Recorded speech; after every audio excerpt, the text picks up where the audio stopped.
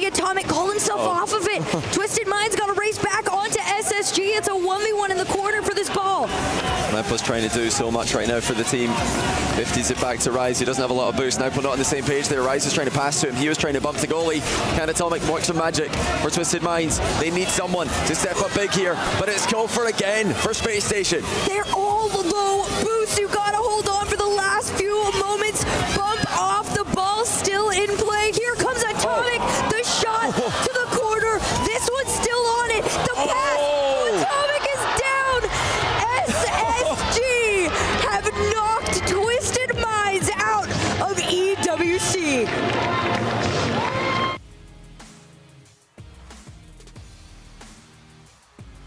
At this point, I would want Vitality to be afraid of what they are throwing out on their end of the field. Now into Vitality's half, NRG gonna work together to try and find each other. Atomic in the corner here, gonna have to wait for the clear from Exotic. Who's next on the challenge other than Daniel? Zen with full boost in the corner is a very scary prospect. Beastmo does sort of help him out here as Monkey Moon then taps it straight down low. It's another save, this time from Beast Mode. Right place, right time. Not much say in it. Zen sees B-Mode, sees a 50, and sees gold in his future. I wholeheartedly thought Exotic was at least going to get like a bump on somebody and need to do it, but no, you don't even need to worry about it. Atomic is attempted. It was a right place, right time, but it's Zen. He's going to dunk on him in that situation. The 1-goal lead goes to Vitality. We see how quick can NRG respond, or does Monkey Moon build here? It's a lovely play as well from Exotic. You mentioned him going for that bump. He does so, and without making any contact, it still works. And Zen, he gets a catch, sees 2-2B, and looking at the camera, he's shrugging. He's like, yeah, this is just what I do. The catch is beautiful to die for him. He makes them crash into each other like a schoolyard bully. He secures the second. There's something about watching two extremely high-level teams play each other, because when a player like Zen starts to get into that state of mind of, you know what, I am just a bit better than you guys. I know you are the top 3 of NA, but I'm the top 3 of the world. Vitality starts to look completely different.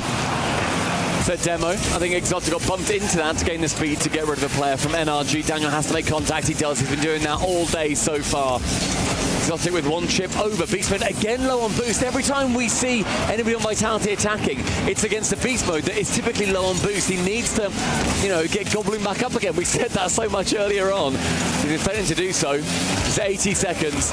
Zen, a shot on target. Atomic is low, but stretches far enough. Daniel now left to have to focus on these follow-up shots that are going to be coming from Vitality. Just over 1 minute left to go. Vitality only 1 win away, and potentially a 3-goal lead could definitely secure it here. But 2-0 for now has been more than enough for the entirety of this game. It's a lovely play from Monkey Moon. Does keep that chance going. The question mark is still in the orange half of the pitch. Daniel sends it long. Beast Mode next to it, but Zen is in the way. Oh, Atomic to the backboard here. Monkey Moon, no space given. Vitality working together to try and make the pass and play Zen. We've already seen him take a couple of these shots here, but Beast Mode's going to deny. Into the corner, Beast Mode again low boost. He's not able to find too much success when he is on that low boost. Atomic, he's going to follow in those footsteps. Now only 30 seconds remain. Shot up, denied by none other than Monkey Moon. Center over to Exotic. He's not fast enough. Instead, it's a redirect up. Daniel there to follow, and it's taken off by Zen. Over to Exotic, off the sidewall and out. Exotic nearly showed him how it's done. 10 seconds left of NRG's life at the Esports World Cup. Will they peak in the top 8? It looks like they might. Team Vitality continue their winning streak over their across the Atlantic rivals. NRG will be having their key crushed at the hands of Zen, Monkey Moon, and Exotic.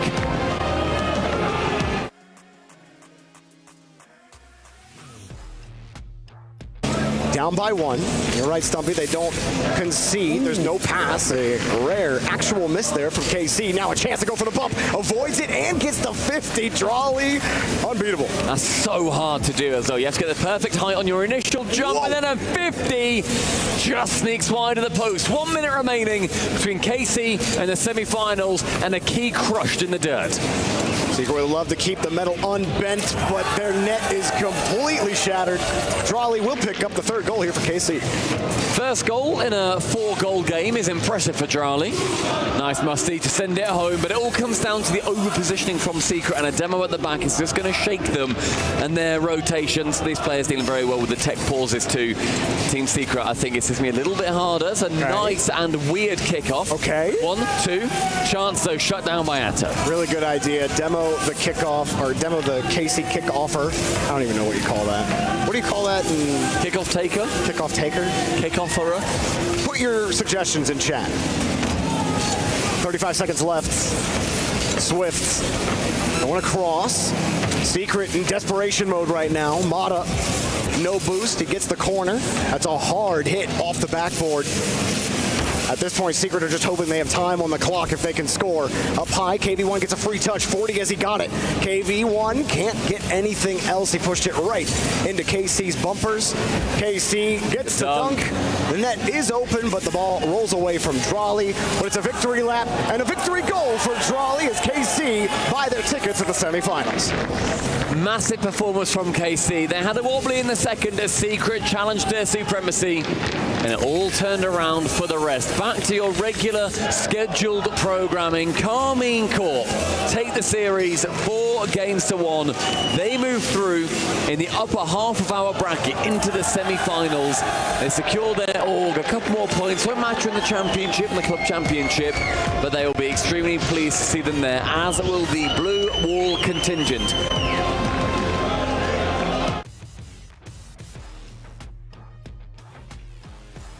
Not what Dignitas want, but if you're GK, you are absolutely loving it. It's all vibes right now. 3 minutes to go, and GK get the 16th seed semi-final appearance. Excuse me, Joyo. Round double, not quite, but look how awkward it makes. Dignitas falling down, getting deleted. Oli coming around the ball again, fighting for possession, and he does wrench it away from Dignitas. Back over to Joyo, who has started to be a force here on offense, but Oli, man, is first man on GK just every single time. They need some space, they need a can opener. Oli's got it. And look at that right again. Makes Dignitas, forces him to respond to him. I love the way Oli's playing right now. I agree. It's all about just managing the best 50 you can, and Oli all series long immaculate in that department. Dodging a bump, nice little backflip, but he's still got some work to do with Stizzy bearing down on him. Top left, and it's wide. Here comes Jorius to finish it, and Archie all over it. And he'll just buy the time, look for the pinch. He wants to put it on target, see if he caught him sleeping, and Jorius just makes it back. That was a classic Cookser pinch right there. Couldn't quite find it. Hard. How does Oli get a 50 that hard? There might as well not even been a Dignitas car there. 2 minutes to go. Still 1 goal, and it feels like it's a 3-goal lead right now for GK. But the best part for Dignitas is they only got to score 1 to tie it. Only 1, but it's got to be a real good one. GK unwilling to give up anything the entire series. It's taken some inspired approaches on target for Dignitas to find anything remotely close to a goal-scoring opportunity. Pass to Joyo with 0 boost, still got up to it and forced the respect save. You never knew if that was going to be in, and you weren't going to wait to find out. GK's not even thinking about it, trying for the next one. Joyo, great pop-up with the boost. Forces Dignitas to stretch, and now Oli gets a free touch. Sidewall, double, no! But he leaves it, and Archie can't do anything about it. Dignitas Look at the recovery. Oli's just jumping in front of it again. He just tried to hit a psycho on the other wall, and now he's giving the ball back to his team. The man's an absolute monster right now. Dude, this has to be one of the best performances I've ever seen from Oli, and he's had some good ones in his career. This one coming at the perfect time for GK. There's less than a minute left, and Dignitas' key is getting crushed. What do you got, Dig? Time running out. Someone has to make a play. We've seen it. Wouldn't be the first time as this one goes wide, but Archie shoots it straight dead red. He's not going to be happy with that placement, but that's okay. You're still ahead. Dead red, but Dignitas needs some blue, and all they're seeing is orange. Joyo, quick pre-flip into the ball. Jorias can find no purchase. One touch, no double tap. Big clear. Jack is already downfield. 20 seconds. He's just trying to open a hole. He wants a demo. Apparently, Jack looking for anything, trying to get his team just unstuck from their own half, but it all collapses in front of his eyes. Archie will put in the insurance goal, and that is almost certainly the end of the road for Dignitas here in Rocket League. Joyo serving up a 5-star passing play. That's 2 on the right side that Joyo has delivered up for his team. And 12 seconds, you said it achieves. GK win the kickoff, kill a lot of time on the clock. Dignitas need a miracle, but only GK are capable of pulling those off. A date in the semifinals for the 16th seed here at the Esports World Cup.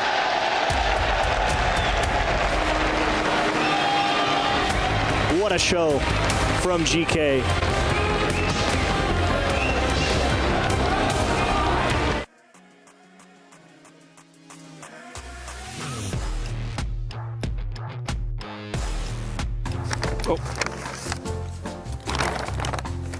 Interesting. Dear CJ, and Johnny Boy, we all know you're good at debating, but how good are you at debating as each other? In the bags, you'll find everything you need to be each other. Good luck.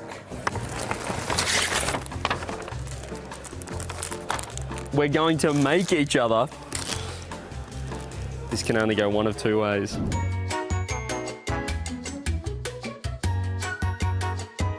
Okay, ready? I'm Johnny! Oh, I'm CJ. CJ just flew in from Australia. Wait, but I got a news on the news. So I went for blue because you are Scottish. I thought I did blue and white. I went for a pale white because that's your skin color. That makes sense. All right, but CJ, we're not done. Time for debate. That's a great question, mate. And I think, CJ, EWC is Falcons for the taking, mate. No. I mean, when was the last time they won a tournament? Last week, mate. Oh, yeah. This is totally OCE's event. Regain. We're a bit rubbish, but this time it's going to be different. What are you talking about? OCE have not been good for years. No, if it's not going to be OCE, I reckon it's going to be NRG. My favourite team, NRG. You knew how much I hate North America, mate. They ain't winning nothing. The good of Rocket League is obviously K'd up. No. Never K'd up, no. It's obviously Monkey Moon, new gen of players, more mechanics, still relevant. K'd up can't even hit an open net. If not Monkey Moon, I think we need to give a shout to Torsos in the Go combo, yeah? Yeah, I will agree with that, mate. He's been here since season 3 and he's pretty good. Right, who the mates? Let us know in the chat who won the debate. Put a hashtag JB or hashtag CJ. No to JB. What? Hashtag CJ. No. The only hashtag we need. Hashtag CJ, hashtag CJ. CJ Right. doesn't matter. Got me. No.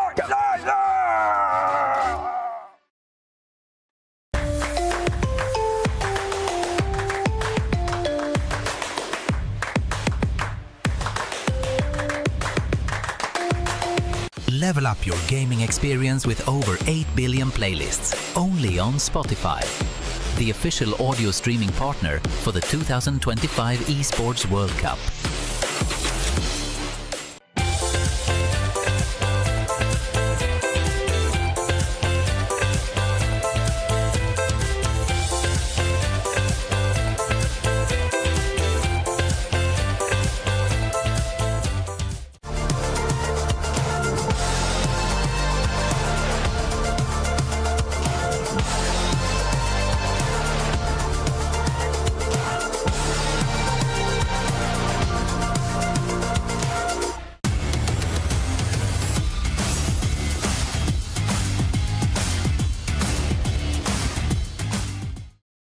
We found ourselves inside Aramco Arena here at the Esports World Cup. Now, we know that the Rocket League teams have great chemistry on the pitch, but how good's their chemistry off the pitch? We've got a pit stop challenge. I've found myself Wildcard Gaming to test how quickly they can change a tyre here inside Aramco Arena. Boys, hop on. Let's do this. We're trying to beat, what time are we looking to beat? 3 seconds. I think they can get it. Yeah. Around 3 seconds we're looking to beat. So when the boys are ready, we'll count them in. Here we go. All right, come on. Set, guys, set.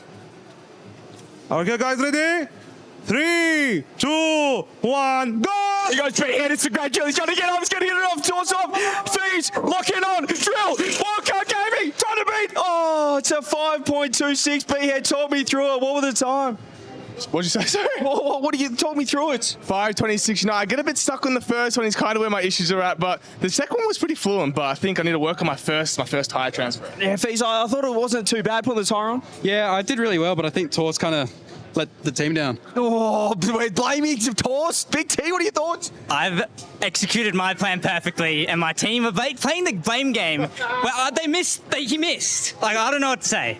There's blame going on left, right, centre with the wild card. On and off the pitch, it seems. Thanks, boys. Well done. 5 seconds, not too bad. Cheers.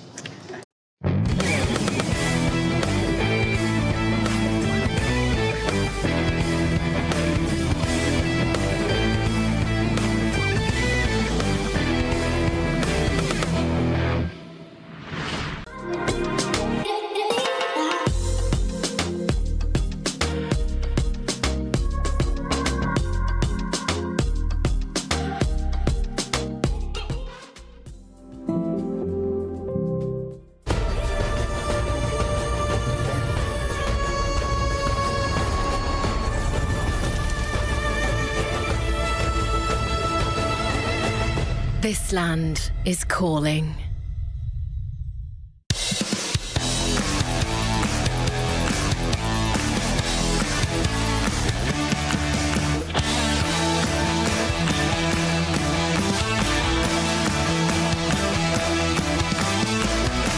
The Raleigh Major champions are here to duke it out in their hometown of Riyadh.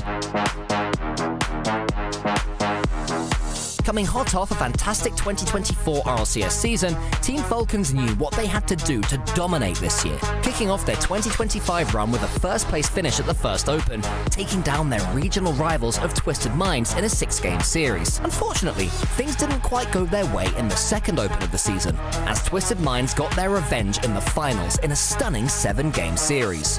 Undeterred by their loss, the Falcons came back stronger in the last Open series before Birmingham, taking home their second first place of the season. In the Swiss stage of the Birmingham Major, the Falcons squeaked past the group stage with a 3-2 record, only losing to the eventual finalists of Corp and the Ultimates.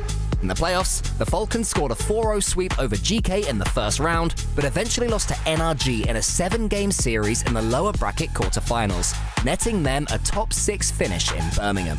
The second half of the year was pure perfection from the Falcons. First place finishes across all 3 of the RLCS Open events, the Falcons only dropping 2 games in Open Series 5, showed how they were just a step above the rest of the MENA League in the second half of the year. But it all culminated in the perfect finale in Raleigh. With a 3-0 sweep against Secret, Dignitas and the Ultimates in the Swiss stage, the Falcons were ready to make a run for the finals. In the playoffs, they played some of the best Rocket League we had ever seen, sweeping Dignitas in the upper bracket quarters, dispatching the hometown heroes of NRG 4-2, and clinching the first ever major victory for a MENA team with a 4-1 win over Dignitas. With the Falcons clinching the top seed from the MENA region and playing on home soil, will we see a new era of Rocket League form at the Esports World Cup?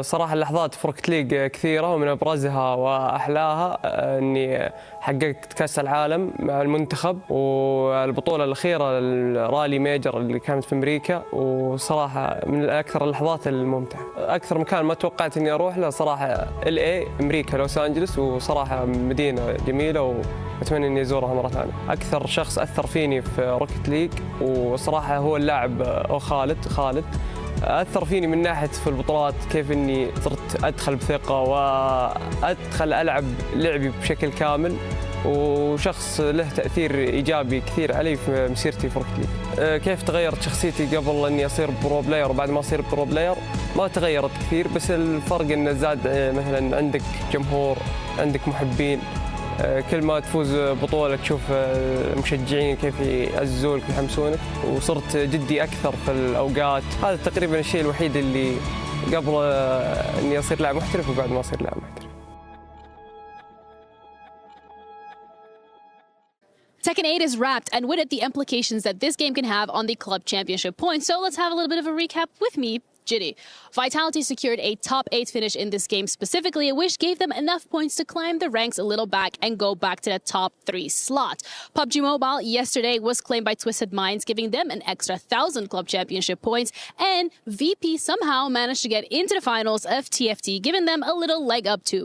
These two teams are now neck on neck on the 4th spot for the Club Championship, but that's currently how it is. We'll see how this last game is going to play out for the week.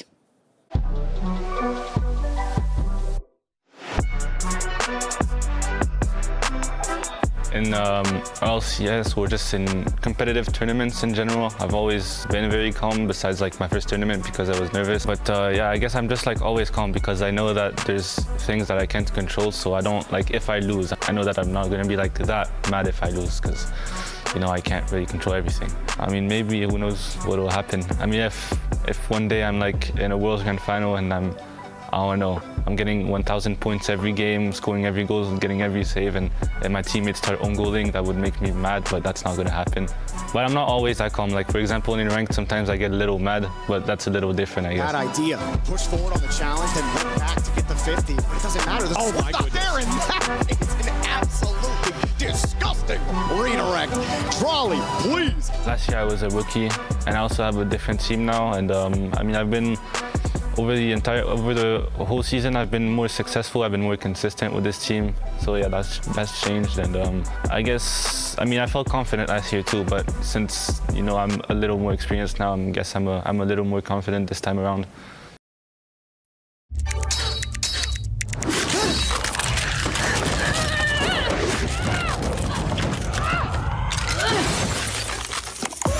Reach your impossible. Lenovo Legion.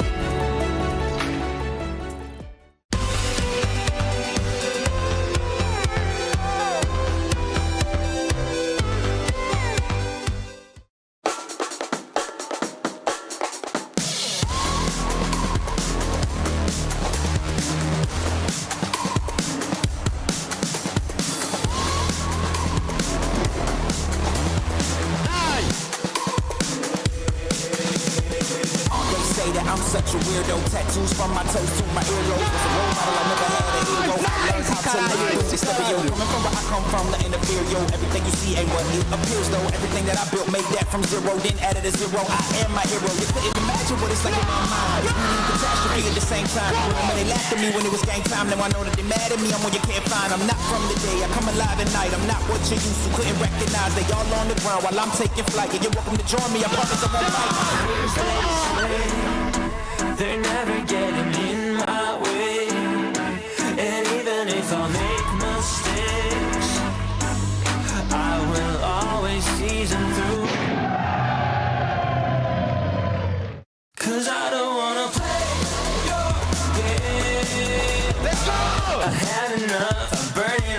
so hard I just break your chain. You can never stop what's building up inside of me. Can never stop what's building up inside of me. Rond X pour sauter, triangle pour la cam des logs et carré pour déraper.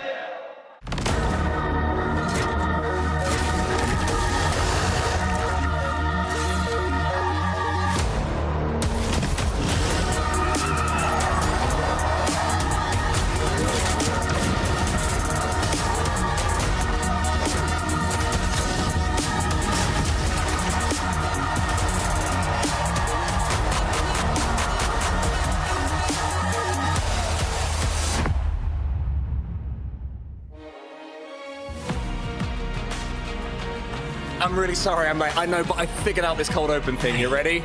Hello, everybody, and welcome. No, what are you doing? Are you crazy? Mate, it's the final day of Rocket League here at EWC. We're here to crown a champion. Come on, there's no time to explain. Let's move. Come on.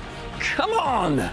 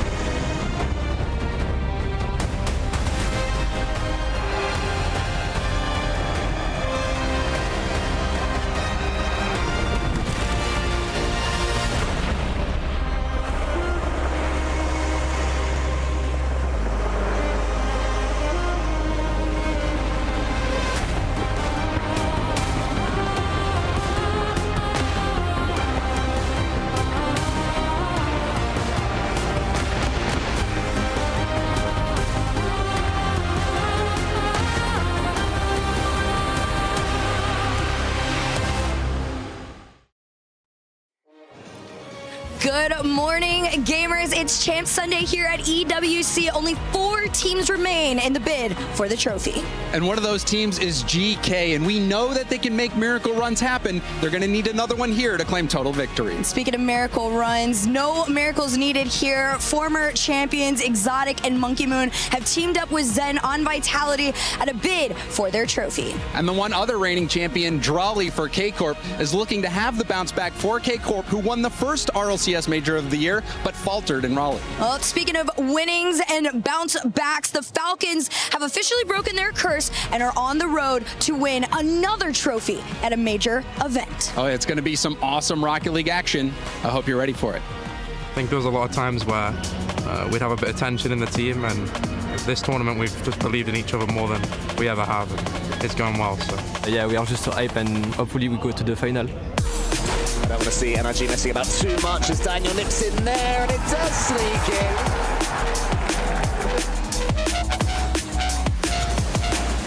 Oh, you gotta sink it, and he has. Strategy they've used exceptionally well, and look how they set up. G was low or dry, and they still managed to transition out to the backboard.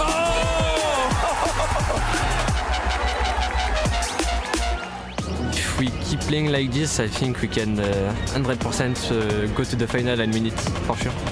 I think our team believed we definitely can win this tournament. We can do anything. He does so, and without making any contact, it still works. And Zen, the catch is beautiful. It's a great touch there, going backwards from Atto to the double from Drawley as soon as they get into a team secret half. Joyo, soft hand, tip towards net. There's a little help from Oli. Roas with the ability to put his boot on the ball, get himself 100 boost, set it up. Swing. And that's why you don't give Falcons an inch. La finale de rêve, là, je pense que ce serait nous contre Falcons. احنا وصلنا توب فور والشعور حلو، ولكن يبقى همنا وهدفنا الكاس باذن الله نجيبه. Just 4 winners are yet to be crowned here at the Esports World Cup Achieves. We found ourselves at the trophy wall here, checking out the winners of the 21 titles crowned so far. 4 remain, however.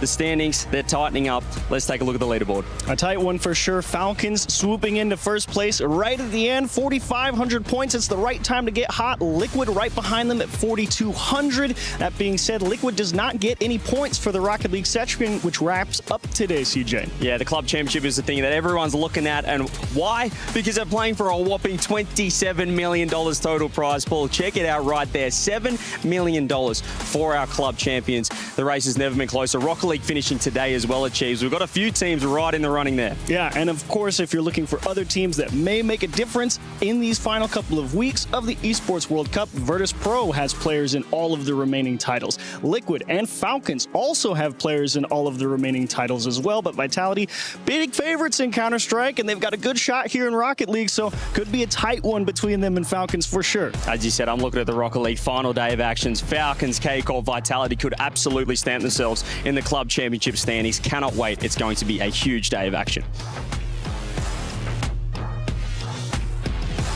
16 teams entered the gauntlet, but by the end of today, only one is going to walk away an absolute champion. It's been a grueling series of Rocket League throughout the past few days, and I'm looking forward to the conclusion. I'm your host, Leaf, and I welcome you to the show. Today, we've got some yapping to do before we get to the games, so let's get yapping. On the desk today, I have a special guest with me. These two weirdos on the end, Cole and Stumpy. Classic. But more importantly, we have Neo here, the co-founder and executive chairman here at Vitality. Welcome to the show. Thanks for having me.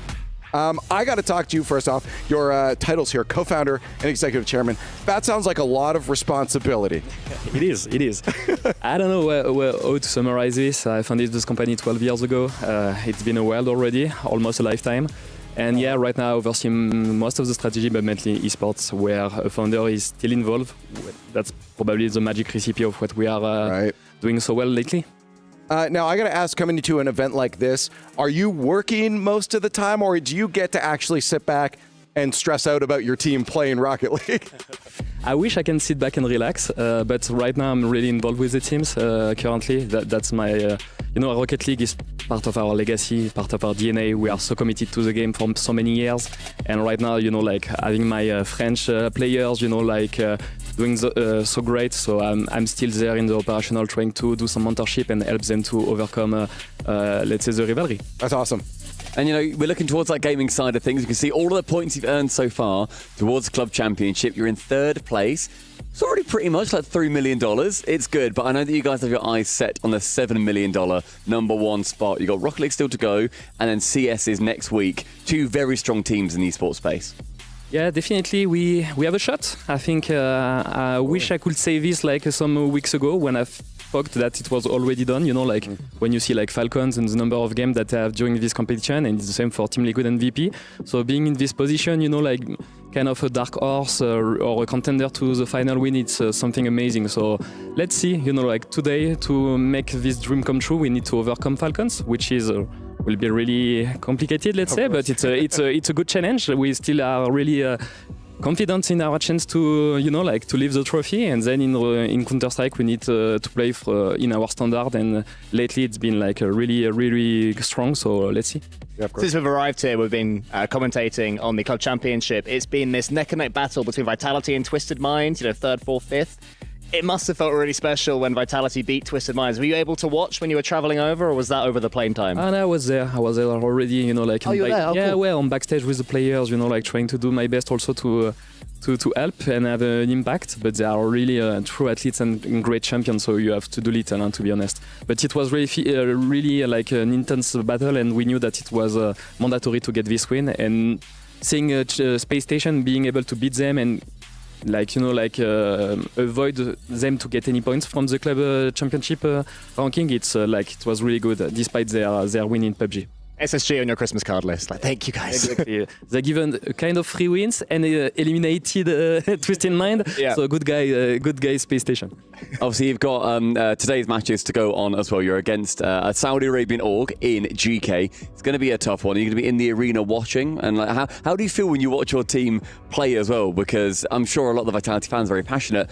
They are so energetic and so nervous. Are you one of the ones like jumping up and cheering, or are you much more sit down, let's just watch and see what happens? I must confess that I'm a freak when I'm watching. Good. You're among good company. I mean, I became like a regular fan, you know, like I just love my players and love the club so much that I'm so emotional. So usually, to not, you know, like embarrass myself, I'm just hidden somewhere. So I will be probably hidden backstage, yelling at every goal, and then that's how I live the game, unfortunately for me. Now, I do want to ask a question particular about Rocket League before we let you go here. Looking at the talent that you guys pick up, even over in CSGO, I believe with Zaiwu as well, with Zen, who's such a young talent, and that could be so risky to look at new talent and hope they don't fizzle out, that they stay around. How do you guys scout that talent, and how do you make sure that they stay as good as they are? Is that like a process that you guys have? It's let's say I have a mixed answer. First thing is like, you know, I like to be curious and genuine with my players. And back in the days, you know, like when we were at some struggles with our former lineup with K-Dub and Ferrypeak, you know, I like to, you know, ask silly questions to my players. And Ferrypeak is someone that really like to give some advice to scout people. And I said, hey, did you see someone in ranked right now that is worth to have a look at? And he said, yeah, this young French guy is 13 years old, like he's so good, and you should follow him. And I follow him. He had like maybe like 100 fans or followers on Twitter. He was pretty unknown, you know, and said, hey, keep an eye on this guy. And a year after, when he get banned, no, it was an obvious pick, you know, like everyone knew that he was so good. And, you know, even the fact that, you know, he tried to compete being underage, shown how mature he was not to... You know, of course, but how prepared he was to compete versus the best, versus the very best. So I said, hey, you know what? We will take a risk. This guy, you know, I really like his profile, and my former generation is probably done. So I need to just find a new cycle and then become an obvious pick for us, and we know like the rest is history, you know. Yeah, that's awesome, man. I just really wanted to ask you about that because it seems like you guys were consistent picking up that talent. But as we said, you're a busy man, so I don't want to keep you any longer. We're going to swap you out for another guest, but I want to say thank you so much, Neil, for joining us here. Thank you, mate. All right, while we swap them out here, we're going to take a look at our Qiddiya top plays of the day. Stumpy and Cole.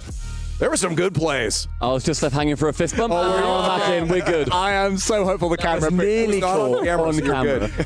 Don't be sorry, that was my favourite moment of Esports World Cup so far. That was not a top play. Everything that we're currently seeing on the screen is, however, we saw, I think so far, the quality of the play in the Rocket League has been at a level that we really just have not seen before, Cole, where I think a lot of these players know this is one of the biggest stages in the world and they want to show off. And it's not just the very top teams that are doing so either, it's the ones that have been competing on the fringes. Well, that's what I was going to say. The first clip we saw was Motta getting that delicious double fake, and it's nice to see some of the players who have unfortunately gone out but made a proud name for themselves here, being represented. Same with Twisted Minds there.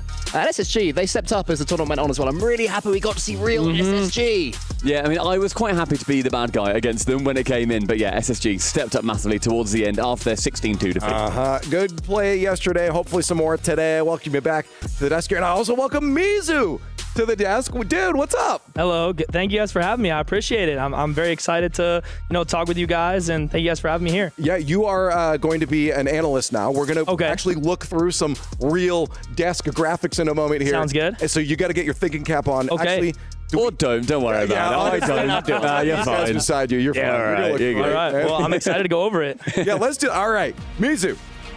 This is the format. We had 16 teams coming in. By the end of today, we'll be down to 1. We went into playoff single elimination. It's been fun. I love this format, and I know you've competed in some tournaments before too. How does it feel getting into the single elimination? Oh, I mean, single elimination, that's when the nerves really start hitting, right? Because, I mean, normally you have a couple lives throughout the entire tournament, maybe one life if it's a double elimination bracket. But when it comes to that final day, semifinal, single elimination, you lose, you're out. It can be really nerve-wracking, especially with the amount of money on the line. Have you ever won that much? never in my life have I even gotten close to winning this much. This is insane. I mean, there is a slight twist in this event. There's the third place playoff, and I come from a sort of sporting background. In the World Cup, a lot of the times, obviously I'm not a World Cup footballer, but a lot of the times people say, "Oh, it's really difficult." No. I know, right? Would Look you at believe? you, really? Would you believe? But a lot of the times people say that if you go out in the sort of semi-final to then have to rally up and fight for everything in the third place playoff is really difficult. How do you reckon you'd find that, to have to lose? Oh, I can't win it all, but we have to win this. Well, I mean, when you lose, it does, I think you lose a lot of momentum for sure. So playing for that third place match, it's like, dang, I want to be playing for first place right now. But at the same time, I mean, you look at the amount of money on the line for that third place matchup, I think that might be motivation enough for a lot of these players to keep that momentum, stay locked in, play as hard as they can for that third place matchup. It's also just the practice, especially we talk with Worlds coming up. Absolutely. Too. I mean, you want as much game time with the best teams that you can get. Here's something that you might be able to be good at, though. Okay. It's our Sony PS5 daily reaction, or best reactions. Can you pop off? You pop off like this? I mean, maybe sometimes when I'm playing ranked or something like that, That's content, right there. I might get pretty hyped during moments like this, but I can't say I get as hype as those guys. I mean, that's the dream right there, to play under pressure, get a crazy goal, and then celebrate with your teammates like that. So that's huge for those guys. I'm happy they're able to do that. It's super, super cool. It's also celebrating not just with your teammates, but with your coaches, and also if your Falcons are a team that's heavily supported here, you've got the entire crowd that is cheering, chanting your name, and then also the other side of things, any of the players that end up going out, you then have to be like, oh, everyone's against me here. This isn't as fun when it's all going, we're having to try and swim upstream, so it's a lot harder. But I mean, all these reactions have been absolutely fantastic. It's good to see, I think, both sides of things. But I'm happy you also have the exit, the elimination interviews. Just how much it means really to good them, looking. right? Like this is everything for a lot of these guys. Some of them are, okay, we're just getting through groups, but in a moment like this, in front of an audience as loud as this, it means a lot. Now, something I want to do with you, Mizu, here is get your thoughts on this. Here's our Amco power rankings that we did the other day for the top 8. Do you agree with where we kind of put everyone, or are there a couple of changes that maybe you'd make? I mean, the Dignitas shout for a contender, I think, is very fair considering they made the finals of last major. I think it was an upset to see GK take them, but I think GK, I do agree, is a really big dark horse. I think they've been playing fantastic Rocket League this entire weekend. I think they have a large chance of actually winning the whole thing, but if I had to pick one team, can I share who I think is going to win it all? Yeah.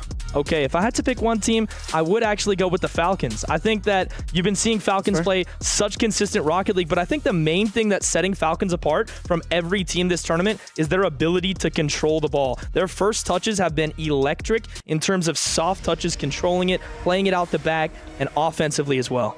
I've seen a lot of Cope on the timeline at the moment with the North American teams, none of them making it into the top 4. People are very happy. Certain streamers doing fantastic reactions to the keys being crushed. I want to get your perspective on that too. No NA on the final day. Is it going to be the same at Worlds? Is this going to be one of those random hiccups? What's going on? I mean, I'd like to say that it's a hiccup, but honestly, Middle East, North Africa, Mina have been playing fantastic recently. Oh, no! I know we had this graphic, by the way. You guys bring up this graphic. It's funny. Welcome Mizu to the desk. It's so funny, Stubby, because he's like, hey, bring up the NA disaster after. And you just... I had no idea. Well, I love the graphic. But I'm sure you don't love how they've played so far. I'm North American. I compete in the NA RLCS qualifiers, so it's obviously not the best to see NA not in the top 4, but I seen Johnny Boy's tweet talking about should North America be considered an underdog. Embrace it, yeah. And I mean, as much as I don't want to admit it, it's right on the cusp. I think there's an argument to be made that we are a minor region. I think there is an argument there. Goodness. Well, as much as I don't want to admit it, I never said the M and the R words here, but it turns out that apparently maybe the minor region. I mean, I think it's interesting at the moment where you see with North America and the reactions on social media have been very funny. Dazzlerin, bless him, he was saying he felt his stomach drop. It was gut-wrenching to hear, should we be an underdog? And it's such a different mentality. But it can also be galvanizing for these teams. That's the point, right? Yeah, it's 100%. To make them compete better at LAN. I mean, I grew up watching a long time ago, obviously, with RLCS, like Cloud9, NRG, all that kind of stuff. So it's always been, for me, NA versus EU, and they've been the top 2 for such a long time. And honestly, I just don't think that NA is on the same level as EU like it used to be in the past. As much as it hurts me to say that, because I love NA, I'm always cheering for NA teams, I completely agree. I think EU is just at the top right now, and I think that North America is right on par, I think, with MENA at the moment. Cool. You can follow up. I just want to take a look at the bracket too while we talk about this stuff here, and just look at some of the matches maybe we had yesterday. I don't know if your question pertains to what we're seeing here. I mean, I was going to speak more about North America, but let's move on to the bracket because we have done that one to death. And I'm looking at these ones, and I think there's 3 teams you can really strongly argue, Mizu, are sort of very likely winners here. Team Falcons, Karmine Corp, and Team Vitality. But from what you've seen from GK, do they have enough to go on and win this, to win the semi-finals, to beat maybe Falcons in front of the home crowd in the finals? I mean, it goes back to what we're talking about, that underdog mentality. I absolutely think that GK has that underdog mentality right now. I mean, no disrespect to them, but I don't think they came into this tournament expecting to win the whole thing. Like, they might be like confident that they could, but I don't think they were like, we are going to. It's a different mindset, isn't it? Absolutely. Yeah. So when you go this far, you're playing this well, you're getting upsets, you're in form, I think is a different mindset of like, we can do this, versus a team that is going against a hot-handed GK might be like, oh my gosh, we might get upset here. It's absolutely a different mindset. You're playing not to lose versus you're playing to win. I think GK has a chance of making the finals or winning the whole thing, but if I had to pick, I would go with Falcons because the crowd atmosphere, I think they got a huge advantage with I want to talk about GK's opponents first here. I want to go through each of the teams. So wrap around to the GK conversation in a bit here. But first up, they're playing against Vitality. We just had Neil on just a moment ago as well, and I think they got to be super excited about what they're seeing throughout EWC in a whole. But with this squad, they're on a good cycle right now. Yeah, I mean, it's the monkey moon cycle, right? Exactly. Don't do very well at the start of the season, still do all right, but not winning stuff, and then be like, all right, it's EWC time, all right, it's Worlds time. And you were saying that Falcons are your favourite to win. Vitality are mine. I've got them as the #1 team in this tournament right now. I think it's going to be extremely hard to get through either Falcons or KC, but I do see them getting through the side of GK. Monkey Moon is never that extremely flashy player, but the player on the team is Zen. Goodness me, it's 2023 Zen all over again, Cole. It's Spring Major Zen. He's got that aura back with him that every time he gets the ball, you can tell the opponents are a little bit scared. They're not quite sure what to do with him, to deal with him. And even if they do act sure, they try and 50-50 and he 50-50s right through you. Have you experienced that music when you're up against a player who normally is 9.5 out of 10, but they're having one of those 10 out of 10 weekends, and it's like, what do we do with this player, and how did you deal with that? Yeah, it is very scary when you have to play against a player who is as hot-handed, and I would agree with you. I think right now Zen is currently in form. I think he's the best player in the world, so when you do see Zen on the ball, it's difficult, because if you're pre-jumping him to close the space, he has the ability to fake it, take it low, take a 50 to his teammate, but again, if you don't pre-jump him, if you give him that space, he has the ability to not only score, but also to put a really good shot on target. That forces a lot of pressure against your team. You have to expend a lot of boost just to save the ball, and that's going to help his teammates tremendously. Yeah. Now let's go back to GK again here, because you guys are making some great points on them, but we didn't have B-roll while you were talking, so we got to get B-roll at this time. We want to see Joyo. Yeah, I want to see them on screen, because this is a squad that has such insane potential. Sometimes they fall flat, but then sometimes they do miracles. Can I just say as well, I love the way if people were watching earlier before we started speaking, Joyo speaks in sound bites. Have you noticed that? He'll be like, absolutely. I think we can achieve anything. But also, he said, like, I think we're here to make history. And like, Joy, if you don't believe you, I don't believe you, brother. Yeah, come here. But he has been that good. He's been excellent. All of GK have. They've been such a perfect team performance. Ixo coming in as coach has clearly been working with these three and has put on a true clinic for them. But Archie's playing better than I've seen him play in years as well. Yeah, I mean, we had the MVP vote in chat last night, just a general like feeler to see what we were all vibing with. Every single member of GK was nominated. Like, that is the one that really split between. Otherwise, it was like Zen on Vitality and whatever else. But yeah, every single player got a look in. For me, it's been Archie. He has been not the offensive player, but defensively, one of the greatest the best defensive event I think we've ever seen Archie have. I've been so impressed with him. Yeah, I mean, I was actually talking with some of the GK guys behind the scenes up in the player lounge, and I was speaking with Joyo, and he actually showed me their key. It was on the flag, and he said, we are protecting this key no matter what. I thought it was pretty funny, but it was also a little bit of a knock to the fact that they're very confident. They weren't joking around when they said that. They said, nobody is touching our key. They said that to me, and I was like, you know what? You guys got this. And they've been performing the entire weekend. So you know what? Kudos to them. I like even when he was speaking to you, he was speaking in sound bites. We will protect this key. He does do that. He absolutely does do that. Well, let's take a look at the last, two teams that are on that bracket there. Starting off with K-Corp, the Blue Wall. This is a team that also knows how to bounce back. Couple of disappointing results, especially with 8th and Raleigh, but now I think they're looking good. Yeah, and I think when you look at Raleigh, that time is well and truly over. That was the exception to the rule. They are not actually 8th. Like, it was just a momentary lapse. They really messed up in Raleigh, and when we spoke to Ferret on the couch, he said, no, I don't remember it. He's like, what? No, Where? what's Raleigh? Never heard of it. Getting top 8 was absolutely dreadful for them, and they are now 100% back. Carmine Corp Cole. They've come to EWC. They're here to play. None of them have won this trophy yet, except for Drali last year. He's looking to go back to back. Yeah, they're sweeping aside any and all opponents, and I do have a feeling that Team Vitality, Monkey Moon and Exotic, who won it last year, versus Drali, who won it last year with them, can be a storyline that I think we can follow here. But I was particularly impressed how simple they made it look at times against Team Secret. This is Team Secret, who are playing some of the best Rocket League of their career, and as you were saying earlier, Nizu, when a player or a team are breaking like that, you're aware of it when you're against them. Team Vitality just bundled right through them. Yeah, absolutely. And like you were talking about Carmine, I think Carmine's been playing some fantastic Rocket League. I think we're at the point in Rocket League, and it's been out for 10 years, that the pro players are just so good at the video game that these teams are so evenly matched in skill. When I look at the top 4, I really can't pick the best team out of them. They're all so insanely good.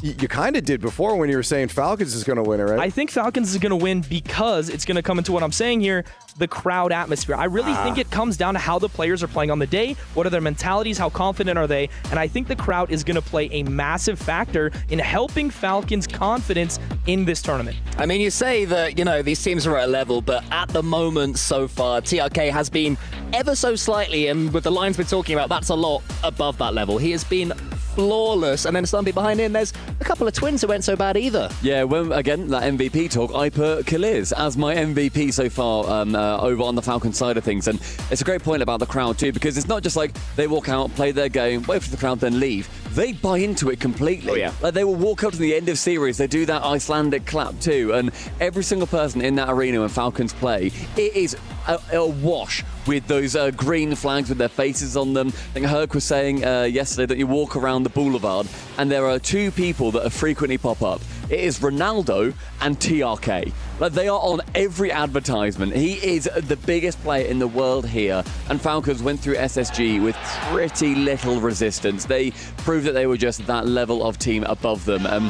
I feel like when they, as you say, every team when they're on their day is going to be the best team in the world, but they're currently separated by 1 or 2%, and whichever team can harness that on Champ Sunday, that will be your winner. Absolutely, couldn't agree more. It's really going to come down to how you're playing on the day, and there's so many factors to play a part of that. I mean, when you have a crowd that's so has such a big favorite for one team, that as much as you want to argue against it, that has to play a factor to some extent for these teams. I mean, Falcons are just looking like the best team cohesively right now, and I do think the crowd is playing a factor in how confident they can be on the day. Hey, well, you guys brought up a few of your candidates already for MVP award. Let's take a look at them now. Hello, they're on. Oh, hello.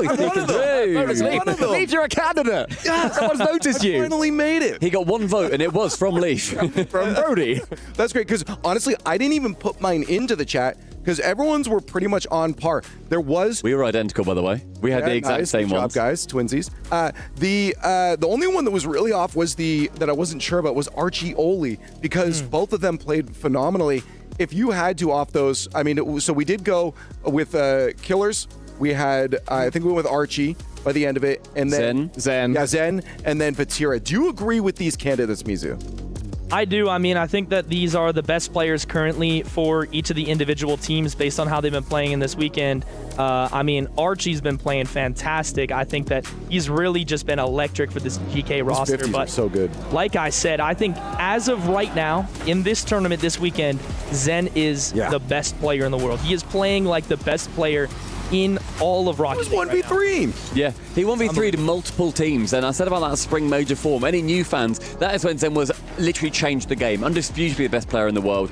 Won the spring major, won all of the regionals from that spring split as well, then ended up winning the world championship. An incredible run, never been done before. But you then have a lot of other players that are going to be challenging, and I think Vatira is another one. Vatira normally is you can look at him maybe a year or two ago as, you know, the best player on Carmine Corp. But typically, you then look at Drali as best player in the world. Maybe Atto goes above him. Vatira, for me, has been that #1 guy. Yeah, throughout the season, in my opinion, Vatira has been Carmine Corp's best player. Drali is probably on paper the best in the world, but on the form for me is Vatira. I think because he has his org on his shoulders and his back as well, such a huge part of it. Then we move on to Falcons, and Killers was fantastic for me. When there was a bit of pressure from Space Station Gaming, it was Killers that seemed to have the composure just to take that catch, lock the ball, slow everything down against them, and speed it up for them. It's so tough because, again, when we look at the Falcons, all three of those players are MVP-worthy players. It's like, where do you draw the line of, okay, that's the defining factor for them? Because as you said, they're so good at controlling the ball and they're so fast.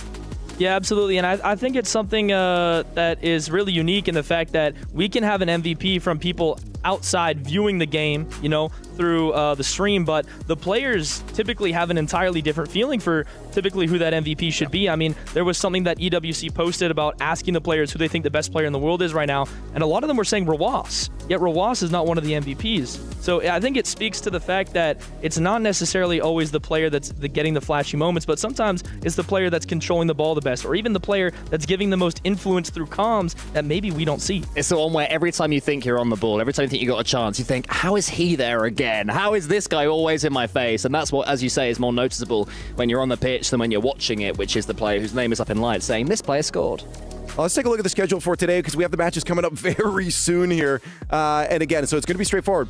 You don't have to memorize a lot. Obviously, you got K-Corp, Team Falcons up first here. Team Vitality, GK. It's going to be loud in that space regardless. No matter what, that audience is going to be electric. And I can't wait to get to it. So we're going to get you out of here, though, because we're going to have to switch off, get the games too in just a moment here. Mizu, thank you so much for joining us. I appreciate it. Thank you very much for having me, guys. I really appreciate it. Thank you very much. Mate. Appreciate it. There. Well, we've just heard about all four teams. So let's hop over to this video and talk about it a little more.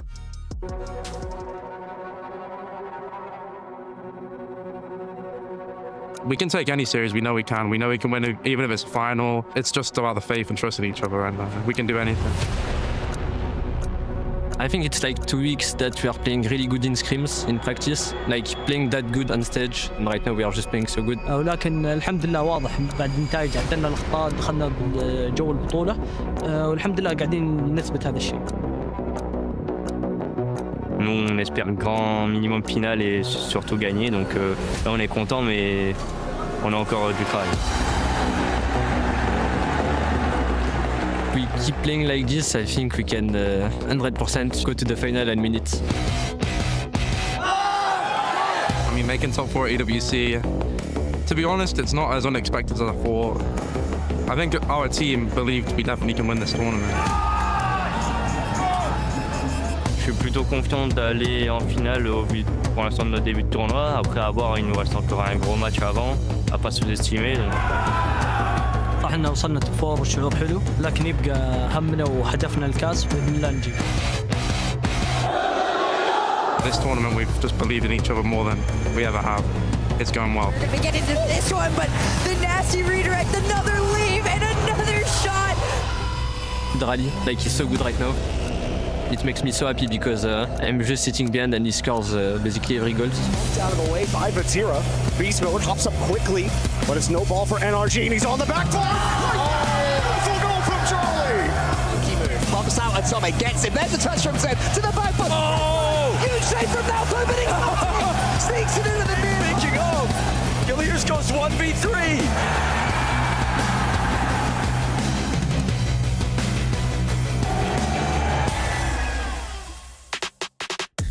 It is going to be a lovely day of Rocket League. Let's start talking about our match coming up here. It's K-Corp, the Blue Wall, facing down the hometown heroes of Team Falcons. I got Johnny Boy joining me on the desk now. Johnny, this is an exciting match. This is a match that a lot of us, including myself, expected to be the grand final. But because of the way the bracket's shaped out, it's the semi-final. Yeah. And we're starting off Championship Sunday with the banger, the match everybody's been waiting for. That's right. Yeah, Jamil Motorsport arrivals are underway as the teams get their minds in the zone. You can see how focused they are as well. These are currently, for me, the #1 and then the #2 teams in the world. This is going to be, if you're new to Rocket League, a lot of people are for the EWC, new to these various esports, This will be one of the greatest Rocket League series that you will ever watch, if it lives up to billing. Hopefully it does, because so far we've said like the MVPs, but they've got 4 players on each side that are going to be just as good as the others. Oh yeah, completely. I think even if it doesn't live up to billing, it's because one of these teams has ascended even further, which is interesting in its own right. So whatever happens, it's going to be a thrill. That's right. We've been talking a lot right now, but I want to see what's going on around the rest of the stadium, and let's check in with the talent. Hi, you guys. Oh my gosh. For starters, me and James both have 2 in-ears in and can hear everything going on. Yeah, the crowd is losing it right now. And anytime Team Falcons comes on screen, you can't hear yourself think. This crowd is locked in, ready to go. But there are some Vitality fans in the audience, and they're doing their best to fight back. They're trying really hard. They got a small section right here, but Vitality and Corp have teamed up together to try and fight the Falcons in the stadium themselves. But guys, it's actually unbelievably loud. This is a tiny taste of Leon, by the way. Can you even hear us? It's so loud in my ear. I can't even hear you. I honestly cannot hear you very well. This is actually insane here. What does it seem like they're all cheering for right now? I'm assuming there's one particular team. Do you have to ask that question? No, I want to know. I want you to ask them. To be fair, I want you to ask them. Okay, guys. Falcons are coming out in a few seconds, and so is Vitality. Who are we rooting for? I feel like that's the Falcons. If you're terrified. rooting for Vitality or K-Corp or Vitality, they're mad. If you're French, make some noise. That's what I thought. If you are rooting for Team Falcons, let's hear it. Oh my God.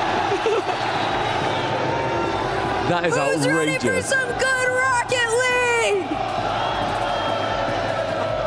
That is amazing, guys. Thank you guys for doing that. Good luck with your eardrums, by the way. What? They've taken them. They've taken them. It was like being back in Britain for a second there. Who's French? Boo! Were the Vitality K-Corp fans together? I think I saw them in one place. No, there was. It could have all just been blue. Right, yeah. Anyways, we're coming down to the wire here. The match is about to be ready. The fans are ready. I got to ask you guys on this match coming up here, who's taking it? I've got, you think I'm going to say Falcons because I'm wearing green, but I'm going to go against the home crowd here. I think it's going to be KC. I think it's going to be close, but KC. I genuinely don't know. Cole, go first. Twinergy, they'll take it. It'll be Falcons. I'll go with the crowd this time. Okay, here it is. Oh, bother. We gotta go. Give me Carmine Corp. Wow, weirdo. I'm going Falcons as well. It's time to get Championship Sunday underway here at the Esports World Cup.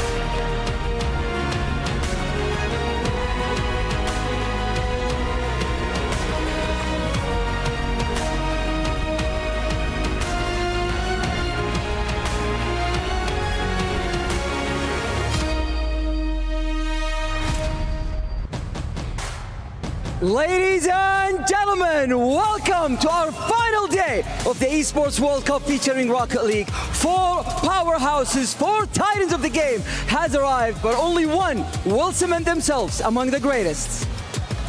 They have battled it through 3 intense days of Rocket League to get here. And now, the road to the grand final officially begins. The pressure, Fancy, has never been higher. Absolutely. We got Club Championship on the line. We got prize money and, of course, legacy. And this is where the trophy feels real and the dream of being on this stage feels even more real. So how about we call out our first contenders to the stage. Give it up for Corp.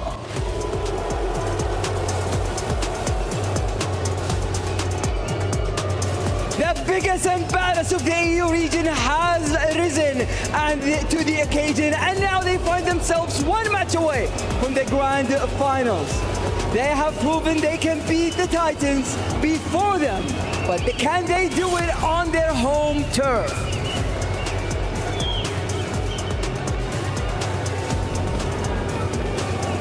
And their opponents, Team Falcons. They have the Raleigh Major crown.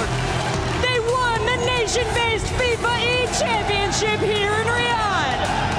Now they have to fight through the final boss of Rocket League to keep the hype train on the tracks. So Falcons fans, it's all aboard! The journey to gold begins now with EU's finest versus Mina's Kings. Let's get it on! The first semifinal of Championship Sunday. That crowd is absolutely electric, and I have no doubt that this match is about to be Corp about to take on Team Falcons, the hometown heroes who could not get it done last year at EWC. They get another shot at the title today. This was the spot where they got eliminated last. No, I'm just kidding. They made finals. You all thought, nah, they're looking to go all the way back. And I spent a little bit of time thinking about what I thought was going to happen. And honestly, looking at the tape, Falcons yesterday versus SSG tried to come out, felt like heat check, you know, go as fast as they can, kind of that old school Falcon style. There's a lot more focus on control nowadays, and they're saying, look, what if we all just play as fast as we can, big anticipation. It was not working. You can't do that against Corp though, can you? Well, I don't know. I think they might try it again. That's what I was about to say. I feel like they might come out there, still go for the max speed off the rip, and then see if it just breaks them down or at least get some acceptable pressure. Because they're gut check. Yeah, they're okay with that. And then if they say, look, okay, they're adjusting, and then they'll go into that classic, what they've been showing all tournament, execution, personal, individual excellence. I think that's kind of the playbook for them at the moment. Go out there, see if you can just absolutely blow them off the pitch. If they stay with it, okay, then we'll pivot. And I think ball's totally in Corp's side of the field to make sure they can. Well, Corp, they didn't meet expectations in Raleigh, and they really didn't look like the Corp that we're used to seeing. But this tournament, they definitely have. Raleigh has had some standout moments. Vatira, in particular, has been performing excellently. And Atto's Atto. What more do you want me to say? Bro's going to need a big game, though. So consistent, for sure. He's been consistent, no doubt. But consistency has not been enough for any team against the Falcons so far. You've had to be a real three-headed beast. And I'm looking forward, I got to say, to see whatever the heck Fair has cooked up for this one. I mean, dude probably can't believe that they just got boxed out in Raleigh, and he's like, all right. And I get a second crack at it now. I'm really curious to see the kickoffs from both teams, because you know Farah loves bringing all of the different kickoff strats. Falcons, no doubt, have some counters in the tank for that. Did you see how high Raleigh's desk was set? I did. He's a tall dude. He is a tall dude. You think he plays with a standing desk? No, he definitely sits. Okay. He's a gamer. Come on now. That's true. Anyway, back to what you were saying. Fair with the kickoff strats. Everybody in Rocket League leveling up. I cut you off. I'm sorry. No, I was just saying I'm curious to see how Falcons counter those. It is. It's the most static position you can, in theory, figure out exactly what the optimal play for both teams would be. Who can say what they will do? We've seen it. I feel like a surprising amount of fake kickoffs from a lot of teams all tournament long. Honestly, I feel like over half the kickoffs we've seen have been some form of feint or fake or something different than a standard kickoff, which has been awesome. I mean, I know Johnny Boy especially has been really happy to see that over the course of the last couple of tournaments. More and more teams are picking them up. Like you said, the only set position you really have in Rocket League. What? Did a lot of talking on the desk, setting up the stakes for today. The first semifinal about to get underway. The first participant in the grand finals will be decided after this match. Corp would love to be there.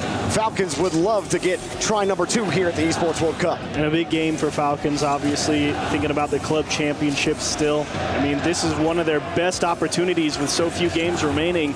And if they're already at the top of the club championship rankings, getting all the way to the final and even winning puts them well out in front for the last couple of games. Especially with Vitality on the other side. And Vitality's CS team next week also very good. You'll expect them to go far. So Falcons for the club championship, getting to the grand finals, winning the grand finals, feels like a must if you want to take that top spot. So far, both teams struggling for that possession. That ball cannoned off the top of TRK's car. Corp demoed in front. Drawley coming across, but no dice just yet. Falcons trying for a boomer, a little tester in the midfield. They don't like it. They win the 50 there, but still nothing truly set up yet for either. Good cover from Drawley, but Killers poking, prodding. Very fortunate that didn't go in. Nobody from Corp was going to get a hand on it if it was top left. TRK overcooks his approach a little bit. Thankfully, a Tau on low boost. And Falcons indeed slow down just a smidge here. Everyone needing a moment to get some boost. They said, Killers, go buy us some time. Aye, aye, Captain. Here they come through the orange, or through the blue blocks now, and making sure they're ready for this Corp press. Falcons sent a couple of haymakers early on. You were saying, curious if they would come out full speed at Corp. We're so good at changing pace when they need to. Able to move the ball around, but just nothing truly possessive. Midfield has been contested. Ball's over TRK's head, but a demo will relieve a little bit of pressure. Clear still has to make the stop, and he does. Good communication from Falcons there in an awkward spot. They knew which player they wanted to get that corner boost. They knew which one they wanted to take the 50.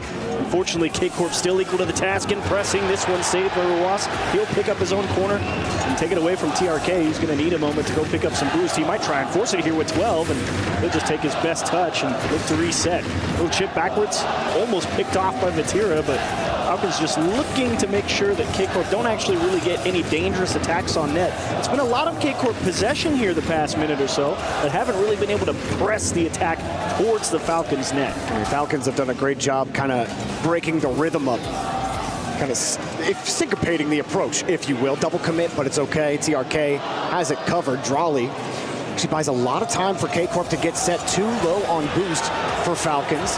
Killers will make sure he gets the pass out. TRK will strike first for Falcons. Great job from TRK on transition. Killers doing an excellent job just weaving around that 50, and you could see Vatira on that near post got a little bit antsy, felt like he had to cover the big part of the net, got it put right above his head. I thought maybe a little bit of boost down. It could have given a chance for Corp to break out. Such a great push down the field by Killers, who has been having a standout tournament, has been having an incredible year. And he picks up the save off the crossbar. Moves the ball down the pitch again. Killers, so impressive. I think at some point we talked about each member of Falcons in conversation for the best team in the world, but hang on a second. Corp also have a couple of players on the other side who have been in that conversation. Drawley was behind that last shot. Roll off down, and Killers will collect. Nice try there from Karmikor on their transition. The attack just happened a little too slow. You could see a Tau trying to get it reset. That ball popped off a little far.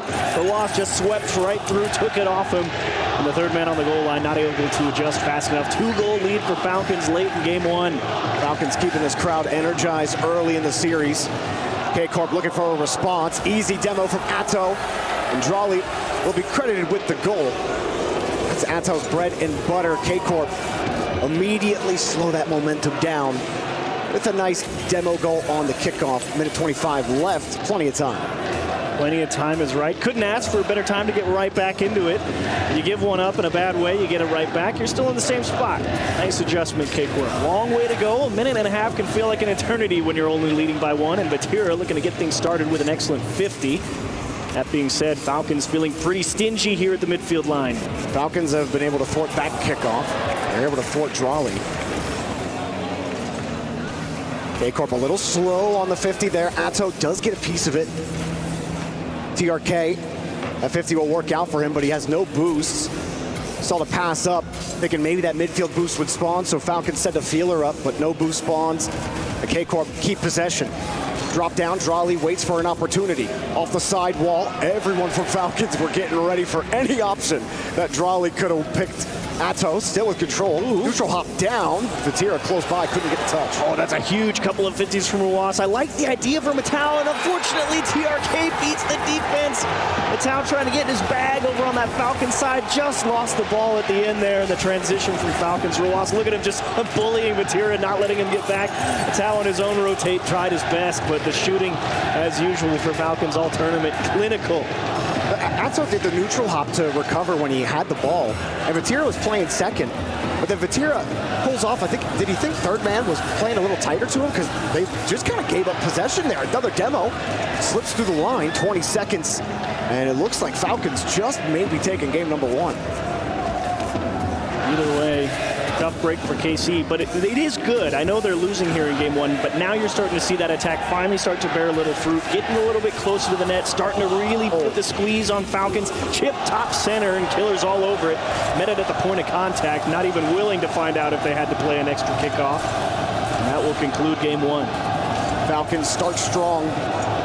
K-Corp, you were saying it, Chiefs, they had a lot of possession and just weren't able to collect on anything early on. Their only goal coming off that kickoff demo from Atto. And they just weren't able to get anything else going. They had a couple of looks on offense. And then I still think that last goal, right before it happened, was weird between Atto and Vatira, because Vatira decided not to take the challenge. Or maybe he couldn't get to it. I honestly need to see it again. Yeah. Because they just got straight beat. Third man wasn't ready for it at all. Yeah, one way or the other. However it worked out, a beautiful pass from Killers to open it up. And, I mean, all credit to the Falcons again. K-Corp is not an easy team to beat. And Falcons, a couple times in a row now, have found game 1 victories over K-Corp. They're out there getting on a hot start on an important day. A hard start and a fast day, I don't know, man. They got the crowd's heart. That's for sure. They already got the "We Are Champions." Well, hang on. Well, they are champions. They are champions. That is true.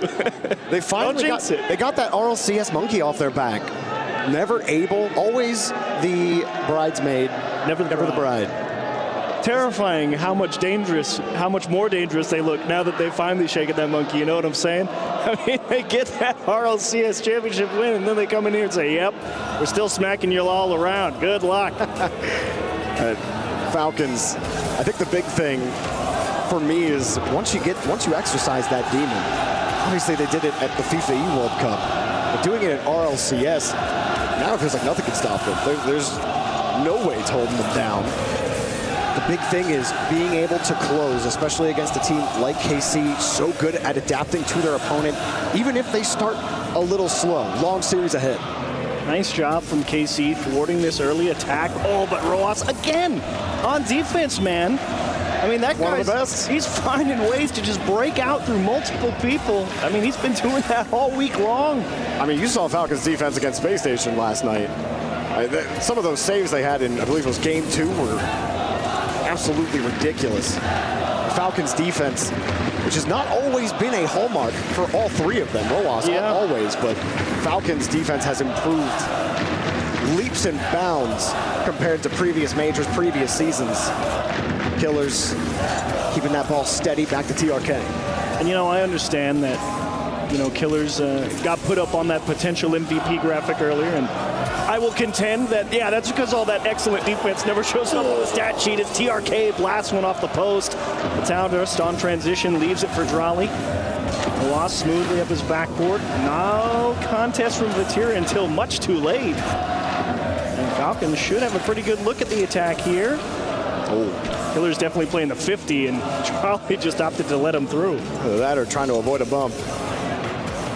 Nice touch for Vatira, set up for Drali. Good touch, follow up, double tap. Oh, off the top of the net, easily saved. Great timing from Killers. It's so easy to miss time when you should head up and out the back. That's the best way to defend. When you're flat-footed and you see him go for that double tap off the wall, get up and out the back, man. It's the only way you're going to have a chance. Another back wall attempt there from Drali. Now, Falcons certainly not going to concede that very easily. Vatira stuffs the ball. K-Corp throw a couple of bodies, and their bodies get sent to the grave. The loss, 50's right back to his team. Killers does get bumped, but gets a touch. They keep stopping this K-Corp pressure just enough, but they lose the ball there. Able to get the 50. Chance for K-Corp to put the shot on. A weak shot, not a ton of boost. Killers avoids the bump. It gets downfield quickly for Falcons. Nice job from Matau. Dude used everything in the tank. He knew if he didn't get up to block that, Killer was just going to take that ball the entire length of the pitch. Ross looking for his brother down towards net, saved by K-Corp. TRK will give a little ground for his teammate. Actually, the right idea. Ross had 0 boost. They could both get there at the same time. Let the guy who has nothing send the challenge. And let the other guy get their feet set. Falcons trying to get the ball back to the ground. Atto trying to get his wings out. Nothing truly developing. They got the pressure. They're able to get a challenge, control the midfield. Stalemate now. I mean, this is a deadlock.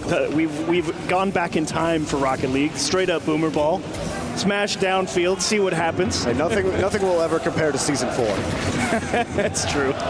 Double tap, just wide of the net. That's probably the best chance Drawley has had at a double tap yet. This is a, 4th attempt in this game? And that one he actually got a clean look at. Granted, a tighter angle than the others, but it wasn't defended. Yeah, Killer's going to be a little bit frustrated. That ball got away from him. Excellent 50 from Awas. TRK trying to track it down, but he will win the race to the midfield boost. As Atau, another excellent challenge. He's been close on some of them. It's just a matter of does he get a hand on it. Drawley shot on target denied. TRK gonna have to make his own save in a couple of challenges because here comes Materia into the corner. He wins his boost, but he gets turned to smoke for it. Drawley, no passing option, tries to go near post. Killer's equal to it. That one's cleared up field right at Corp, and thankfully it will go in. Unfortunate miscue from Falcons. A little bit greedy on the passing lane. Goes right to the opposition. I definitely thought Vatira missed that. I thought that was rolling straight up the post and out. But he does get the goal, and K-Corp get their first lead of the series in game number 2. Less than a minute left. Falcons, you talked about stalemate earlier. They haven't had as much pressure as K-Corp have had. But K-Corp had the same amount of pressure in game number 1. They just couldn't collect, at least with any kind of lead. Another clear here for K-Corp. Nice read from Vatira. He kind of had that inkling that that ball might go back across the box, and he was ready to jump all over it. And K-Corp, wonder how aggressive they want to be here, because they've done an excellent job all game 2 pushing Falcons back. But at the same time, this is when you know that all the tricks are going to come out in these final 20 seconds. Clean touch for Vatira. Demo. Open it up for Atto. Good coverage there from Falcons. Pushes it to the weak side of the rotation, but K-Corp just have to hold the ball. Falcons need to get down the field. They do. Quickly up to the ball, but they're beat by Drawley. Let's try. Now it has to be in the air. TRK, reset, challenged. Ball to the ground, tie game. Well done, K-Corp. I mean, you had to find a way to neutralize Falcons. And honestly, felt like the game plan there. Throw the ball into the corner, find a demo, reset, and that's the game we're going to play. How do you stop the Falcons? Just jam them against the wall, make the attack kind of one-dimensional. Yeah, you know they've got the execution up in the air, in the sky. You know it's always there, but if you can limit the setup, it becomes a lot easier to read, because, you know, when you get that bounce in the middle, they can do anything. Those are really just throw your body at the ball in the orange half. Exactly. Kick the ball away. Good luck carrying it out like that. Yeah, you get the leverage of the sidewall against you. You know, there's no extra outplay potential. They can only beat you to one side, and K-Corp definitely are aware of that. So that support is always ready to go. Find that rotate out. Great adjustment. That being said, it's a long series, and I am sure Falcons not going to be content to just play corner ball the next 5 minutes. They did get some good pressure in the final minute. It was about the most that they had, but for the majority of that game, it was, like you were saying, K-Corp throwing bodies on the orange half. Falcons could only get the long clears. Couldn't do much else. Well, good response from Farah's boys.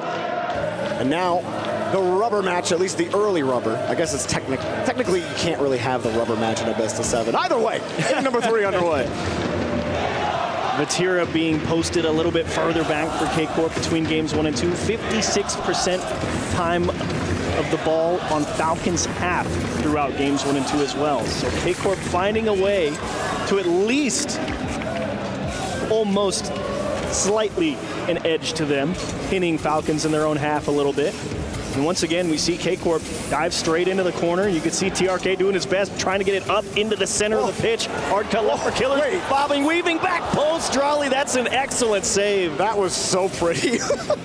Oh, man. That's what I'm saying, man. The center's dangerous. They don't get it, though. K-Corp going down the field. It's awkward. Killers could not get control of his car. Lost the ball as well. Drawley punishes. Atau, nice try here, just floating, and the fake flip reset kind of hamstrings Killers, and the landing gets him. Unfortunate missed time on the execution. Just missed that wave dash. Drawley happy for it. K-Corp will absolutely take it. The last game, K-Corp picked up 7 demos. Certainly aided in their quest to push Falcons back and constantly knock that ball away, but Killers gets a great clear down the field. How do you set this up? He does hunt for heads. TRK quickly off the wall, back to the shot, and denies. And Drawley so patient, but even still, Falcons unwilling to let this ball leave the blue half if they can help it. Vatira doesn't care how it gets there. Up the sidewall, just push Falcons back at any cost. Drawley up the ceiling, good stalemate. Falcons just looking for something, and again, it's this front right corner. We're not playing front left corner. Only Falcons back left corner is where K-Corp want to play. It has been over there a lot. It's just there, man. Drawley forcing Falcons off the ball. Rawas, the boost spawns after he leaves. Atto will hold it, but it's Drawley up next, creating negative space off the ceiling, looking for a bump as well, but can't make contact. Nice speed from Atau again to break it up. Vatira soft chip. Rawas up early. And Vatira knew, called the audible, go back down. Don't even bother. Just take the 50 and reset. Much different when you're playing against KC than anyone else Falcons have played so far this tournament. Vatira's always looking, even when he starts going for the ball. Nice clear. Might have caught Drawley off guard, and Atau again, just in time. Here comes Rawas, needs a little help. Right to TRK, he's a little too tight. Can't hit it with power, and KC make the stop. Different too much boost, moving laterally. Atto doesn't get the boost, but they get the challenge. Drawley, wave dash, back to the challenge. Vatira next up, and again in the right corner. Cleared out down the field to K-Corp's right corner. Misses the boost.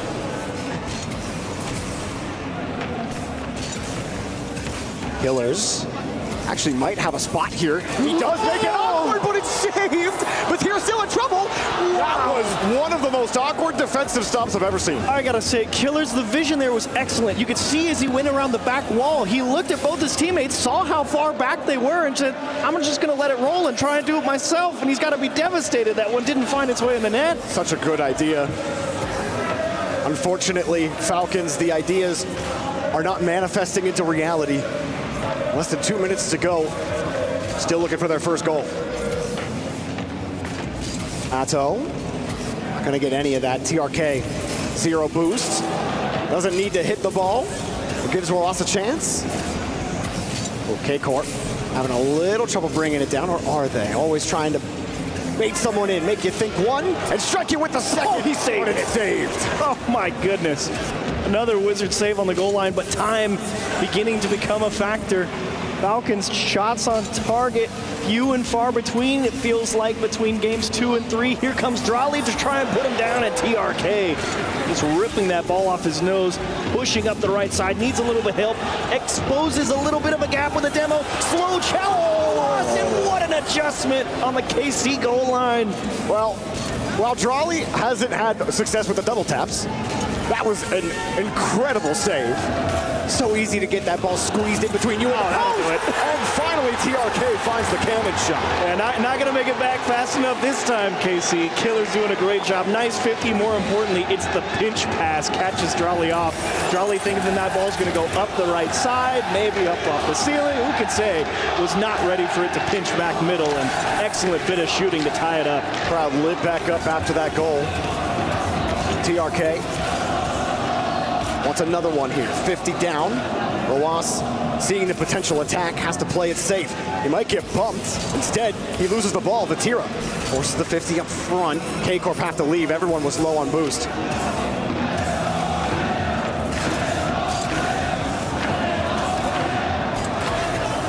Again here for Killers. There's just no play just yet. They get the corner boost steal. They get both the corners. Look how much time is wasted with that 50. You can steal both those corners. You can get that one as well. Two are low. Trolley's on small pads. Vatira's on nothing. Falcons hanging on here in regulation. Clear out down the field. See if Vatira would be caught sleeping at 0 seconds. Pass into the middle and just out of reach. OT in game 3. He called it. Atto jumped for it. They went for the sidewall double pass. And I might have hopped out of my seat had they hit that. Vatira, reset off the kickoff, shot denied. Falcons felt that coming. They set 2. They get the clear, but they don't have the ball. Ooh, hard hit. Atto's up, but he's going to be a little late. Does get the piece. Falcons should have the first look at this, but Corp try to come in quickly for a 50. They get not one left, and wow. One defender left, they make it happen. Now Corp have to find a way to wrench this ball out of Falcons' hands. Gotta say, I mean, I said I needed a big game from Atao. Dude's giving it to me. I mean, it's, again, just like Rolas. That defense isn't showing up on the stat sheet. That's another save. They read it, the adjustment at the last second. Granted, you know, we're on cam up here, but that was the Falcons special. How many times has that won them a game? And KC, stop it. They can't get out of their own half right now. And Falcons might be able to load another one up, but KC stuffed the barrel with cotton. Try to stuff this one up and maybe fire some rounds of their own. A good win on the 50, but a little off the punch here. Falcons another deep clear. And they're starting to lose possession. Demo. Should be good. Drawley, heavy touch, another bump. No, he avoids it. Killers won't be beat that easily. What a block. TRK, some room to operate with finally, but he can't quite get control. Atao breaks it up. Here comes Killers with a little bit of pace, trying to let Rolas take it. Free ball in the back line. Ooh, Killers. Good recovery. He got some assistance as well. Drawley looking for that corner boost, but he loses the battle. I don't even think the boost spawned for anyone. Okay, corner. Atto. Whoops. Oh, couldn't land on the ceiling. Happens. Go back, try again. Ross just blasting, looking to try and create advantage via boost steals. See if they can just try and limit KC as much as possible. Chip high for Atao. Blocked by TRK. Nice dribble catch from Drawley. Immediately 50'd. Here comes Vatira. Blocked. Out in front of the box again. Rolas with 0. Actually pulls Atao out of position. Little fake clear. He really thought that touch was coming. Ends up misaligned. Drawley flipper set in front of the box. Cleared away all 3 Falcons players up. And all of them with nothing. This is very dangerous. Here comes Atao now with pressure. Killers with 0. TRK has picked up 100 somewhere and resets on the goal line, but he's already spent it all. Rolas with 40 gets cleared out. Falcons just fighting to find a clear and finally a breath of air. Yeah, dude, the boost battle is one thing. The panic on the goal line, it comes right after, but Falcons somehow survive. It doesn't matter how many you send, as long as you get the ball into safety. And that's, okay, Ross, that's the level we're at right now. Falcons are looking for anything that's going to work against KC. They are feeling the pressure.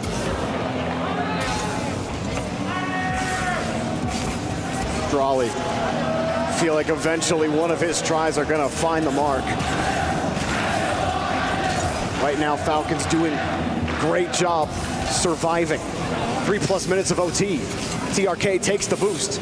Killers comes in, a bit stuffed, couldn't get the follow-up 50. TRK will buy some time. Rolas has to size this up. Vatira's on the push. That should be easy enough for Rolas. Drawley, very patient challenge. That one will sneak through. TRK is not gonna make it. Atao finds a beautiful challenge and almost, you can't believe how it just slips by everybody and just rolls in. Drawley, or he was bumped. I don't know if he bumped on the Falcons. I need to see it again. I was just kind of blown away there for a second, but it was a demo earlier as well. KC keeping up the physical game. Atto waving. Still not how you use that. Someone's got to tell him. No, he's warming it up. You got to activate it by shaking it. Yeah, but I've never seen him actually use it. He's only ever twirled it. Well, you know, the game's just in. You got to make sure it's hot. Long OT. KC will take the second game. I can't believe that didn't go in. And then there was so much. I was freaking out when Vatira hit the ball there. Like, look at this right here. That save. And then Vatira's like, get it out. Oh, no. And the great recovery, but man, absolutely saving the day right there. But, you know, we got to get the vibe check over on stage with James and Hercules. We're going to go over to them here in just a second as we watch this final try go in and then the final goal from KC. Oh, yeah. I mean, Killers is just like, wait, what? And TRK just hadn't spawned yet. Tough break and a big win for KC. 2-1 in the series now either way. Tough break for Falcons fans and huge for Carmine Corp. And standing by on the stage, James and Hurt. Jorby achieves. The environment is electric out here. I am not kidding when I say this feels like a grand final. This truly, it is electric inside. I truly feel like I'm in a stadium almost. It is that loud here. No. Every aerial, every demo, every bump, every ball that has a slim chance of going in. Everyone's losing their mind out here. It really does feel like this is for all the marbles, and this is just a semi. But guys, we got games to get to. Back to you. That's the best part of Rocket League crowds, man, is like, even if it's just a big boom, and it's like the easiest touch, everyone's like, oh. It is fun. Or anyone goes up for a reset, everyone's like, ooh. A lot of Vitality fans, you could see them there in the crowd, definitely cheering on their French compatriots, I'm sure, in K-Corp. But one way or the other, Falcons see if they found an answer here in Game 4. Honestly, that Game 3 could have gone any which way, but certainly feels like K-Corp just edging out the ability to find consistent possession and not really let the Falcons engine get started. Pinging around the post and bar and out. Ruas on the 1v1 dribble and a quick challenge from a town, no dice. All right, we can count save number 102 that has bounced off the inside of the goal, and somebody has saved it this tournament. Drop down, and a hard hit from Ruas. I mean, Falcons, we saw them at the end of that game at Chiefs. They were full on panic mode. Like, how many, we saw, I think, more than 2 triple commits on defense. And then, of course, they get caught at the end of the game in the last game. TRK will force the flip reset here. Falcons have not been able to dictate pace of play. And, you know, K-Corp, 6 demos in the last game, 4 of them in that 3 or so minute overtime, and that's just in Drawley back post. They don't even need the demo here. Just shoot it. Who are they looking at? Comes down the clear out, and I mean, you're just going to have to pray you're in a position for it. He tried to cut in to take the challenge. Yeah, it was TRK and Clears. I think there was a slight miscommunication about who was going to touch that ball or perhaps where it was going to go. Maybe thinking TRK was going to hit it forward and instead ended up chipping it out to the opposite corner. Didn't quite get the hit he was looking for, but either way, KC there to swarm it. End up with another early lead. Falcons were able to respond, were able to tie the game in game number 3. And we're not able to close. And that may still be the big story for Falcons here, is being able to close. But KC's pressure has been so difficult to handle. Nice demo. A lot of room to work with here. Killers tries to force the 50, and underneath, I think it was TRK going for a bump. Little bit of pressure, great jumps. Saved right into him. 2 commit to make sure there's no rebound for Falcons. Difficult shot to make for sure, and even harder to place when you don't have boost to adjust where you want to put it. TRK trying to take a little bit of time here. Nice dribble, little chip forward, and unfortunately again, Raleigh just there to take the ball off his hood. Here comes Vatira, just making sure that the Falcons don't get any clean clear, forcing at least one more player to spend the time dealing with the problem. Raleigh uncontested here. Corner of the box, 1 touch. Went for the cheeky little musty towards the back post and met immediately. A Tao by himself on the backboard, tries to jam at home and just buy a little bit of time for his teammates to get ready. Bought a bunch of it. K-Corp head back and a laser of a shot. It was a little closer than I thought it was. Vatira moving forward again, slips through. That was a decision to not go for that 50 to give Falcons the clean touch out. Force KC to meet them at the punch. Falcons get a couple of good touches out. Where's the pressure? They're forced out of the corner immediately. Roas hoping he can get a 50 here. He gets a bump, maybe some space. He's trying to create an opportunity for Killers. who has to dump it down. And KC are diving, demoing, losing, and it's just wide of the net. Tough break for Killers again, just making sure that he got a body in front of it. If it went in, it went in. Unfortunately, just wide. Pass across. Again, pre-jumping Killers looking high. He knew he wasn't going to be able to put it on target. Loss, chance, trying to beat 2, needs a little help, and he's not going to find it. TRK racing back with 0, as Drali actually will take his sweet time with this one and end up just donating the ball right back. Vatira forced to make a save and a continuation touch. KC, every time Falcons get a little bit something going for them, there's a little shot. Oh, nice. The demo doesn't matter. We all got smoked, and so did KC. You thought maybe for a second KC going to pull it off. Nice save from Vatira through the smoke. I mean, that's tough.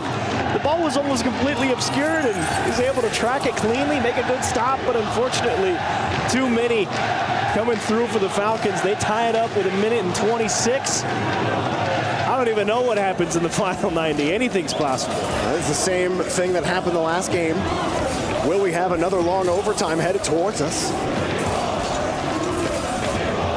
Zero trying to create something with 0 boosts. It's easily cleared away. Atto will take the corner.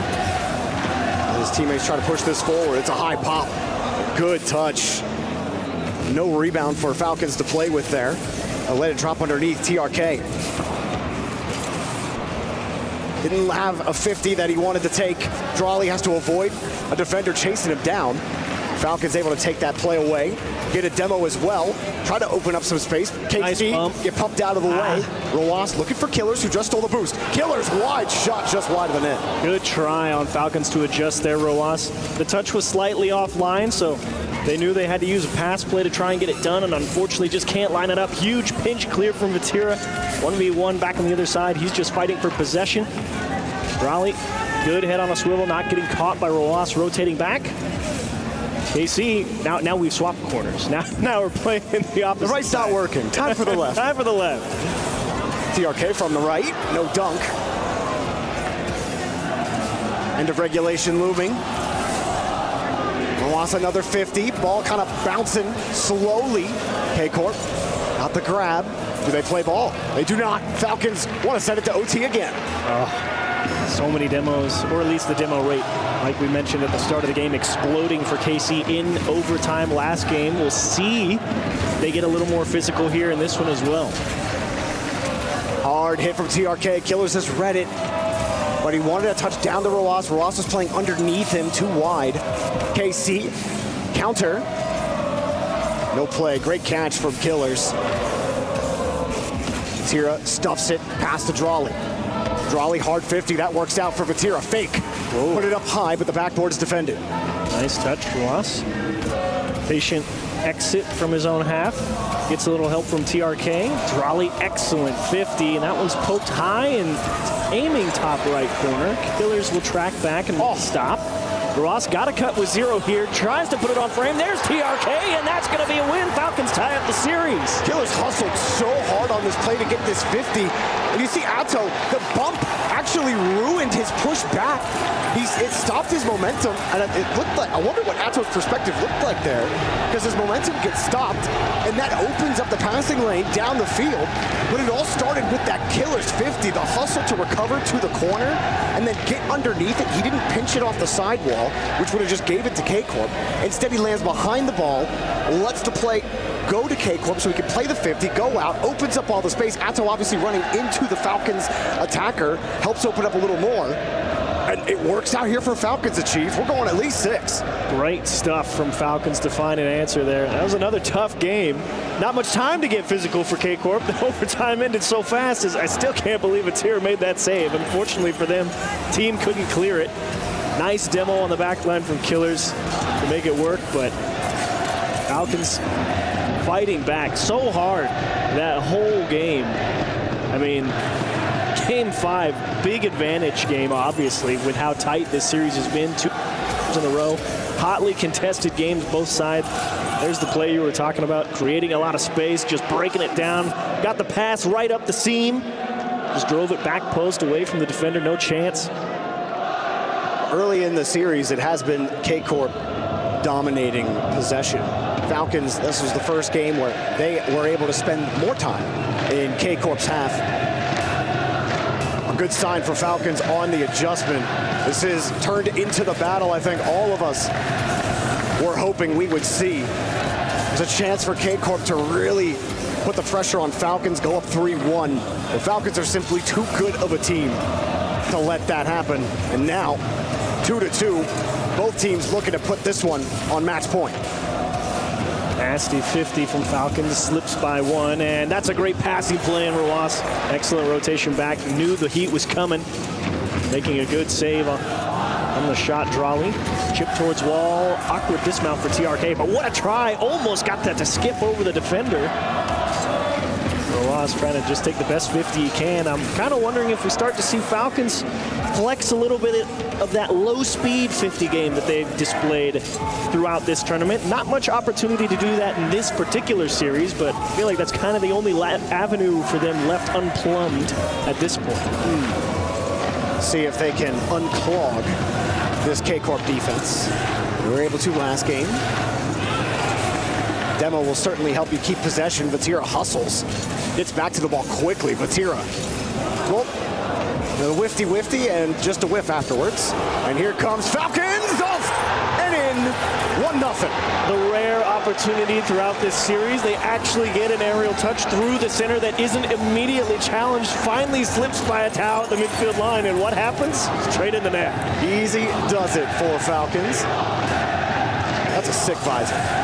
That is. The fans are absolutely dripped out there. Whoa, Falcons almost dripped that into their net. Jeez. Look at him put him right back up there just to try and keep them in an awkward position. Tao, obviously out of boost, couldn't finish the job. Vatira, not quite sure if the punt was the right way to go there. But at the end of the day, the team keeps possession, shot on target, double commit from Falcons again. It's also been happening pretty regularly all tournament long. Fake shot, still not enough. Killers equal to the back post shot. Nice way to get all the way over there and make it. Again, KC showing you different looks, right? Atto didn't have a lot of boost. He was never going to hit that double, but he wanted Falcons to think he was. Just doesn't work out for them. Falcons get another clear downfield. TRK, no bump. Atto actually got a great vertical touch, gave him some space. 6 boost with the reset, drop down, saved again. Corp trying to build pressure. Nice job from Atao to break out there, but always a tough ask to win the 1v1 shot contest versus a guy like Ruas on the back post. One of the best 1v1ers out there. Falcons holding on to this lead. Drawley will need a little bit of help from Vatira in the midfield. Tight rotation from Atao with only 29. Chips it off the backboard to himself, looking for the bump. There's Drawley backside, and that's good enough. Man, I simply don't know how pros handle anything these days. Like, is he going to go for a 50? Is he just going to leave his car? Like, every time you see this, and this was just standard afterwards, but it was set up by a fake 50 earlier that we didn't see on the replay. Atto goes up, bumps everyone out of the way, sets up a nice touch, and all you got to do is put it home. And we know Atao doesn't actually hit anybody out of the way, but it's the way he just jumps at that. They know they can't approach the ball straight. It works the exact same. The threat of a bump might as well be a bump. The threat is often more dangerous than the execution as it creates the space for Drawley to make the shot. And that's a huge 50 from Moas. And look at Atao immediately up. He knew he has to buy a little bit of time. Killer's got to be a target. What a recovery. Dude's making it back after that first try. Oh, man. That was the perfect cam to watch that unfold, too. Killers recovers off that little chip. Falcons facing some heat. Atto, he's the one bringing the fire. Vatira, nice catch. But the 50, good enough for Falcons into safety. Atto immediately hops up. This will buy some time for KC. Keeps it up. Bumper, no shot. Vatira could not find it, didn't want it. Either way, Falcons get out. Doesn't matter how it stays out as long as it does. If the Falcons, nice bump from TRK to try and throw off the rhythm of the KC attack here. Vatira doing his best to fight for possession. Drawley trying to muscle one home. Killer's taking his nice outlet pass out to the side, giving TRK an uncontested ball. Air dribble bump, no good. KC doing a nice job using that back wall to just change the timing and still make the save. Falcons got to save, or are going to have to make a save here shortly. TRK just able to get that 50 out.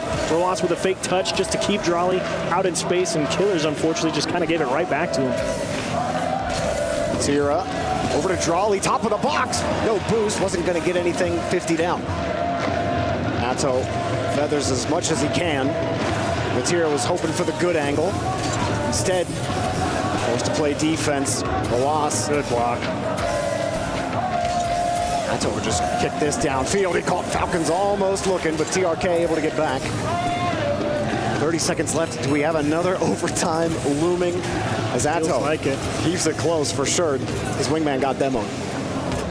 Tira, chip forward, Killers 1v1, should have it, no trouble with 100 boost, and he will collect his own corner as well. If TRK hits that demo, Falcons probably win this game. Unfortunately, comes up empty, and back the other way. Drawley puts one in with 12 on the clock. Drawley is camping downfield, waiting for the opportunity. No boost. Pre-flip into the touch to beat him by pixels. Want to hear something that's going to break your brain? That's the first assist, not by a town. Yeah, he had 4 out of 5 assists. I mean, you said that Ato needed to have a big game. He needed to have a huge series for KC. He certainly had a big game 5. And now, the end of regulation, Falcons need a goal. Otherwise, they're on tournament life. Killers drop down. KC, 3 wins, 1 to go. I just sat back and leaned back in my chair just now. I can't believe it if I'm the Falcons. I mean, I'm not kidding. It was 2 or 3 centimeters off of just a win and a loss there. That demo, I mean, obviously you had to be looking way down the field to see it.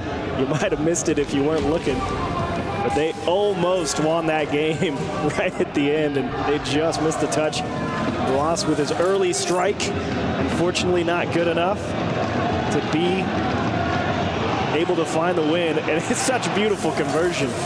But the press from Corp has just been beautiful all series long. Drawley with a great shot to the back post.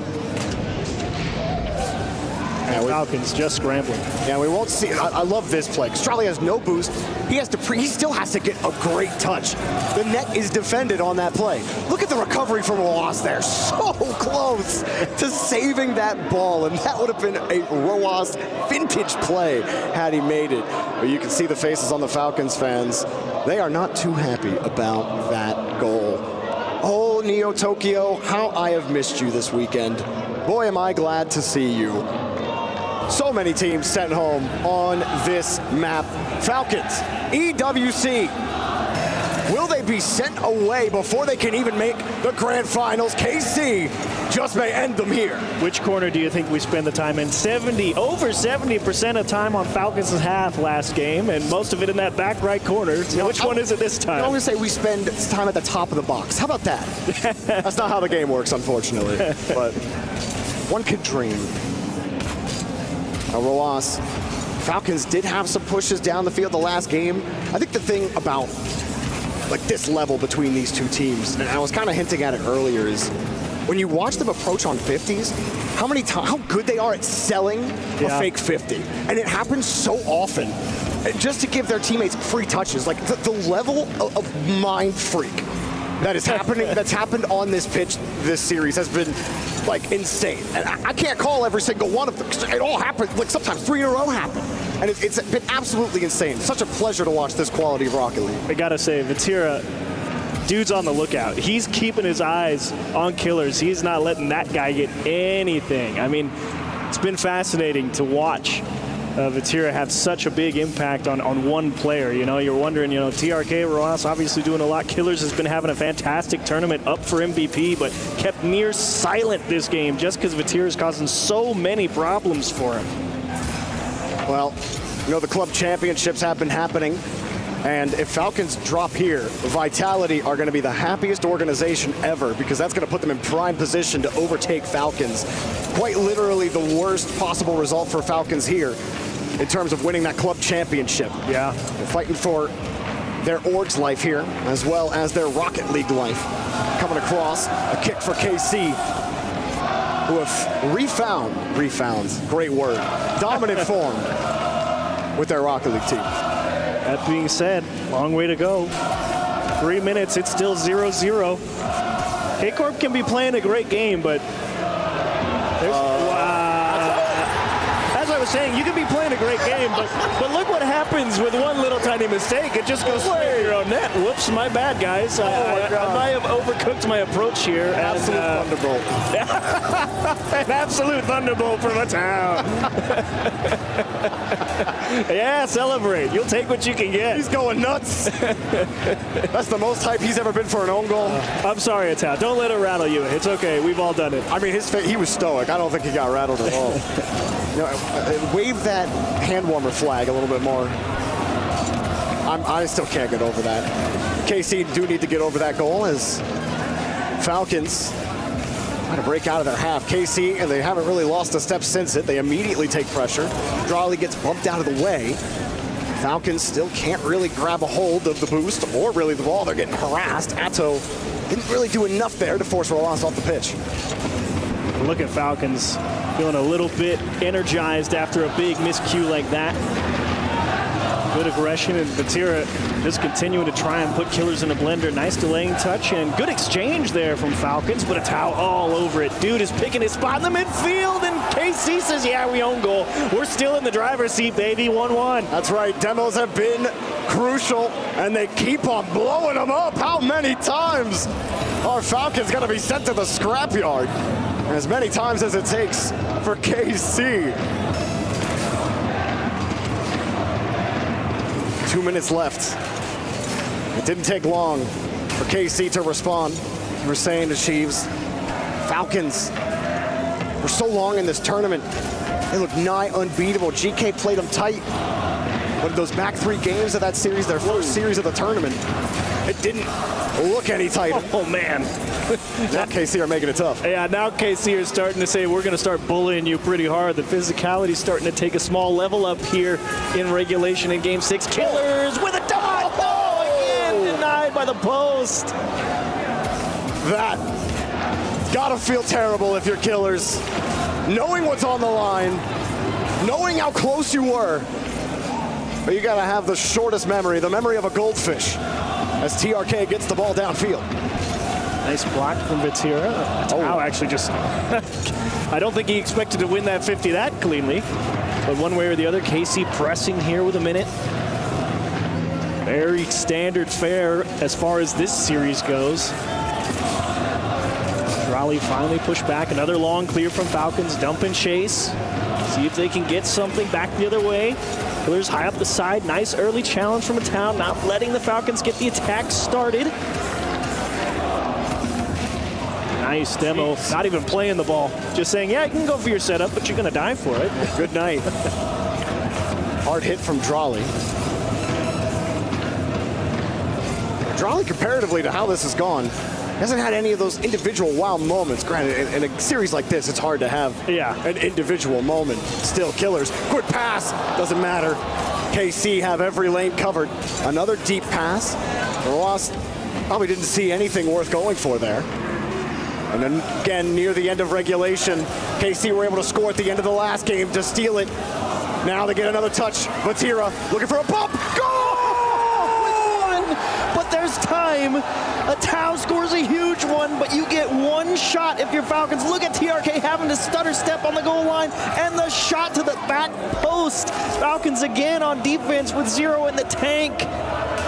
Vatira's got Falcons spinning and spinning, and they cannot find their footing. No time left. They've got the kickoff, and it's way too hard. Corp take down Team Falcons at the Esports World Cup.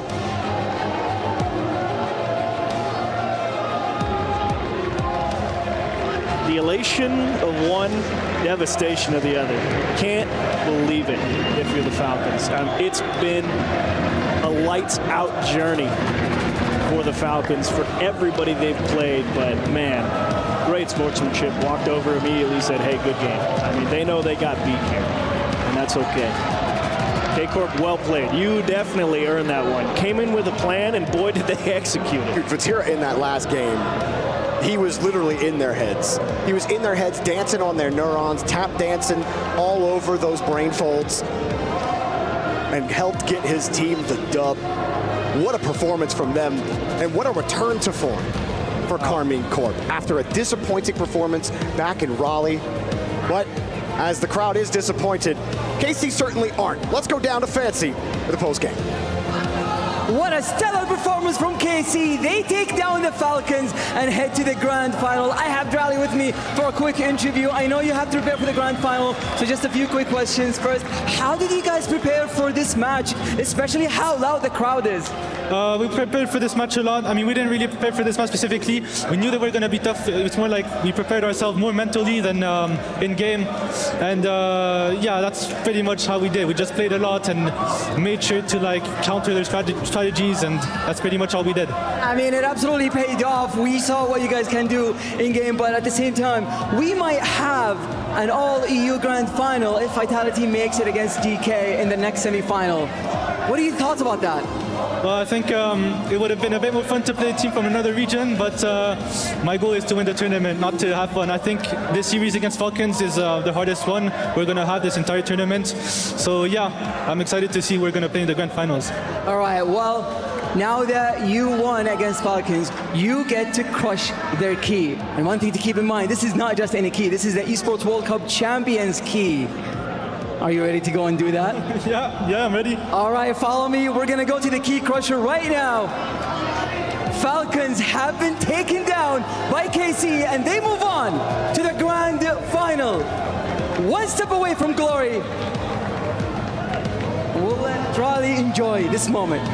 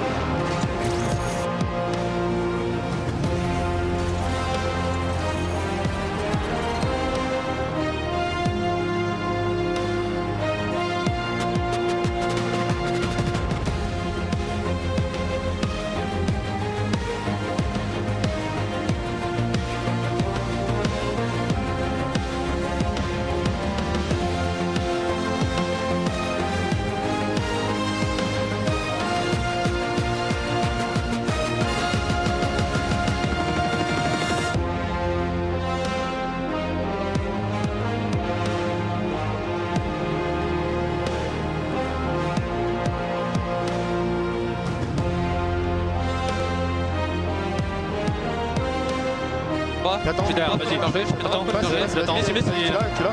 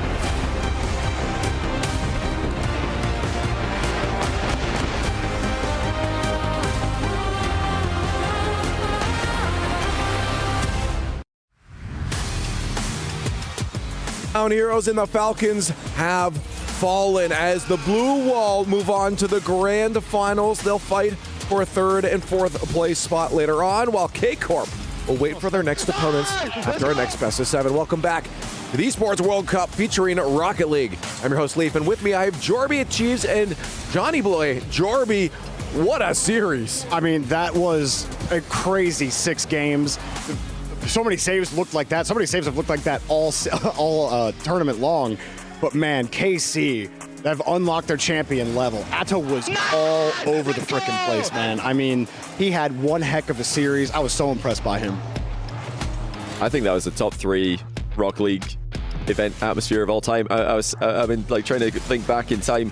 KC, Vitality in Dusseldorf, Falcons, Moist in London, and now Falcons, KC in Riyadh. It's truly unbelievable in there. It's incredible. And KC did come out on top. They seemed like the more composed team. I think Falcons got a bit nervous. They felt like they weren't doing enough in offense. I think they tried a bit too much, whereas KC were more willing to just keep doing what they do, and eventually it worked out. Yeah, I feel like they got a little bit surprised that it had been, 2-3 games, and they still hadn't really found any consistent way to attack. I mean, I know Drolly mentioned after in his post-game interview they didn't really prepare specifically for that game, but I mean, they tried to counter the strategies. The answer was just go jam the ball in the corner, and now had one heck of a series out of the midfield. I know that stat line doesn't look amazing, 269, but like a lot of it was just stopping the Falcons right where it counted. I think what was cool about this, though, was the fact that they got the Vitality fans to start cheering for the Blue Wall in this one. Club Championship, obviously the Vitality don't want Falcons to win anything.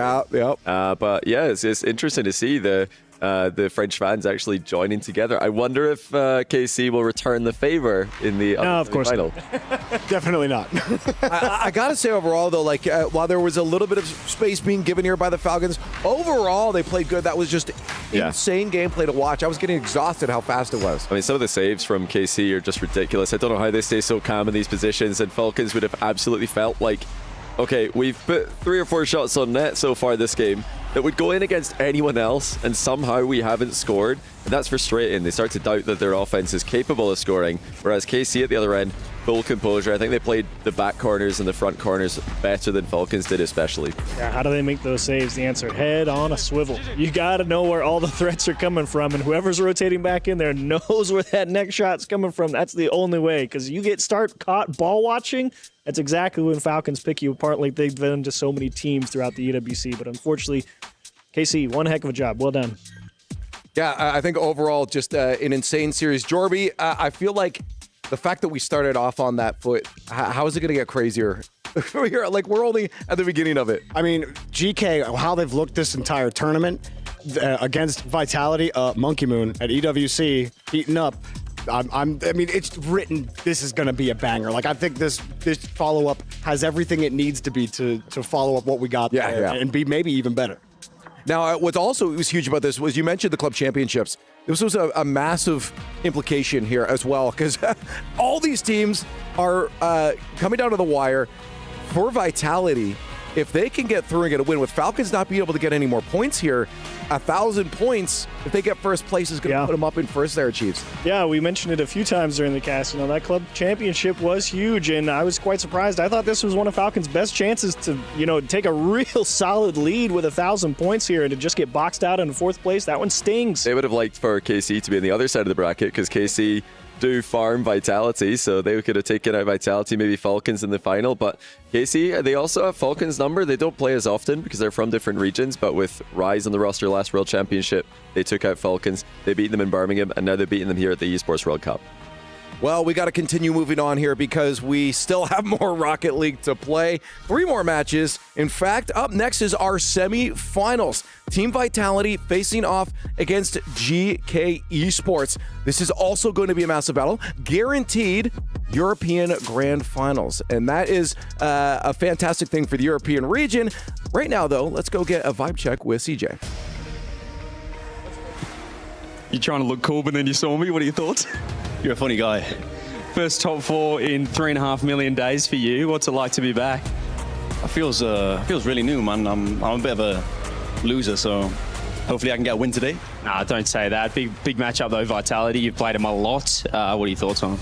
I think it's going to be the hardest match we played so far. I think like Falcons is obviously probably the best team, but Dig and Almost are not that good compared to like Vitality. So I think it's going to be the hardest challenge today. You're looking pretty good individually as well. You've been around a while, but still like you're still hanging. Yeah, I got 21 hours past 2 weeks, so one more hour than normal. So that's why I'm playing better. Seems like you're absolutely on the grind then. Best of luck today. Thank you. Legend. Do you guys hear that? Dig and Ultimates are not that good. That is the most Archie thing I've ever heard. Another top 4 for you. How are you feeling on Champ Sunday? We're feeling really good now.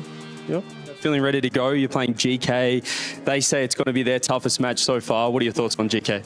Yeah, I mean, we're like in really good shape, but they are really good too. Like we cannot underestimate them. So, yeah. I heard on the socials, or I read that you're heading towards $1 million total prize money won as well. Do you know about that? I know it. Does that make you excited? Yeah, a little bit, yeah. And if you won today, back-to-back winning the Esports World Cup, obviously you won last year. I mean, how big would that be for you? I mean, it would be incredible, to be honest. Like, I really want to win this again, just for Vitality and for ourselves, for the confidence. Awesome. Well, best of luck today, mate. Thank you. Cheers. Both teams feeling confident coming into this. You have to go in with absolutely every bit of confidence yourself, your teammates, and your entire organization, Brody. Yeah, absolutely. But Monkey Moon has all of that. He is one of the greatest players to ever grace the pitch of Rocket. We're on the cycle, the Monkey Moon cycle. I know. I'm here for it. 100% I'm here for it. We're all in his world of Chiefs. It certainly feels like it at this point. Throughout the Open era, there are a few people who have made as many Grand Final appearances as possible. I think he's pretty close to $1 million in total prize earnings. Is it this match, or does he need to win the final? I think he's got to win this one. He's got to win this one? I think. We'll have to take a closer look at it, add up the numbers. But, I mean, he's already like neck and neck, I think, with K-Dop as in the GOAT debate. But with another good performance here, I'm almost ready to just say he's the GOAT, honestly, because he's able to maintain that level another year and make another top 4. I mean, some people already say, because we always have this discussion of the Turbo Pulse Monkey Moon discussion. No, I already shut you down and he told me, do you agree with him? Like, you don't have to give me a long answer. Just do you agree that Monkey Moon's already eclipsed the top 2? I think K-Dot and Monkey Moon for me were the top 2 coming into this year, but now Monkey Moon's doing it for another season. So yeah, surely now with another top 4, right, and maybe even a grand final today. Okay, I just wanted to get a quick thought on that here, because we do actually have an interview with Cassio, so I'd like to go check that out quick. Here with Cassio, coach of Vitality. It's Championship Sunday, top 4. You guys, I don't know what you think from your perspective, but I think you're looking really good at the moment. You're looking fantastic. Yeah, it's going moment. I think we passed a step yesterday. We had a little bit of stress at some point in the tournament, and the quarterfinal, whenever like you really can't lose anymore, then it adds a bit of pressure. And on that series, we were able to just like do better and surpass it. So it went really well, yeah. I think Zen individually as well has looked incredible, probably if not the MVP so far of the whole tournament. What are your thoughts on his play so far? Yeah, like definitely last series and like some of the series we had, he played really well. He's back to like Zen Prime with like everybody's so scared of him. Every time he goes in with the ball and do fakes, like everybody like fall for it, and he has like amazing goals and everything. So he's playing fantastic for the moment. And now GK in the semi-final. We were speaking off air. It's a bit of a full circle moment for you. I mean, Archie on the other side is in the top 4. The last time he made a top 4 was playing with you on Semper. What's that like to play GK? Did you expect this team in the top 4? I didn't really expected it, but GK and Archie, like this team is like always surprising. They had to, whenever they were like down, they had to win the World Tournament to make to Major, and that's the reason why they qualified to EWC and World, and they surprised us a lot of time. And they made it the same way we did by beating Dignitas, which was like a really good team and a superior one normally. So we need to be really careful about them, and I wish them the best of luck. And obviously Monkey Moon on the side as well. With your entire team, I guess, with Exotic Esports World Cup, they won it last year. Do you think there's a little bit of an advantage, the fact that they have done it before? I think we do have an advantage. There is like that feeling of like deja vu. Like we know at the end of the season we are getting like better and better and ready to take every title. So if we take this one again, then it's gonna show like a massive sign for the other team to be scared. Like, oh, they are back again. They're gonna win it all again. Perfect. Well, best of luck today. Cheers. Thank you. All right, guys, game's about to start here. I gotta know who's going to the grand finals. Give me Monkey Moon. Hot take, GK, one time. Oh, I like it, but Vitality. I think I also have to get on this Monkey Moon cycle right now. Either way, it's an EU Grand Finals. Let's see what happens here at EWC. Woo, what a day to start the way. What a way to start the day even. The stands were full, the drums were banging, and we still have a whole nother semifinal to set up, Fancy. That's right, and our next match has huge implications across both Rocket League and the Club Championship as a whole. But whoever makes it will have their work cut out for them, as they will be facing Corp, who just crushed Falcons Key in a series that nobody expected. So let's bring out our next challenger. First up, it's Team Vitality.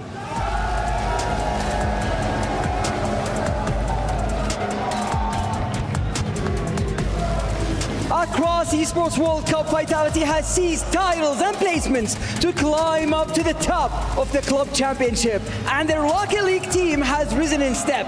Even their fans are loud enough to cut through the noise. And their opponents, GK Esports! With a storybook victory over Dignitas, GK has launched into the semifinals with plenty of boost still left in the tank. Can they demo another legendary roster in their drive for the ultimate goal, the EWC 2025 trophy? The Blue Wall are waiting in the wings. Who will face them in the grand final? Let's find out. Well, this is a true series of firsts. Many storylines about to unfold before our eyes. Oli's highest LAN finish to date currently. The first LAN semifinal for Archie since 2021. And on the other end, Vitality looking to make their first LAN final of the season. Yeah, and Vitality, you heard it in the Casio interview. He's saying it's almost like a feeling of deja vu, and if we win this one, everyone's going to be frightened, saying, oh no, they're doing it again. I mean, that is exactly how we felt yesterday watching Vitality. Everybody kind of was like, oh my gosh, this feels like Prime Zen is back. You can feel the aura. It's not even about a matter of feeling. It was Prime Zen. He was back. Zen, as an NRG fan, watching him on the pitch, it was like, somebody please just take him out of the game. Zen is demolishing. Zen is single-handedly taking down NRG. That's what it felt like. Obviously, it is a team game. Monkey Moon, one of the greatest, if not the greatest Rocket League player of all time with the results that he's been able to put up. But this Vitality team is the clear favorite over GK. For Vitality, this is a really big deal, not only for the team, but for the org. After taking down the Falcons in Club Championships, now Vitality have the opportunity to do what many orgs didn't want them to, and it all starts here. Game number 1, semifinal number 2, Vitality versus GK. Team Vitality, they are perhaps maybe the favorite right now for winning it all, winning the Club Championship. I also know they have an incredible Counter-Strike team as well. So this would be huge for the Club Championship standings if Vitality can take one more step, finish at least top 2, and even have a chance at winning it all. Well, let's get into this game. Oli, first time finishing this well at LAN. Zen, waiting for his chance. He has to navigate around Exotic. Goes for a flick, tried to catch the defense by surprise, but Archie was there ready for it. I think it was a little bit rushed on that play there for Vitality, but they still took the best opportunity they could with it. Monkey Moon gonna try and hold on to control of this one. It does get away from him, but out in the midfield comes Exotic. Right now, name of the game for Vitality is to keep this ball and the pressure alive. It is just off the mark for Vitality, but they're coming in full swing. Exotic was going for blood right there, and now the shot catches Vitality out. It was all Vitality at the beginning of this game. This is the first attack. Zen tried to clear that to the corner, but a little touch set up The shot from Archie, great awareness from Joyo. That little touch completely catching Vitality off. That little bit of space is truly going to be the difference maker for the entirety of the series. I think these teams are much closer than people realize, especially with the performance that we've been getting from GK throughout this entire weekend. Vitality cannot come into this underestimating what they are capable of. Joyo trying to carry this downfield. Exotic tried to take time and ended up forcing Monkey Moon into a 1v1. Monkey Moon does get the stop, but that was not the polish you'd expect from a Vitality defense. They still get out of it. Exotic trying to play keep away. Lets Monkey Moon go for the corner pass, but Zen, maybe he got bumped, maybe he jumped early. Regardless, he wasn't even close, but now the pass up to Monkey Moon. Off the bar and out. Not the best start for Team Vitality. This is the second time we've gotten two very quality shot opportunities from Vitality that are just off the mark. And I don't know if this is just a speed thing or what, but right now, that is the hindrance to Vitality ending up on the board. Not this time, though. Exotic already up, makes the catch and the shot. And great bump as well. Monkey Moon in net, harassing Archie as well. That opened up the gap on the backboard, allowing for the pass. And Exotic, who came close before, finally is able to weave that one through. So Team Vitality, they had good possession at the start. It was a mistake that led to their goal, but they bounced right back. Tied game here, just over half of game number one left. Between the two, demos are starting to come out on this one. Monkey Moon's gonna have to race back. Just allow some time for himself to get into position. He does off the attempted shot. Oli has played a little bit slower on this one. GK is lurking all the way around. Archie's already up. The follow from behind is slow enough that Zen makes the clear.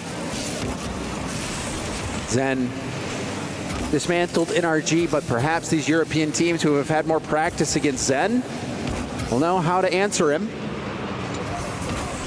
Zen going for the backboard. Nice catch by Joyo, who brings it to the ground. Tried to get a pass out to Archie, but you could see the flick didn't have the power he was looking for. It got intercepted, but still GK find a way to get this tag going. Not a bad attempt on this one to make that center there. GK usually try and find each other. For now, there's been a lot of solos towards that net. Vitality, on the other hand, working together to clear paths. Wow. Connection on that last defender there means GK get the transition out. Oli was running away from Zen. Zen was trying to bump it, and if he lands that bump, it's a wide open net for Vitality. So the composure there for Oli. Zen trying to make an impact on this game, but so far hasn't been able to reach those same heights that he did against NRG, but it's still quite early. That corner right there, a lot of the times control gets fairly lost fairly quickly. Archie's gonna play from the middle though, sealing down. Exotic, big clear. Joyo had played it fairly deep behind, but that's not gonna stop Zen. Another chance gone wayside. He's gonna try it here. A lot of these shots are so slow. Oh, not this one. 50. The 50 from Exotic.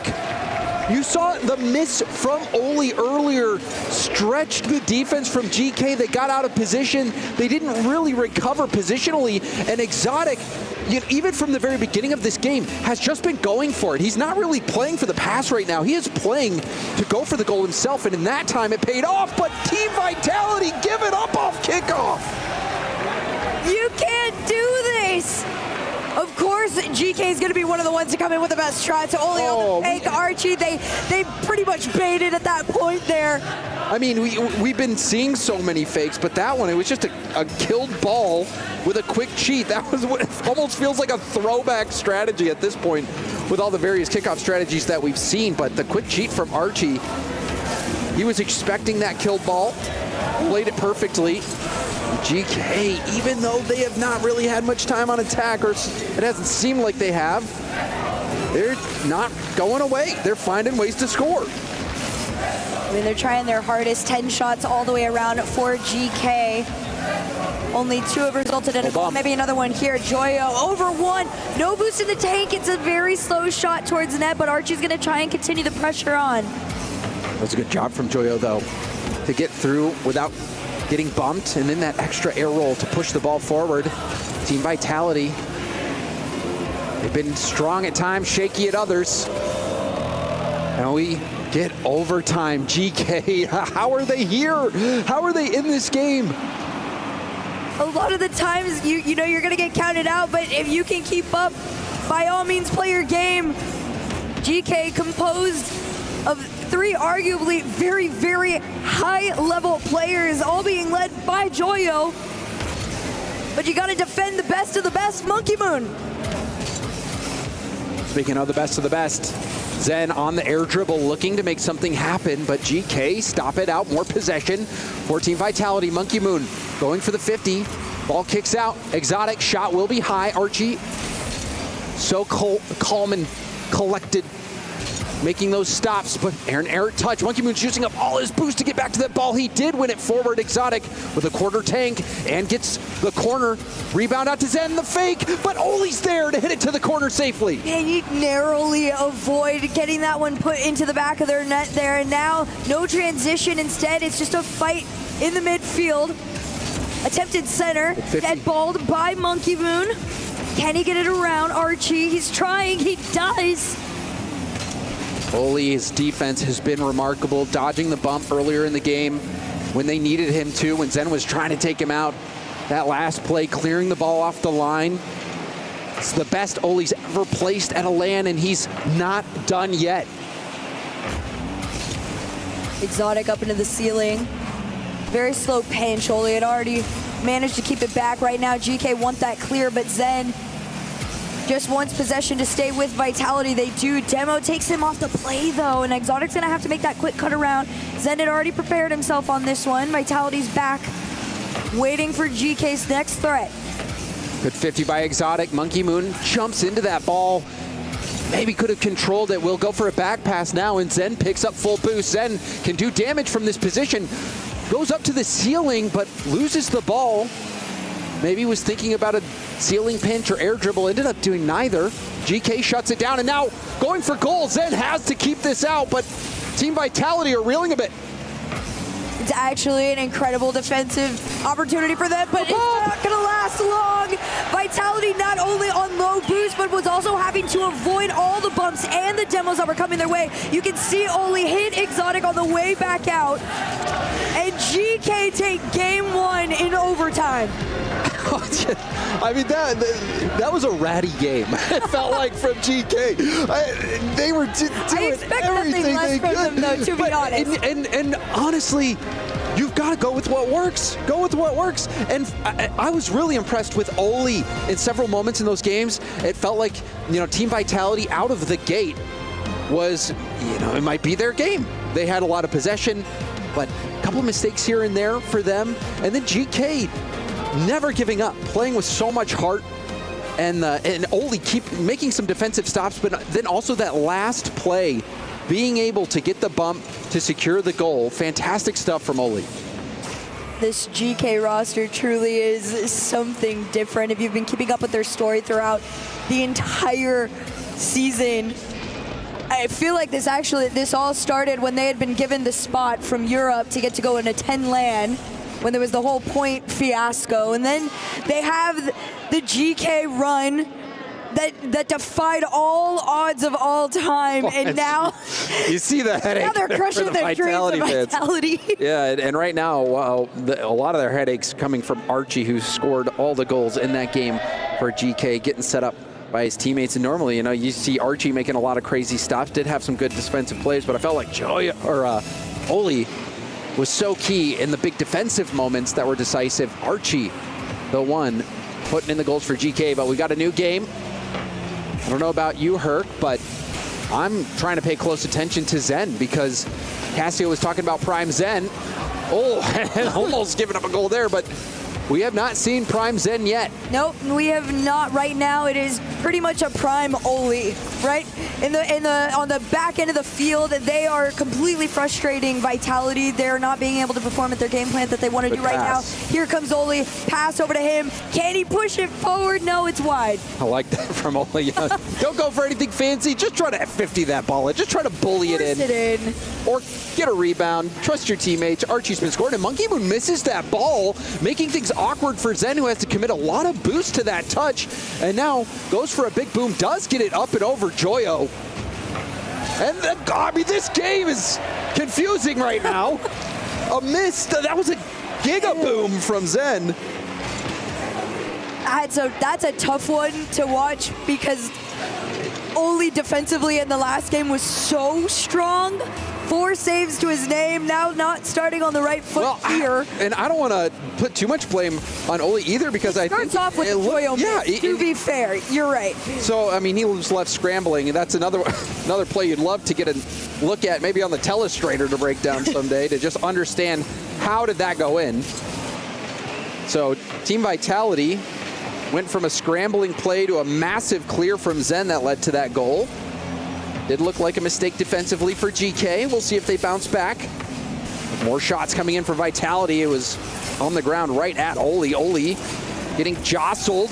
The shot off target. Monkey Moon did a good job of generating that chance. I am actually so shocked Vitality hasn't found their way in already. There was one double commit from GK where Archie had to very quickly call himself off and fall to the ground to be able to defend. It's low boost pretty much all the way around except Joyo, who's going to try his best to carry this through the air, but Vitality just continue to slow GK down, clear this one back towards that net, and just keep the pressure on. Eventually, they got to break them. You think they would. Monkey Moon and Zen working together. Exotic's going to jump up, beats in the race, off the sidewall, denied.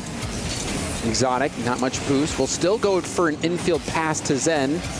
Exotic is all over. He is like a dog off his leash, chasing down the mailman. Staying upfield, trying to get as much pressure going as possible, and now fakes the hit. It does open up a shot opportunity for Monkey Moon, but no goal now. Rebound back into the middle. Team Vitality starting to suffocate GK. We've been seeing this plan also kind of in motion for a minute now. Vitality pretty much is aware that the best way to get around GK are going to be those follow-ups, just kind of pinball off the side of the wall until eventually you scramble GK's defense enough that one of those rebounds is going to find its way in. They finally do it off the kickoff here. High and wide for GK, which means Vitality gets to hold on to the 2-0 lead. On that last play, Oli trying to take too much time, and you can see Exotic picking up the pace. The speed increase, catching GK out. But that mistouch, oh man, that is gonna hurt for Monkey Moon. That is really frustrating too. That it's a rare awkward touch. He kind of just got stuck and stopped. He knew there wasn't enough power on it to make a clear, and you're just kind of hoping somebody's back to bail you out. Maybe surprised that Joyo's diving in on that ball. Perhaps wanted to keep the ball low, rolling, who knows. Regardless, that is not what you're looking for if you're Team Vitality, giving up free goal for GK. Zen could redirect this, but ends up going out of the play. Didn't have much boost to go up for that. Felt it was too risky. Good beat by Exotic on the first defender. Goes for a bump, setting up a shot for Monkey Moon, but it's contested. Rebound to Zen, and Zen puts it away. There's those rebound plays I was talking about. As soon as you saw it come out too, you just knew there was going to be Zen full committing as third man into the play. The 2-goal lead goes to Vitality. Vitality have had most of the possession. Many good looks. Starting to convert. GK had a scrappy game last game. The kickoff goal also making the difference in that game. So all in all, just felt like if Vitality starts playing at their level, they would be able to start gaining ground and moving ahead. Double commit from GK. Exotic. Back to another challenge. Monkey Moon hesitates. Oli, not much boost. Will flick this to the midfield. There's a lot of respect being given by Zen to GK. We've seen him lurking in that mid a lot, just in preparation for any clear, but as soon as he gets a hold of that ball, I mean, you just saw it now.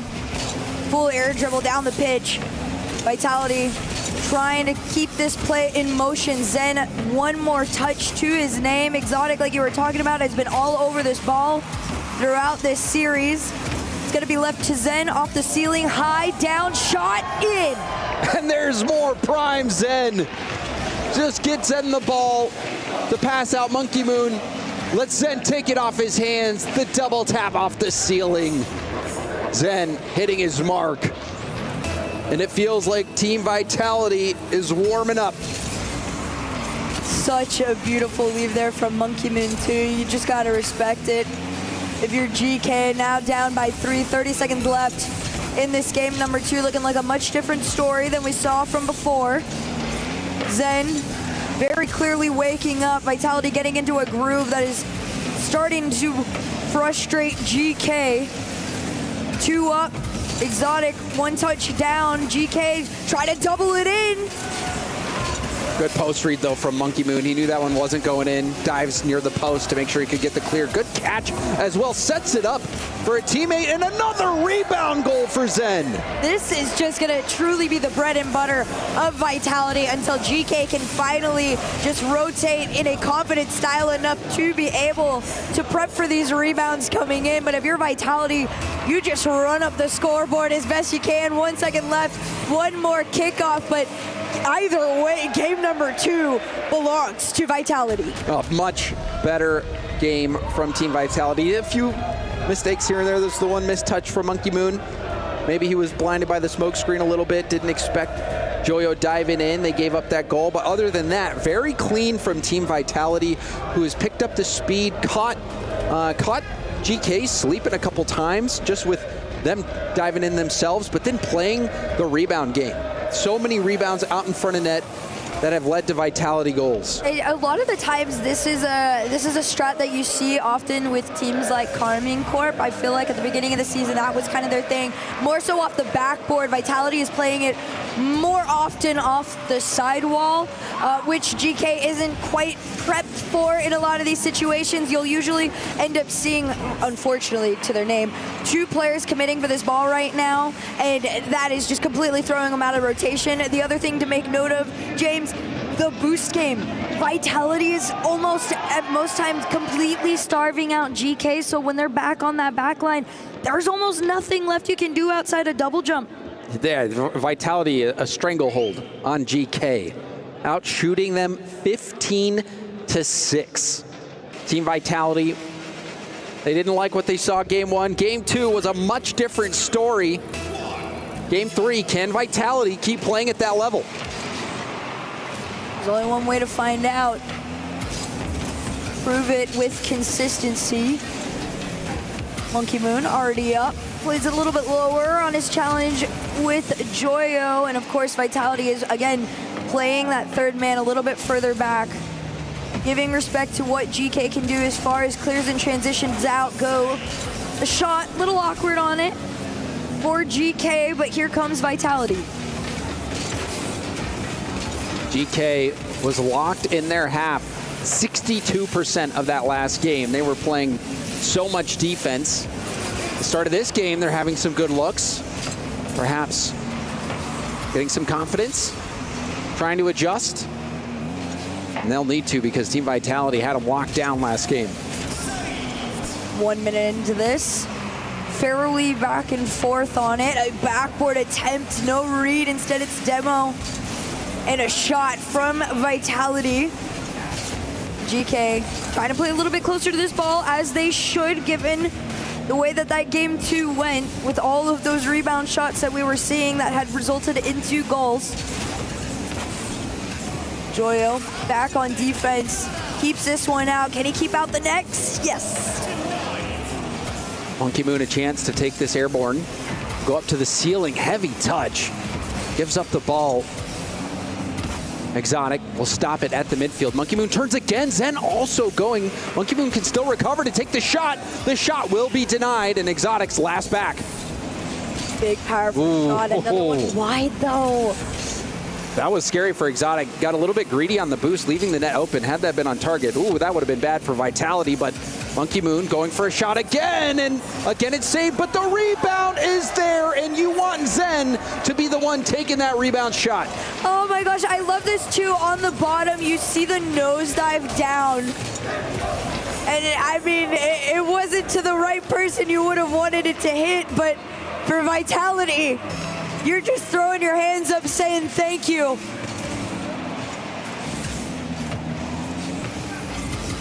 And if you're GK, you're throwing your hands up saying, what are we supposed to do? It seems like Team Vitality has figured us out. Joyo has to do damage, picking up the mid boost. Went for a reset, but Monkey Moon was there to shut it down. The pass down. Monkey Moon is there, but it was a double commit defensively. Monkey Moon hits it into the middle of the field.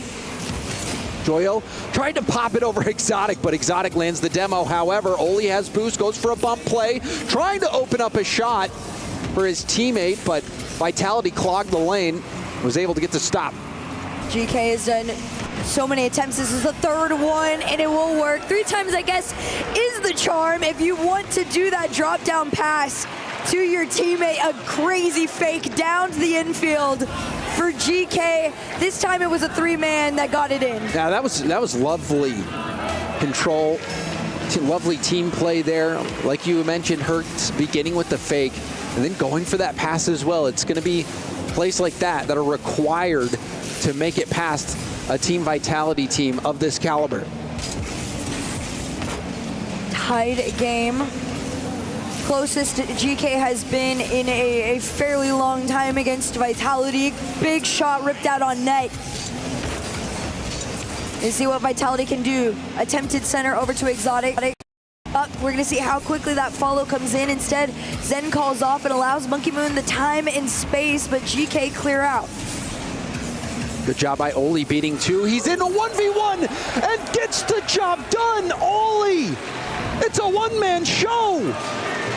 This is just pure patience to look at the timing on the flick, just enough to force Zen to commit to the shot. And he gets around the ball as well. Zen wasn't expecting him to go to that side of the net. Oli contorting his car so that he could surprise Zen with the shot location. That was beautiful from Oli, and now a miss, but Oli beans it! That crossbar truly is going to be the death of GK if they don't get it together on this one. Another opportunity wasted, however. That's gonna hurt. I mean, it's something you're gonna think about later on for sure. The juxtaposition of that shot compared to what he just hit. He's very versatile, all right? But GK have had much more time on attack. Over 60% of the possession, or of so over 60% of the time last game, this ball was in GK's half, but they have really done a much better job at moving upfield, making plays, but a demo on the backfield. Archie also loses that challenge in his low boost. This could be something for Team Vitality. Let's see what they can do here. Monkey Moon had one, but Zen caught it out. Can he redirect it down? He centers it at least, but no one there. And just 30 seconds remain for Vitality to try and catch up. Exotic goes for Monkey Moon, who had pre-jumped that, it looked like. Tried to pre-flip shot. Was just off target. Joyo, great defense. And dodges the bump from Monkey Moon. A good 50 as well. And wins the corner boost. So much work done right there by Joyo. Right now, Vitality, they're almost playing a little bit too far ahead of themselves, and that is going to be a problem. They're also stuck in their own half. You got to get out. It's low boost.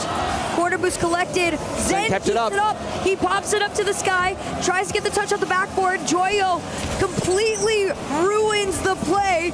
But Monkey Moon has one last chance as it 50s back.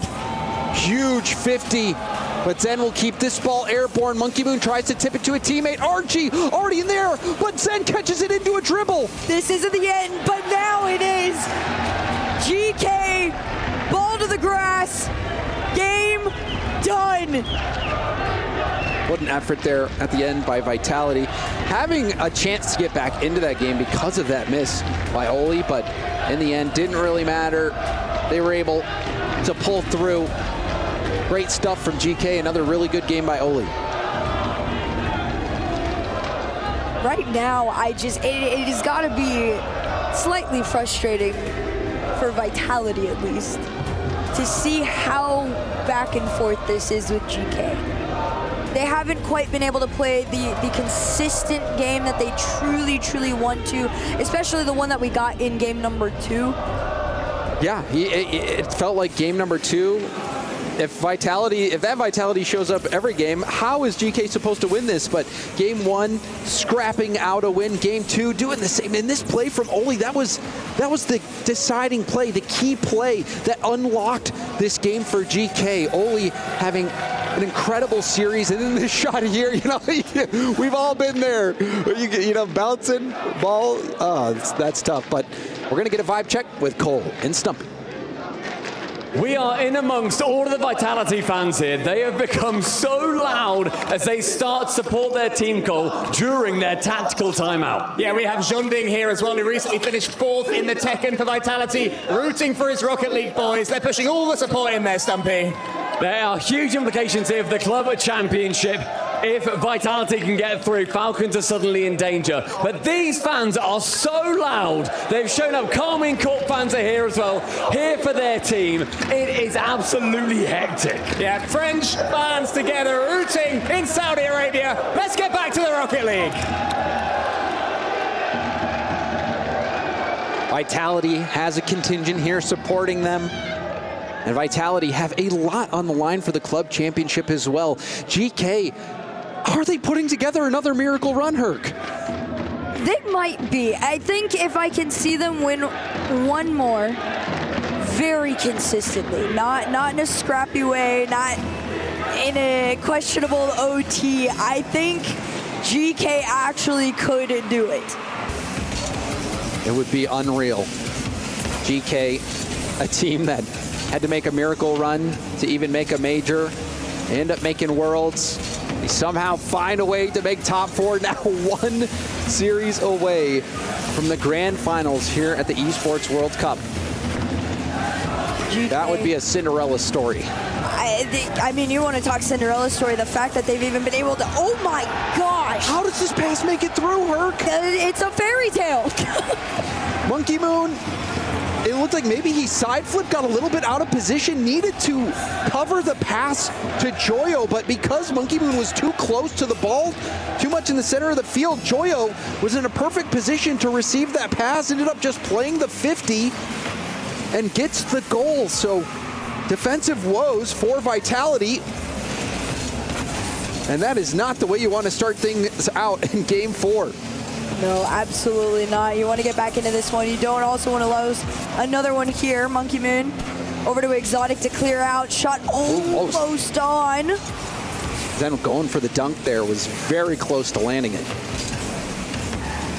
Vitality have tried to play an aggressive game. That hasn't quite been the answer to their hopes and dreams. Last game, 19 demos out of Vitality onto GK, 13 of them alone from Zen. So you can tell he's very hungry to try and get back into this series. Archie grabbing that boost, trying to slow down Zen. Zen getting 50'd off the ball. Monkey Moon picks it up. The late shot, and that is defended nicely by GK. Archie maybe trying to demo Zen. Didn't land the demo, but did get the corner boost steal, and Zen flips out of the play. He's low boost, leaving Monkey Moon last back. Monkey Moon slowing it down, but Oli wins a 50 over. Another effort. Nice touch there by Exotic to get the extra hit out. GK truly just have to play a patient game right now. Vitality are getting antsy. Demo in the goal. No goal results of it. Instead, Vitality try and transition out as a shot just off the mark. Exotic has to leave it back. Nobody's there. Monkey Moon races on barely anything, just enough of a touch to try and slow GK down as they get in position to fight the next attack. GK more than happy to just take these 50s with that ball going out into the middle of the field. It's cleared out. Exotic trying to control it. Joyo staying in the play. Now Oli goes for a tip out. Drive challenges. Sweeps the line, but didn't connect with anyone. Archie trying to get a double off the ceiling. This ball in a dangerous spot for GK, but Oli will get a 0 boost clear. Half this game left. GK still hold on to their lead. Vitality running out of time. Joyo, crazy redirect, ripped on net. No follow. Instead, Joyo gets bumped off any attempt to rebound the entire thing. Almost had an Ahmad moment there. Joyo, you watch his montages online, one of the most mechanical players out there. He's got a touch of freestyle flair, so you can never count him out. He can make things happen. So can Archie. Another shot towards that goal. Gonna try and do it on his lonesome there. All of Vitality fairly low. They do manage to get this ball taken out of their half. So they can gather some resources. GK come back. Small fake, slowed it down. Vitality send it back to the GK side. Monkey Moon is going to try to 50 it off the ceiling down to a teammate, but Archie will boom it downfield. Time on the side of GK at the moment, who have this 1-goal lead as we approach the final minute of gameplay. Vitality got to be careful too. Oli has been cheating into their side, stealing their boost, demoing them on the return back into his half. So GK, they're getting dirty with it here. This one left for one. Zen keeps it out, but it's not going to stop. Joyo returns it. Monkey Moon did well there on low boost, but still GK on the attack. One more goal could seal this game for him. Oh, heavy first touch. Joyo, I think, was looking to control that. Just mistimed it. But Oli with a powerful challenge, going for the double, sends it towards net, rebound is high. Archie with the fake, the shot saved by Monkey Moon, who keeps Team Vitality alive. 38 seconds though to get into this. Vitality gotta find something here. Monkey Moon gave them another chance to find some hope in the last few moments of this game at number 4. Exotic going for the catch, ball pops out towards Zen. Oli will beat him to the ball. Monkey Moon picks up his own corner and booms it downfield.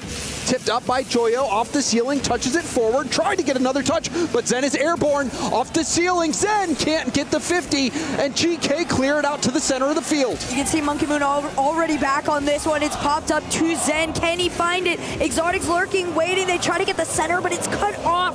And GK, for now, have control of this ball. Can they kill it or score? Lead the double tap off the sidewall down to the ground, and GK move to match point. Surely I'm dreaming. Somebody pinch me. Is GK going to go to the grand finals? There definitely is a world. They are well on the road. They have adapted so quickly to what Vitality has brought to them, and for Vitality, they're almost running out of options of what they can do, right? It started off with Vitality solo playing on them. Then game number 2, we get the rebound, situation. GK adapts every single time. Now, they're just letting Vitality throw their shots, hit their game, and work their way around them. Oh, and that was such a good flip reset pass from Archie. Look at this. Monkey Moon getting baited in, needing to cover that lane to Joyo, maybe not expecting Archie to be able to get that much power on the reset pass. That was so good from GK, who have now overcome the timeout buff 2 times in a row, taking down Dignitas after they called their timeout. And now Team Vitality, no timeout as well. Burned it last game, didn't help. And now GK on match point.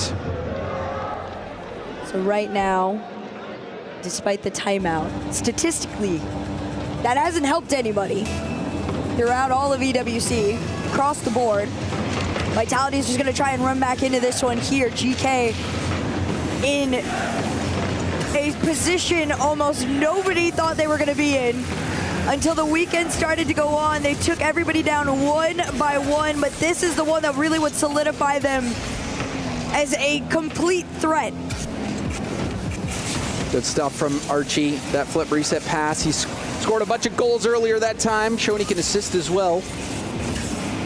Team Vitality feel like all around, maybe Exotic has been looking pretty decent this series, but Monkey Moon and Zen, you need to have them play at the level they're capable of in order to take down GK. Time is running out though. Still just over 4, a shot down into the center here. Monkey Moon off the ceiling to himself, try to play it slow. Both members of Vitality facing back into their own side, which means this is awkward. GK had opportunity to clear, Zen just forced it. And they're playing the same game. GK sends one member all the way upfield. They go and they try to demo the third man and just disrupt on the way back. This time they had sent Joyo, so it leaves Monkey Moon having to race forward, and it could be enough for Zen. I like the idea there for Monkey Moon to slow it down, take the space that GK is giving you. Tried to set up a teammate, but wasn't able to capitalize on that. Zen has been able to put away a lot of rebound opportunities when Team Vitality can generate them. And now we see GK on the attack. The fake by Oli, the catch. Archie with the flick goal. At the end of the day, this is just clinical, left down, pure control, old school flick. Well, and to dodge the bump attempt, he catches the ball, but you can see him drive a little bit to the right, so he's not going to get bumped. And then also, while driving to the right, that readjusts the ball on his hood so we can flick it back to the left. That was so precise from Archie. A beautiful play in a huge moment. That might be enough to send GK to the grand finals if they can hold on. It really could be, as he does another one. Archie on the road to sending GK to a GF. Archie having a game right now. This is one you look back on and say, this is a career moment. Archie, incredible stuff.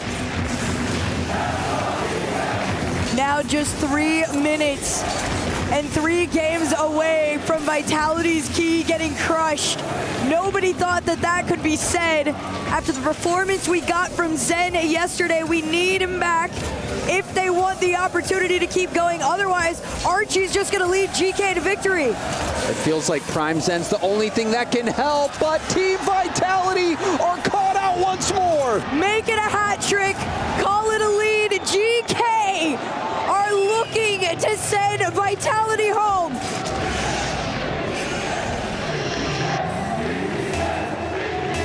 GK are on a roll, and they have the belief.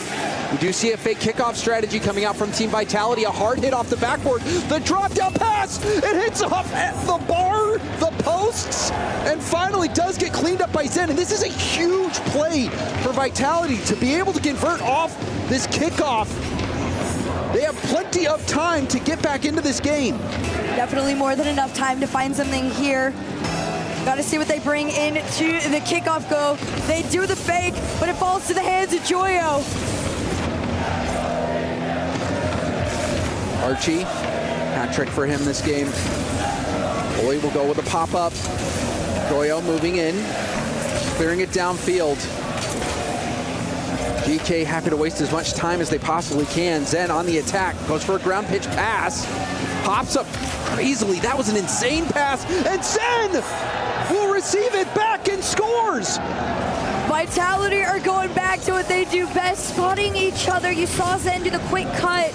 I don't know how he got that touch. The touch to get that pass was something like I've never seen before. The only person that could do it would be Zen. Honestly, that is one where I'm like, send me the replay. How did that work? Almost off the kickoff. They were just wide. Team Vitality have fought their way back. It looked hopeless for a brief moment, but that kickoff goal, that has got him back into it. And then the play by Zen. Another save by Monkey Moon on the goal line as well. Team Vitality are surging back. They're not going to go down without a fight. Just over 90 seconds left in this. GK slowly losing grip as a double comes in. The crossbar keeps it out. It's the double come in from Vitality, and it's still not enough to get this ball in that net. That looked like a routine Zen double tap. And it goes bar out. Devastating, but Monkey Moon is there to right the ship. And Team Vitality have tied it up. When Vitality needed it most, he absolutely stepped up. Zen might not have been able to get the initial shot, but he did get the bump, and they set themselves up for a tied game. What a comeback from Team Vitality. The shot forces 2 to go, rebound out. It's a bounce shot, not enough pace on it, and Monkey Moon saves it yet again. Yeah, they're still trying to keep it going too. GK are not letting up the pressure. They finally got back into that half. But Vitality slowly getting lower and lower on boost, so this ball's getting away from them. Oli going for a 50. Archie positioning, trying to be ready for it. Joyo up and around the challenges. Ball high up. Pass down, there's the shot, big time save from Zen. Zen completely understanding where he's thriving right now, and that's on defense. Off the backboard, sends his ball out into the corner there. Here comes Oli, tries to play it down onto the ground, but they gotta respect the fact that Vitality is 50ing out one touch at a time. Joyo creeping up. This is a weird position for GK to be in. Joyo a little bit lost in rotation. Does get a hand up on this play. Oli back down to the ground, rebound out, contested by Oli, but it's gonna bounce across net. This one is in! An impossible angle from Zen! Prime Zen is back! Oh my! What a shot! Oh my goodness, I can't believe he hit that shot! That might be the turning point for Team Vitality. Vitality have done it. They start the snowball effect. They actually did it. They actually came back in that game. It looked like they were down and out. But when it seemed hopeless, Zen turned it up to the next level. But before he did that, Monkey Moon was the one that cleaned up the pieces after that missed Zen double tap. And that is what makes Vitality so special. Everybody on his team in the crowd and watching this event has recognized what Zen's performance level has been at EWC. When it started to get a little shaky though, Monkey Moon stepped up offensively. He let him in, he assists him, he sets him up for success, and then the crossbar. He sends it right back. Look at this. An incredible goal. Maybe the goal of the tournament when you consider context and how precise you have to be. The speed, bar down. You could see the shock on his own face. That is just, again, that is a shot. Mind-blowing. Of a prime Zen. A little shaky at the beginning of the series, but still one. And even in that game, missing the double tap, but hitting that shot. And that's the one that gets you back into it. And that game, I feel like if Vitality can manage to bring this back and win the series, that is just their season in a nutshell. Down, but not out. And rising at the last moment. Team Vitality not out of it just yet, but they still have more to go. Neo Tokyo, a lot of series end here on this map. But Team Vitality looking to play one more game on Champions Field. GK had looked incredible at the beginning of this series. Slowly it's starting to falter a tiny bit. Can they find their regain? They've been shut down so many times by Vitality. The center denied by Joyo. Zen opts to play a little bit further back. Exotic just clears it out into the corner. Joyo getting blocked by Exotic. Monkey Moon tipping it up over one. Doesn't grab the corner boost, but does get the rebound out to Zen. Holy with the backflip save. It looked like Zen was going to get another goal. See what they can work with here. That corner has usually worked out for GK. Not this time. It's a big clear on net. Archie returns it. Demoed out for his effort, though, and that's where Vitality are going to make their push. Reset almost over one to the backboard. Does he hit the shot? Almost. It's a floater in front. All three members of GK. That's what it takes to keep Vitality back. Zen putting that shot on target, but GK defense ready. That shot gonna catch the Team Vitality defense out. We'll take another look on the replay and see what happened. I mean, it's just over him. It's as simple as that. Exotic was just a little bit too far forward, not in a position where you had the time or speed to make a touch on that shot. GK, you've gotten your lead. Hold on to it. Yeah, were they up 3-0 last game? Lost that lead. Is one gonna be enough? Archie getting shut down by Exotic. Zen, low boost dive, didn't connect. Joyo moving it upfield, infield pass, cut out by Exotic.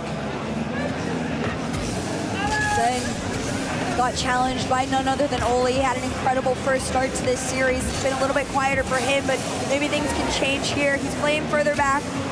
Monkey Moon takes this one away. This ball's gonna bounce around. Zen's gonna try it again. Try it again. Right on target. This time a defender keeps him out. Locked in.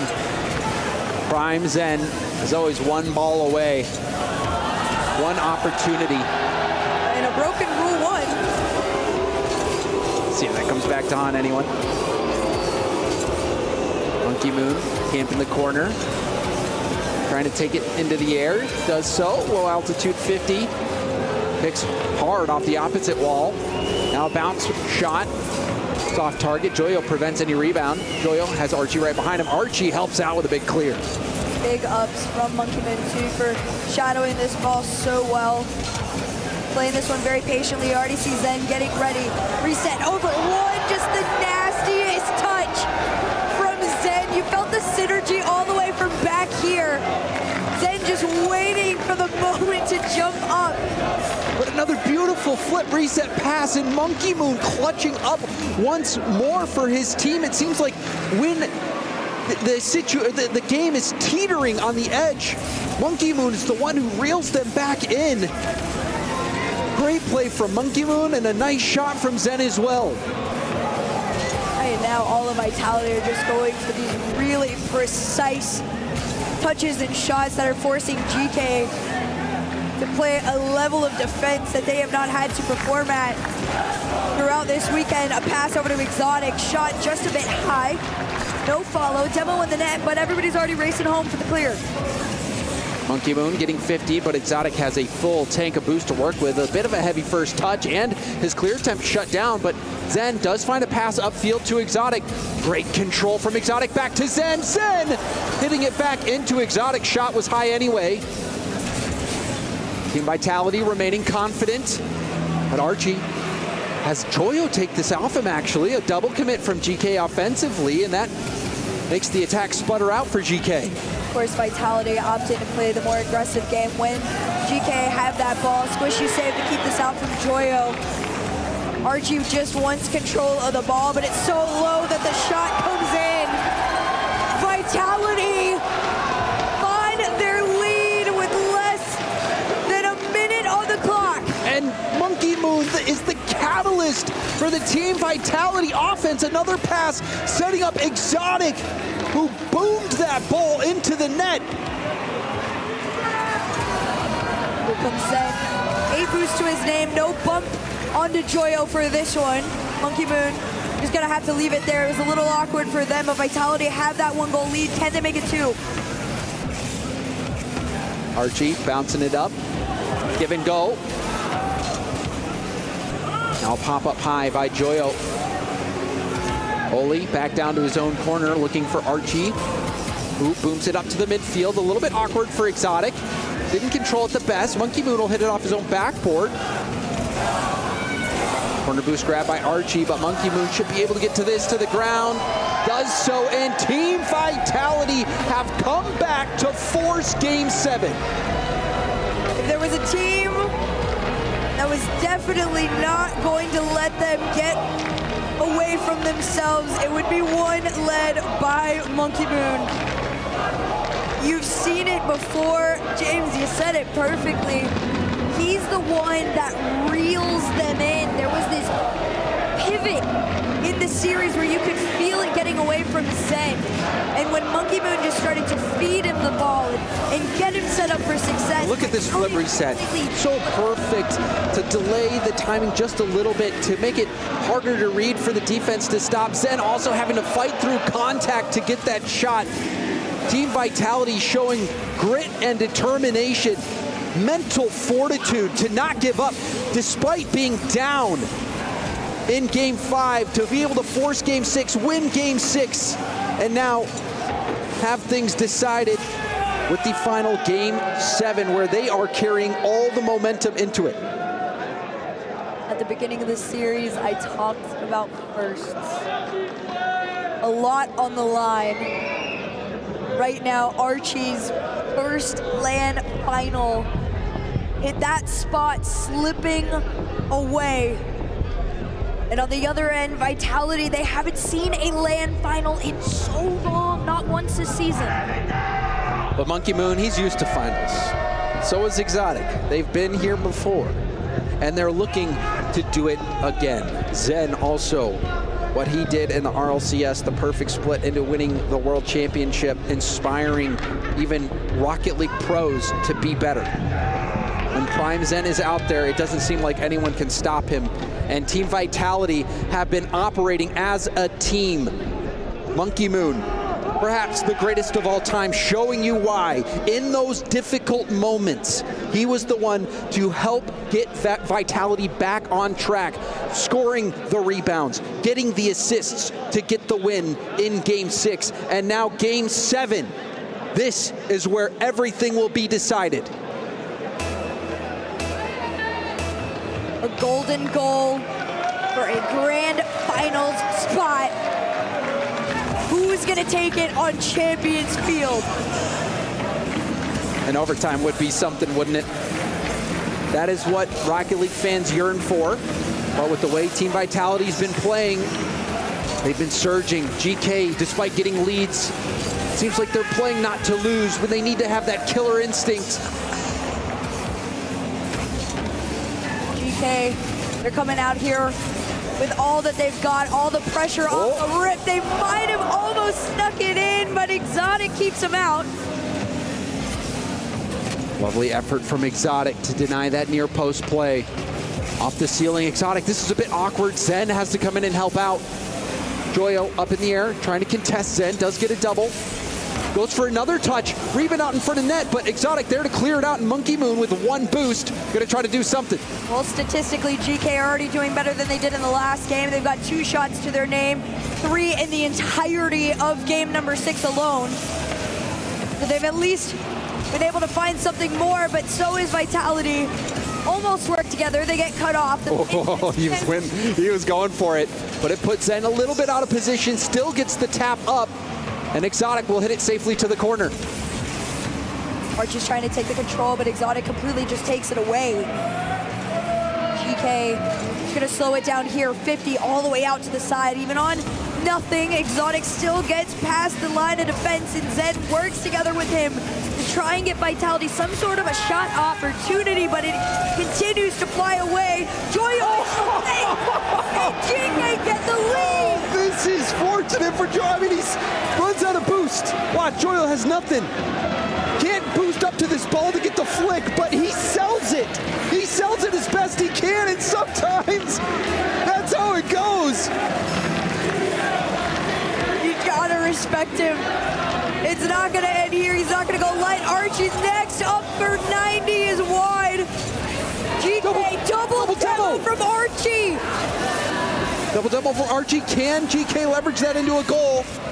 Doesn't look like it. Monkey Moon going for the flip reset, and somehow is denied.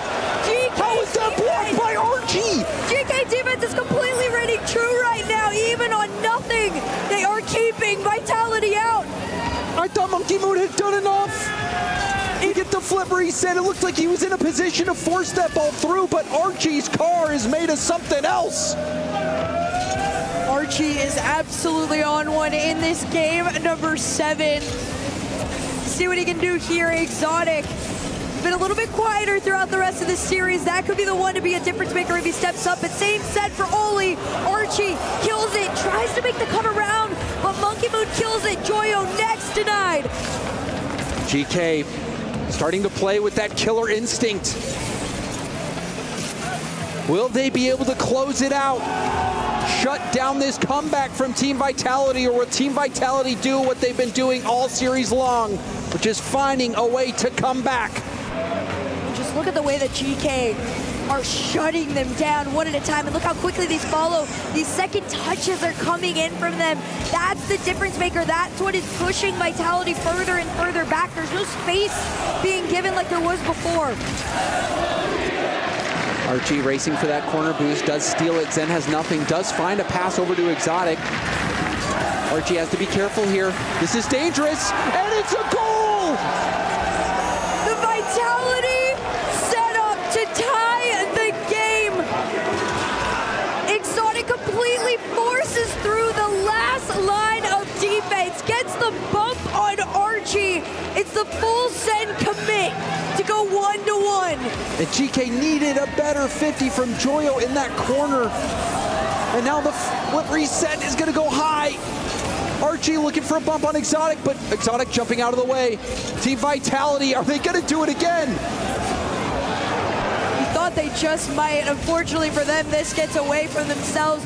Just over a minute left to go. The pressure's not going to let up here. Oli, the only one with a lot of boost to work with. He's got to get it clear, got to give some alleviation to his teammates. 1 minute left to go. Zen, another touch. Joyo misses the second touch, but Oli is there. He fakes it for Archie. Didn't have much boost to work with himself. Archie going for a 50, tries to get it out mid. Kicks back to Joyo, who's going to stay on the play. Goes for a block, but Monkey Moon clearing it all the way downfield. Archie will pop it high up off the ceiling, but Zen, first one to it. Zen popping it up. Joyo going up the gut. If you are GK, you got to be very careful with your boost control. Big clear, big shot. Archie, enough in the tank to make the save, but can they get out? Here comes Monkey Moon, low, but still at 50s in favor of GK. Zen looking for Exotic downfield, but it's intercepted by Archie. Archie gets 50. Joyo has to be careful here. Monkey Moon trying to get this out to the middle. Monkey Moon can't push Joyo off the ball. Now to the backboard, double tap, broken up.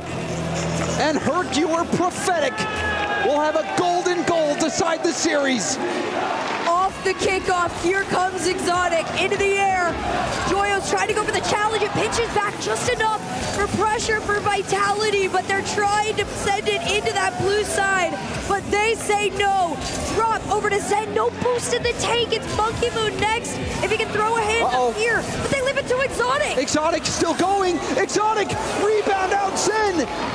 Does demo Joyo. Joyo doing enough to slow down the attack.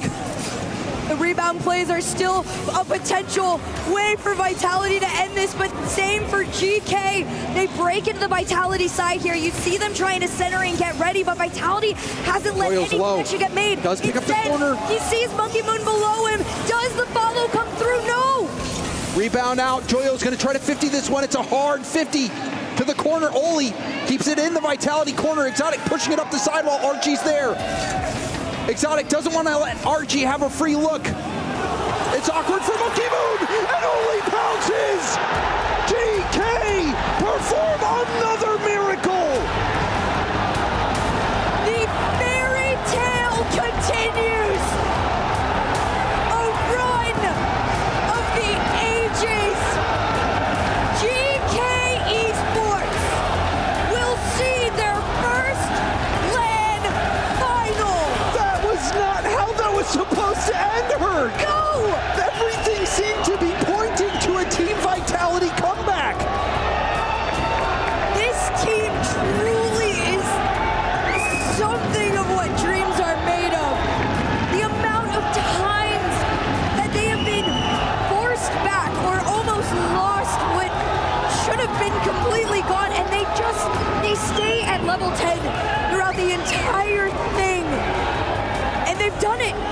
Archie gets his first LAN. Joyo is back. Oli is here to compete. And you gotta give credit to Ixo too. Coming in is the new coach, helping these players reach new heights.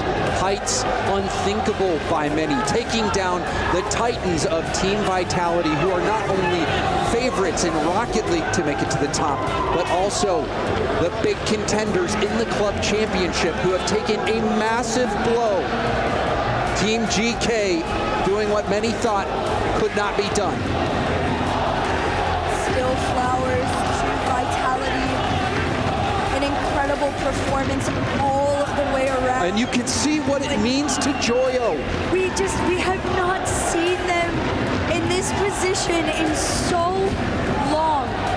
Well, Herc, that's enough of us here. Let's go here from Rachel.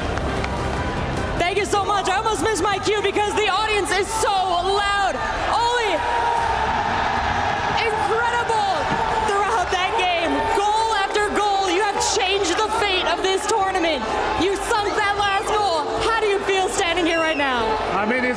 amazing. I can't really express anything. I mean, yeah, it's amazing. Like we struggled a little bit, but we fought and won the final game. I think we lost a bit of confidence in the end, but I can't hear anything. But it's crazy. There's a moment there, it looked like Vitality was going to come back. Zen was really trying so hard to shut you down. Monkey Moon had so many great plays, but you guys prevailed. Tell me, was it the comms? Was it the practice? What got you here? I think it's all confidence, honestly. Like, I think all you need in Rocket League is confidence, and if you got that, you can win anything, I think. Well, this was just the semi-final. Has this built up your confidence enough to take on the grand final against Carmine Corp? Oh yeah, for sure. I mean, Carmine Corp show. I love you. Yeah. I honestly forgot the question. You know what? We'll find out for ourselves when we send you into that grand final against Carmine Corp. But you keep that confidence high, and let's crush a key. Are you ready? All right, I'll bring you right over this way here. Vitality's key, a treasured key in this tournament. And we're sending Oli up to crush it.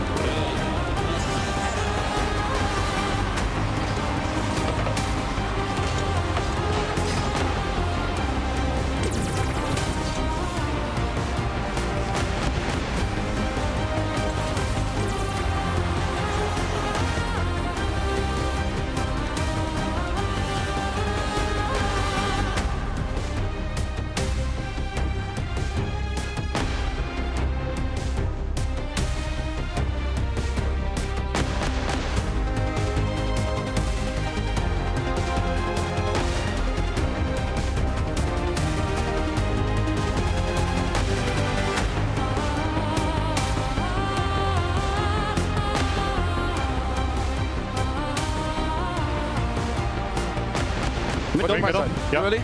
Ready, for sure. Nice.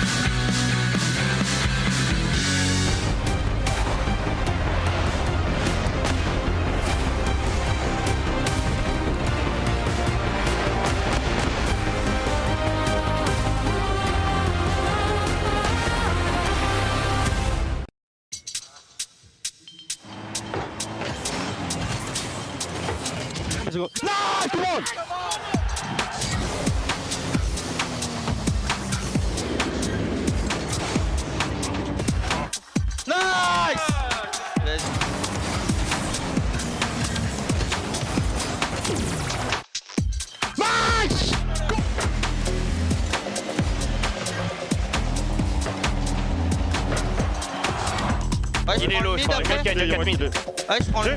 T'as le temps, je le mid encore. Personne n'a build up, tu le bas. Je le bats, je le bats. Elle y est. Oh, t'es trop fort. T'es trop fort, Zen. Let's go! Allez, pas fini! Match par match!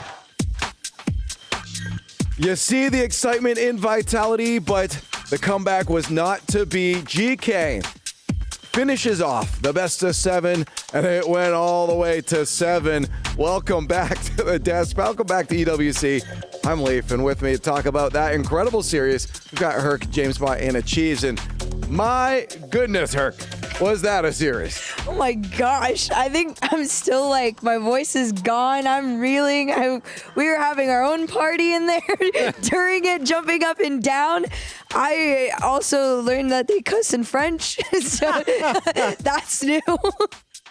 Well, I don't think that was the only language that didn't have. I don't know. I was wondering if it was going to get bleeped, and then I heard the random bleep, and I was like, was that in English? Yeah, that's just how definitely sounds. French. No, I was that was a crazy series, and honestly, I wasn't expecting GK to win that, because if you were just following along that series, watching really closely, it looked like all signs pointed towards a Vitality comeback, and they had a few games where they beat down GK, but all the games GK won were by the skin of their teeth. Yeah, 3 and 4. It was a gut check for everybody involved. 2 one-goal games, and GK able to come out in front of them both times. Massive, because they needed that lead. I mean, Zen hit that absolute worldie of a shot, and to GK's credit, I mean, they had to paddle back, and they were aware of that cycle every time after that. They're like, nope, you don't get another one. But And everyone had their moments in this series for GK. Archie had some games where you're like, oh, he's the MVP. But early on, it was Oli. It was like, oh, man, Oli's got to be the MVP of this series. Joyo, I thought, played fantastically all game long. And then save from Archie makes my head spin, because I thought Monkey Moon did enough there. Not, to go for a dunk like that, usually on the goal line, when you're coming in with that amount of speed against a defender who's stationary in net and then jumping up to defend you. Normally, the player with all the momentum is going to find a way to power that ball through. But Archie, no, he's known for his defense. He's known for his defensive prowess, and he stepped up big time in that moment for GK. Like he used the crossbar to help kill the momentum. Just a little backwards, extra leverage, right? Yeah, it can't be that hard, right? Just got to be pixel perfect. How hard could it be? Figured out we don't have, but overall,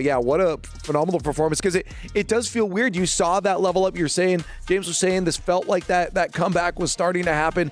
Zen, again, if I can award it to him sololy, I want to give him MVP of this tournament, because without Zen, they're not even at this position. And he did show up late, like you saw with that shot. But at the same time, I thought Monkey Moon also was really key for Vitality in some big moments in that series. Zen actually missed a double tap that you'd normally expect him to hit. He put it off the crossbar. He was trying to be perfect. Monkey Moon was the one who was able to score goals quickly after that. And then he was at the heart of getting some assists, helping Vitality get back on track. That's great. I was watching the clip of this. It's a Neo, yeah? I love it. Yeah. I can't also fathom the amount of stress all of those French fans were feeling in the crowd. They actually had combined with KC, and then there was a few BDS fans too, which felt a little random, and I just loved seeing the cohesiveness of the French being like, nope, this is the one series that will unite us against them. And I mean, that's quite something. He's still going. I assume this has to be the one after things are going downhill. Yeah, it must be. That's Neo too, right? I think that's got to be pre-series, but definitely. But you have to think about the importance of this matchup just for the club championships. You know, this you see Team Falcons falter, and Team Vitality's probably foaming at the mouth, thinking this is our chance. This is our chance to gain huge ground on Team Falcons. All we got to do is beat GK. I mean, why are they even here? GK one time. That was lucky they got past Dignitas, right?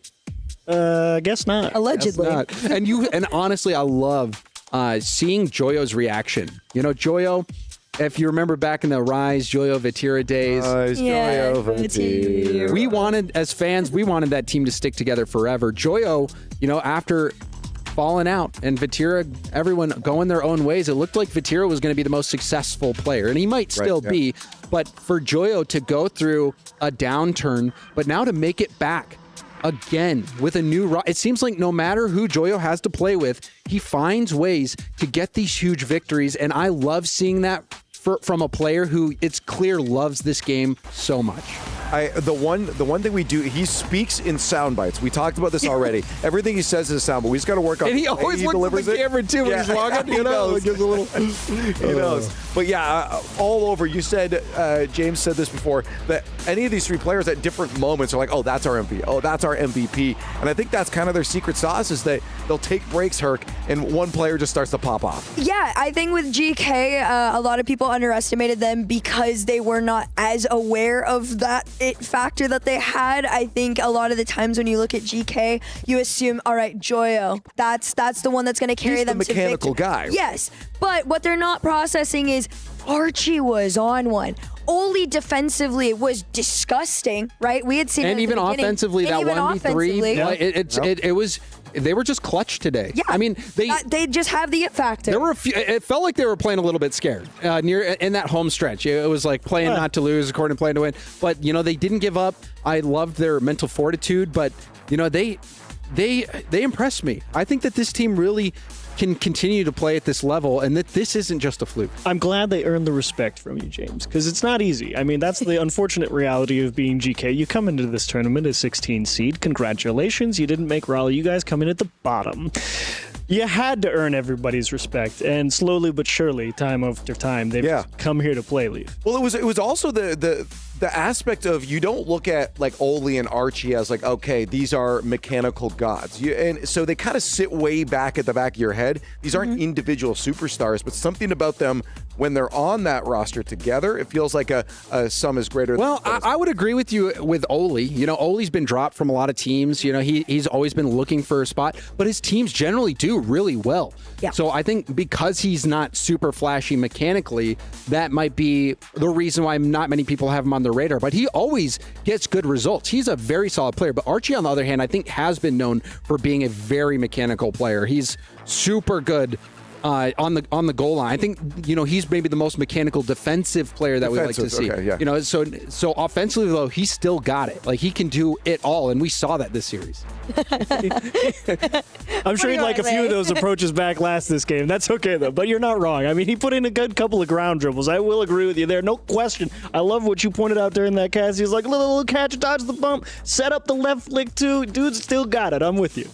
Yeah, I think the key thing overall, before we leave the conversation, was the confidence factor of it. James was saying that it felt like they lost confidence, and then Oli brought it up in the interview afterwards, too. Yeah, I mean, granted, if you guys don't keep up with Rocket League or RLCS this intensely on a player-to-player basis, this team has one of the most egotistical, in the best way, players on their team. What's the bad way? The bad way is like you're like really annoying for it. When you see Archie have it, it's just fun.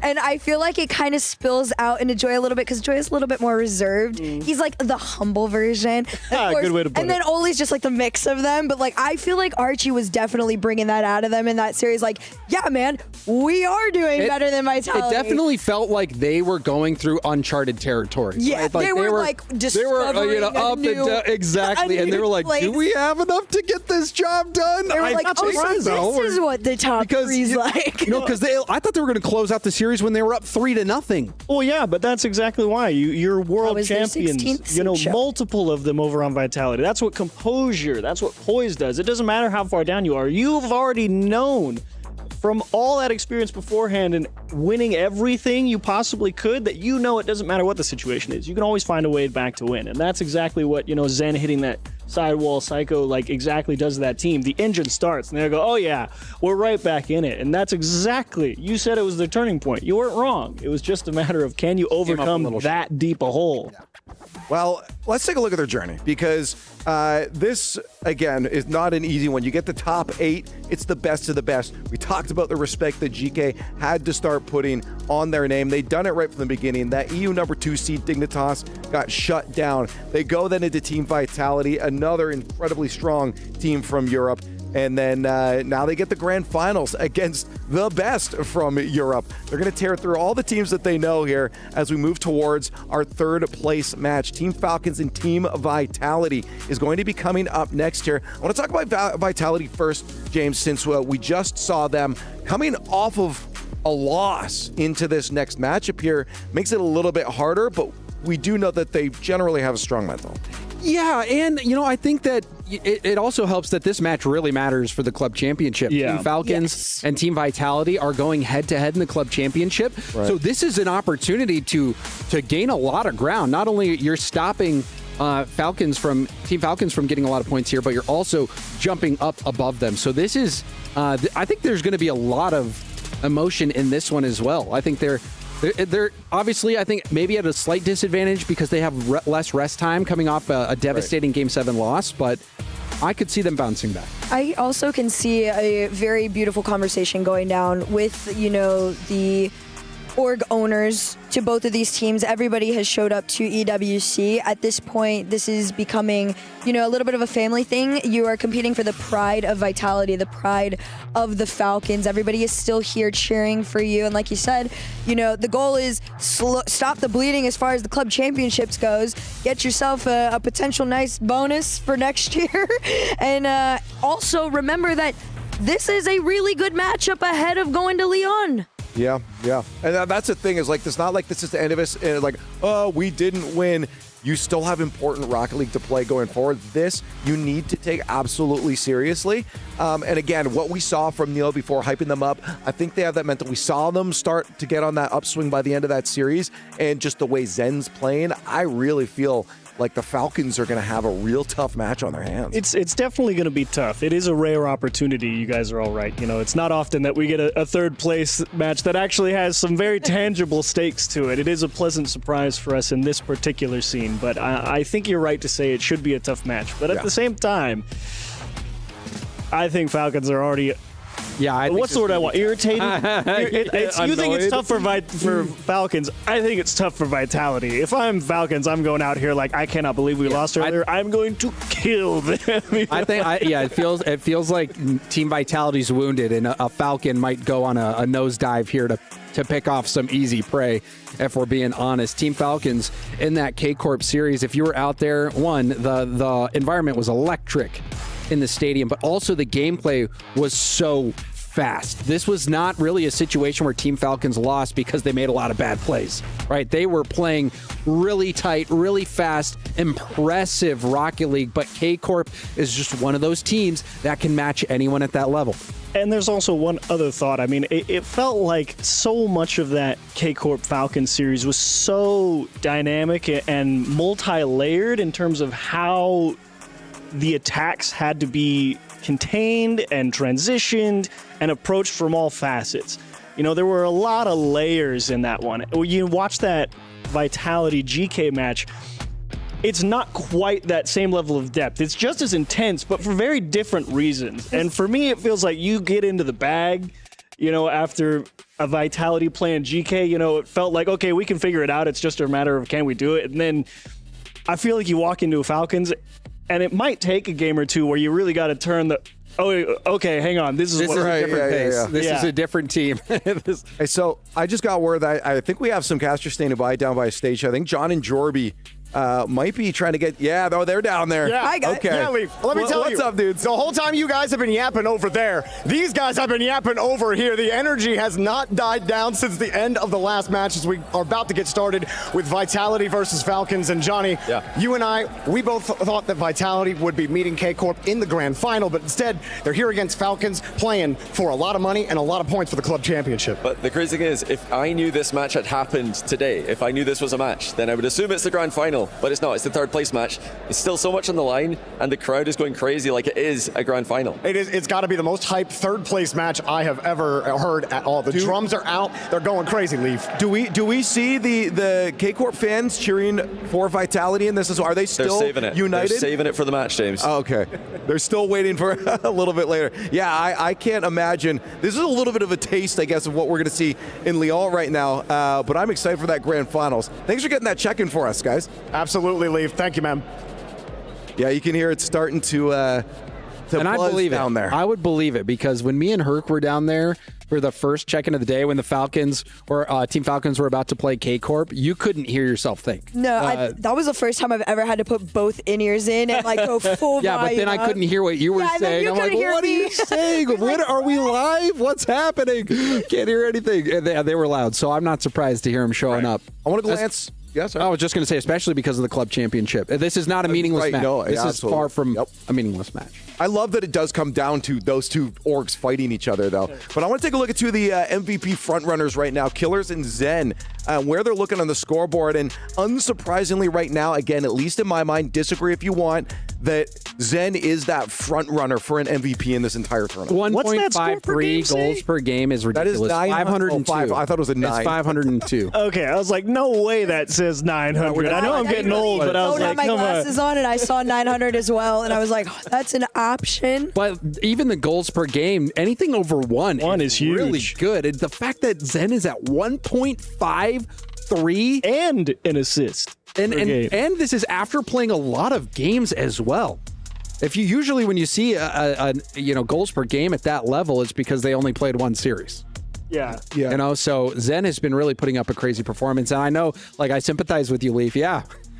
It would be nice to be able to give Zen the MVP trophy, but can you do it for a team that doesn't win the grand final? Technically, we're allowed to. I know. Hey, I'm it's just very gonna good. throw my hand up. Good. I'm gonna throw my hand up. Archie scored a hat trick. Yeah, and Archie has some nasty stuff. And I don't think Team Vitality is going to be able to win this next match. So I guess does it matter if GK wins the grand? If GK wins the grand finals, you got to give it to somebody on GK. Yeah, right. and You got it. I would.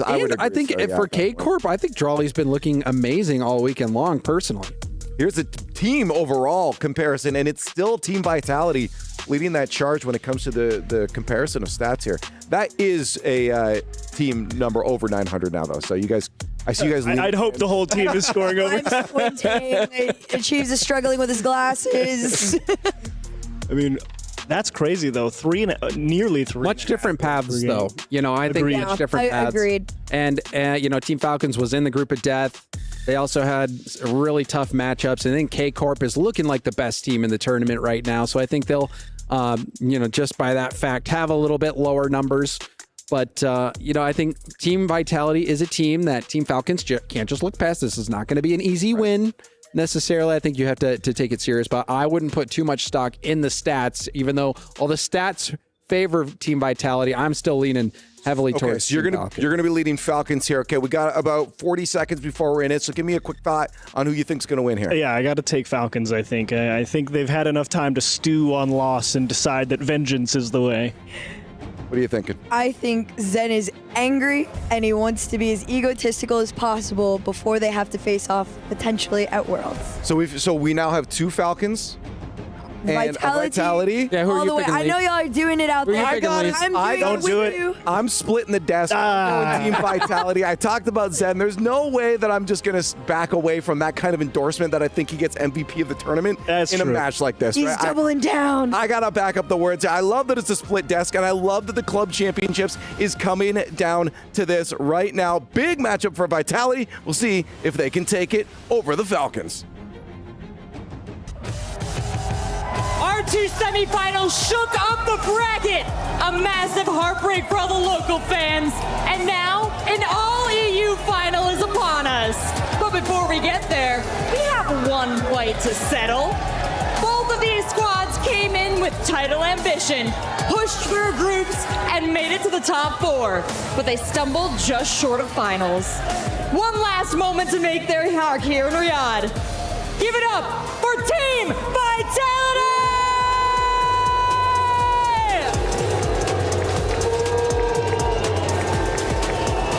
This squad carries the dream of their organization, hoping to lock in the title of best club in the world.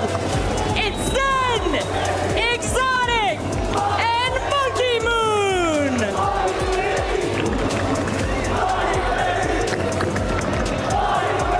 Well, Seltzer, the dream of a championship may be gone, but there is still legacy on the table. This is about pride, this is about pressure, and proving they belong to the top. So one more time for the region, and one more time for Saudi. It is Team Falcons!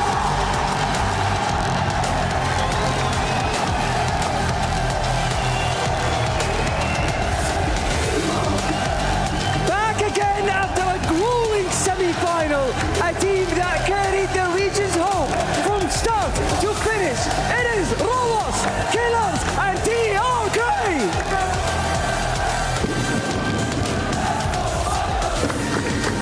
A fight for redemption. There is so much on the line for this one. Who's finishing on the podium, unlocking crucial club championship points? Let's settle this!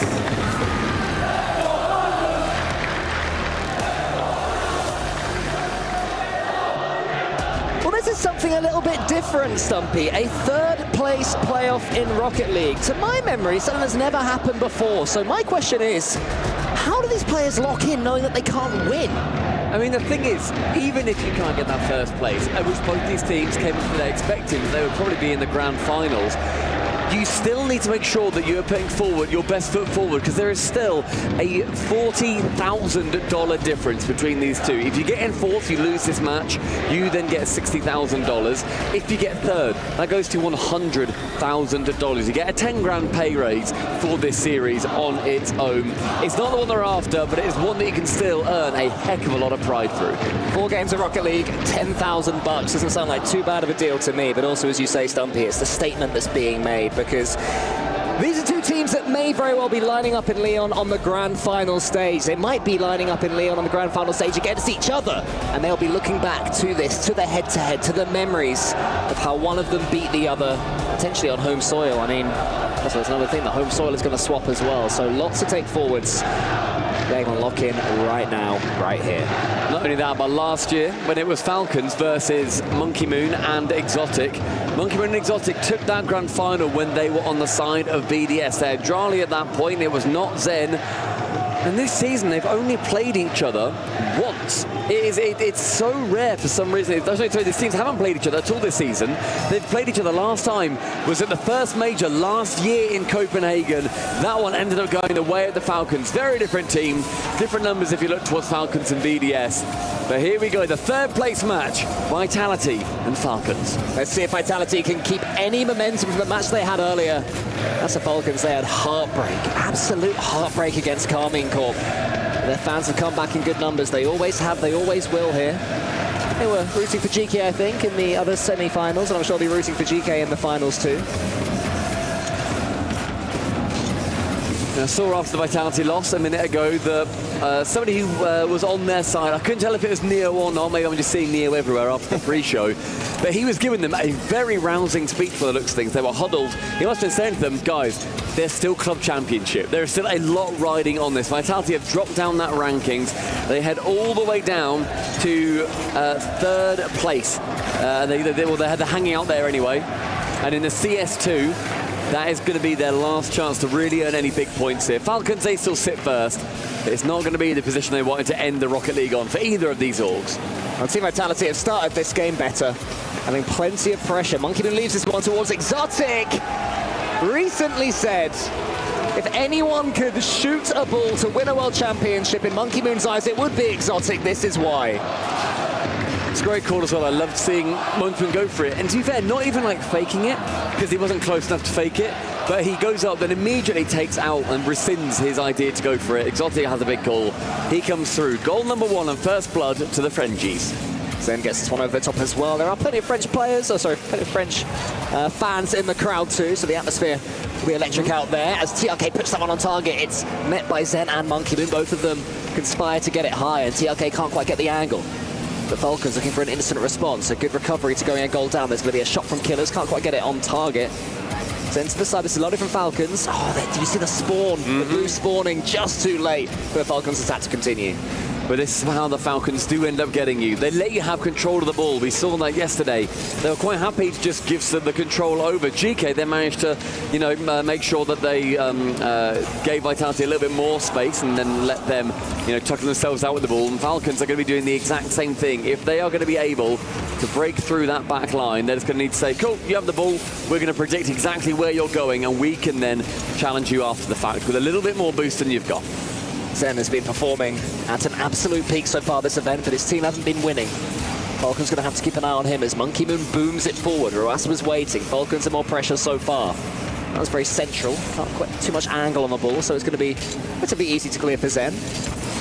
And has it landed Exotic as half this first game has gone and Team Vitality have a slender lead. But Falcons, I would say, have been edging it in the midfield play.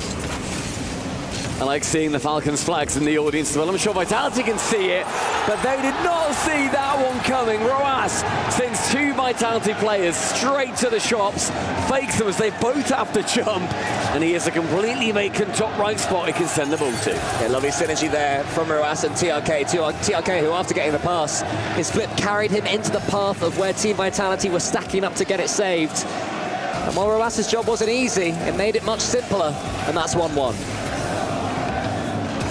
Lots of shouts for MVP so far as well, and I think anybody on these teams is going to have a good shout for it, but GK, they've got a wonder run going so far. If they can win that final, they may well snatch it away at the death from both Vitality and Falcons. But that's another, I believe, $10,000 going the way of the MVP, so both these sides still, as we said, with Club Championship 2 and just the Rocket League prize, they've got a lot to play for.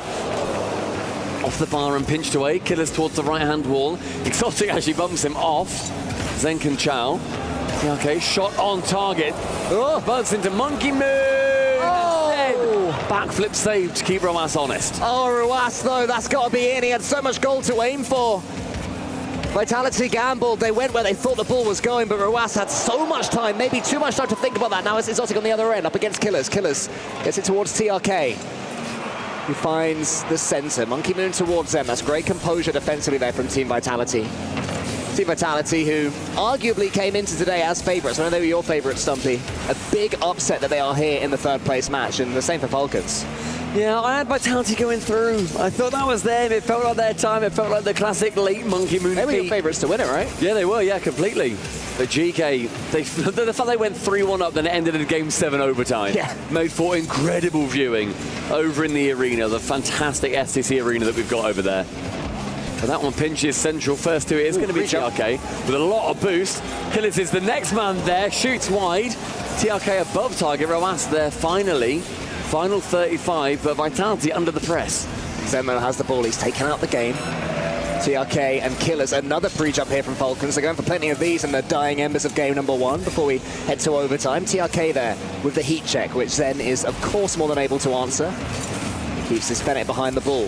TRK there then takes over. Monkey Moon, I was wondering if he was going to be bumped on the way out by the Falcons man, but instead it was kept honest. Few seconds left before game 1 goes to an overtime. It's been an exhausting day's Rocket League for all these players. About to get a jolt in the arm for Falcons. Not quite yet. It's Killers, though, with one more chance before we head to overtime. Exotic to the ceiling. That should touch the floor and does. Next goal wins. I mean, this overtime has got to be so frustrating. I think realistically, both these teams feeling like they just want to get out of here. Prove they're the best, get third place, move on. They're going to have to fight through the other who believes the exact same thing as they do. Roas challenges first Monkey Moon, backboard bounce. Only Zen will be 2. He's completely alone in the skies. Falcons do let them do this. TRK can then go to challenge a little bit later than most teams would. Roas now, half a tank, a reset, fakes it, ends up going low. Monkey Moon has to get a touch. Roas can't touch it on the side of Zen, and so now Vitality with a chance to strike. Monkey Moon couldn't quite get that second touch, though, so he has to let that one go to waste. And Zen and Exotic both on the same side of the pitch. That's not ideal there from Team Vitality. Not as spread out as they have been at this event so far. Trying to force the issue, perhaps. They do get another chance until TRK does brilliantly to pinch it right round the corner. He's also up against Roas. What I would say is Falcons, their 50-50 game is normally so strong. Vitality are matching them for it at the moment, which is a really good sign for the Frenchman. Vitality has still impressed me. Like, they were still putting forward some of the best goals that we have seen this whole event. Zen's goal with like 3 seconds left. And Exotic now wanted to go for a little touch central himself, isn't able to. Against GK, Zen looked completely monstrous, but GK was still able to be that bit stronger. Nice chip up from Exotic. Monkey Moon is central, but gets removed. Heads away from the pitch. And 90 seconds in, it's been decent pressure, Vitality. Monkey Moon forces it out wide. Exotic, can he get this one under his spell? Not quite. Had to go for the pinch, which TRK was waiting for. This one going a little bit end-to-end now. Zen tracks back. Roas finds a pass in the center. Killers.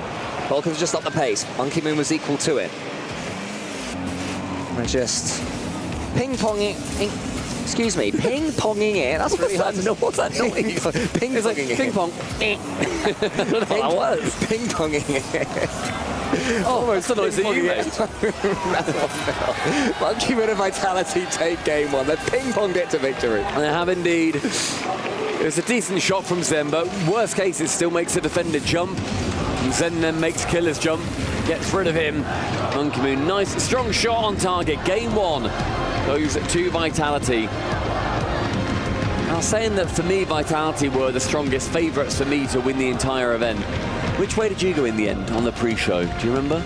I think I probably went Falcons, but I didn't mind the Team Vitality shout. How silly we were. I know, we were between us. Absolute fools, I guess. Oafs. Buffoons of ourselves. Both of our predictions. Is it fair to say they were both upsets? Carmine Corp beating Falcons and GK beating Vitality? GK Vitality, yes. Yeah. Falcons, KC, no. Even in this context? I think so. Yeah, I think so. I mean, both teams in this match did play very well. That's a fantastic save from Zen. It was shot in the perfect place too, but look at the continuation of using all of that pace that he earns from front flipping straight into the ball. Vitality, it took them 2 minutes, but they got the overtime win. Now, bear in mind the last overtime they had, lost it to GK, so they're now 1-1 in the last two. There you go, I like that for Monkey Moon as well, the reaction. Oh no, the devastation. Oh, I'm sure Falcons will get plenty of games. The best of 7, I don't think Falcons in this form have any chance of being swept here, so they will have plenty to cheer about going forwards, I'm sure, as we go to Forbidden Temple. The crowd, you can hear them chanting in the background. Team Vitality have the energy. Monkey Moon reacted to that one. We question how much, oomph they can get for a third-place matchup, and it does seem that the competitive itch is still well and truly there for Team Vitality. That's a good start though for Falcons from the kickoff. Zed can't get back. 1-0 FLC. It's a great counter-attack. That was everybody committing in. Monkey Moon is a couple of car lengths away from it. Not sure what he was thinking. Just been travelling down the other side of the pitch. In that previous game, it was exceptionally aggressive. 18 demos. That is double the average that we have seen throughout this event so far. So both these teams are making sure that the physicality is still a huge factor for both of them. Reset. Top corner just cleared away by MM. Lovely effort there from Killers though with the flip reset. Falcons taking a little bit longer to warm up into this series, but I'm sure they will. Killers is trying to block out Zen. Huge demo comes in the center. Killers 1v2, slams it in. Oh, so close. Great effort there with the punch. Hits the crossbar, and Team Vitality can try and get something going themselves. It's a lot of boost used though. Killers doesn't mind. Oh, he's at the post this time. I mean, look at the boost totals now. Only Exotic with anything. TRK bullies him away from that corner. Misses. That's a half flip. Does end up getting it, but on the backboard, Monkey Moon has got no boost. Sends it rightwards. Finds Zen. A lot of speed to himself as well, so can catch up with the ball, but gets cleared away into the corner in the end. Monkey Moon central. Exotic with the catch. 1v1, 1v2 rather. Ooh. Ends up alleviating the ball to Zen. What an interception from TRK. Yeah, lovely though. The free jump, that was a little bit of class there from Team Vitality on the attack. Monkey Moon is up, has got Exotic behind him, getting 100 boost, so he may be following up. It was Zen that was next in the queue, actually. Eventually it falls to Exotic, who slows things down, but Killers the 50-50 towards Ruas. That is style that we've seen 1,000 times there from Falcons, but it's not worked out this time because Team Vitality, they're coming forward themselves. Zen's second touch was a little bit heavy, could have gone for a reset there. We've seen Zen have those heavy touches too, and seeing as he is literally the naming guy behind the Zen touch. Oh, that's why it's called that. It's just been not quite working out for him today. He's seen that little bit heavier. And compared to yesterday, where we were calling Zen the best player in the world again, he has not looked as up to snuff. And it's such a harsh game when that ends up happening, where you feel absolutely on top of the world and your mechanics are flowing one day, and the next, nothing changes, but just something doesn't quite click as much. Well, Killers went forwards, but Zen from the ceiling was able to get the block into the center. Exotic gets it as far as he can, but it is Falcons who are continuing to apply the pressure here. It's not even halfway through this second game. Still all the time in the world for Team Vitality to get something going. They've managed to make all 3 Falcons players jump for that one, but Ruas is able to come away with the ball and get it over the top of Monkey Moon. Not the first time this game. Monkey Moon's been beaten for pace, but Zen beats Killers there. Falcons lead has done them well so far. There's only 10 seconds or so in. Clear away with the pinch between 2 players, Exotic, Central, and Skims are starting to really come through for Vitality in the previous series. They're having less space to do them now, though. Yeah, every time Zen had the ball in the last game, in the last series, it seemed like he was going to do something spectacular with it. Even Monkey Moon had a go. Doesn't quite to be in the end, of course. Then it's bypassed that time by Killers. More good play there from Falcons. Looking composed and calm defensively this game. Much a better performance. Exotic gets a huge save though, and Ruas does not have the boost to chase it. So Team Vitality can counter. Exotic wanted to get the flip reset, but couldn't quite do it. And again, Monkey Moon is a tad far forward. Had to do a quick half flip there. Wasn't any danger, but they seem to be edging forwards a bit too much. It leads to all sorts of danger again. But Vitality get away with it. I mean, they got away with it in the sense that Monkey Moon was lucky that they didn't end up shooting on target, because if that shot goes on target, cool, it's a goal. And I appreciate that you need to be pushing up as far as you can with 90 seconds left, but with more opportunities, maybe impatience starting to show through a bit. Yeah, Monkey Moon is not somebody who likes being the third man for too long, as we continue to see, but when it works, it works. Here's Ruas though. Couldn't quite scoop that one over Monkey Moon, but the 50-50 is good. Gets it high. Is anybody following up? It's Killers. Exotic should be able to get this one away. Ruas waits to see what Exotic can offer. It's not enough to get past Ruas. Here's TRK, puts it in. Monkey Moon slams that one away. Better patience that time from Team Vitality, but they have to get going. 1 minute left. Look at the control there from Killers of his car, just to get a clean 50-50 on that one. I mean, the thing is, though, a lot of the shots we're seeing from Falcons, yeah, they're 1-0 up, but I feel like if they just were more confident shooting, then we could have seen this be 2 or 3. They've shot directly at the keeper multiple times. It's been quick saves, but not the hardest in the world, I don't think. That one's high, floating. Questions are asked and answered within seconds. 2-0, 40 seconds remain. Yeah, that's smart there from Ruas. Didn't go for pure pace or power. Saw where Zen and Exotic were covering and made sure to feed that ball in the one place they couldn't reach. I love that there from Ruas. And that makes them big favourites for game number 2 here. But Team Vitality do have time on the clock in which to change that. Zen gets it as far as he can. Lovely cut from Exotic. That's what Team Vitality have got to do. Can they get a goal from it? If they can, it could be very dangerous for Falcons at the end. Monkey Moon trying something they're not too sure what. Does get beaten by Killers, but no boost. He can't really get a shot towards target. Monkey Moon, what a stunning catch from him. It's a 50. Vitality, they need to get anything, something. No control of the ball, though, is going to make it much harder. And a third goal just about kept out. That is a save that we saw in the previous series. The Falcons do take game number 2. Yeah, 0 seconds. Killers gets his goal anyway. And 3-0 pretty much sums up game number 2.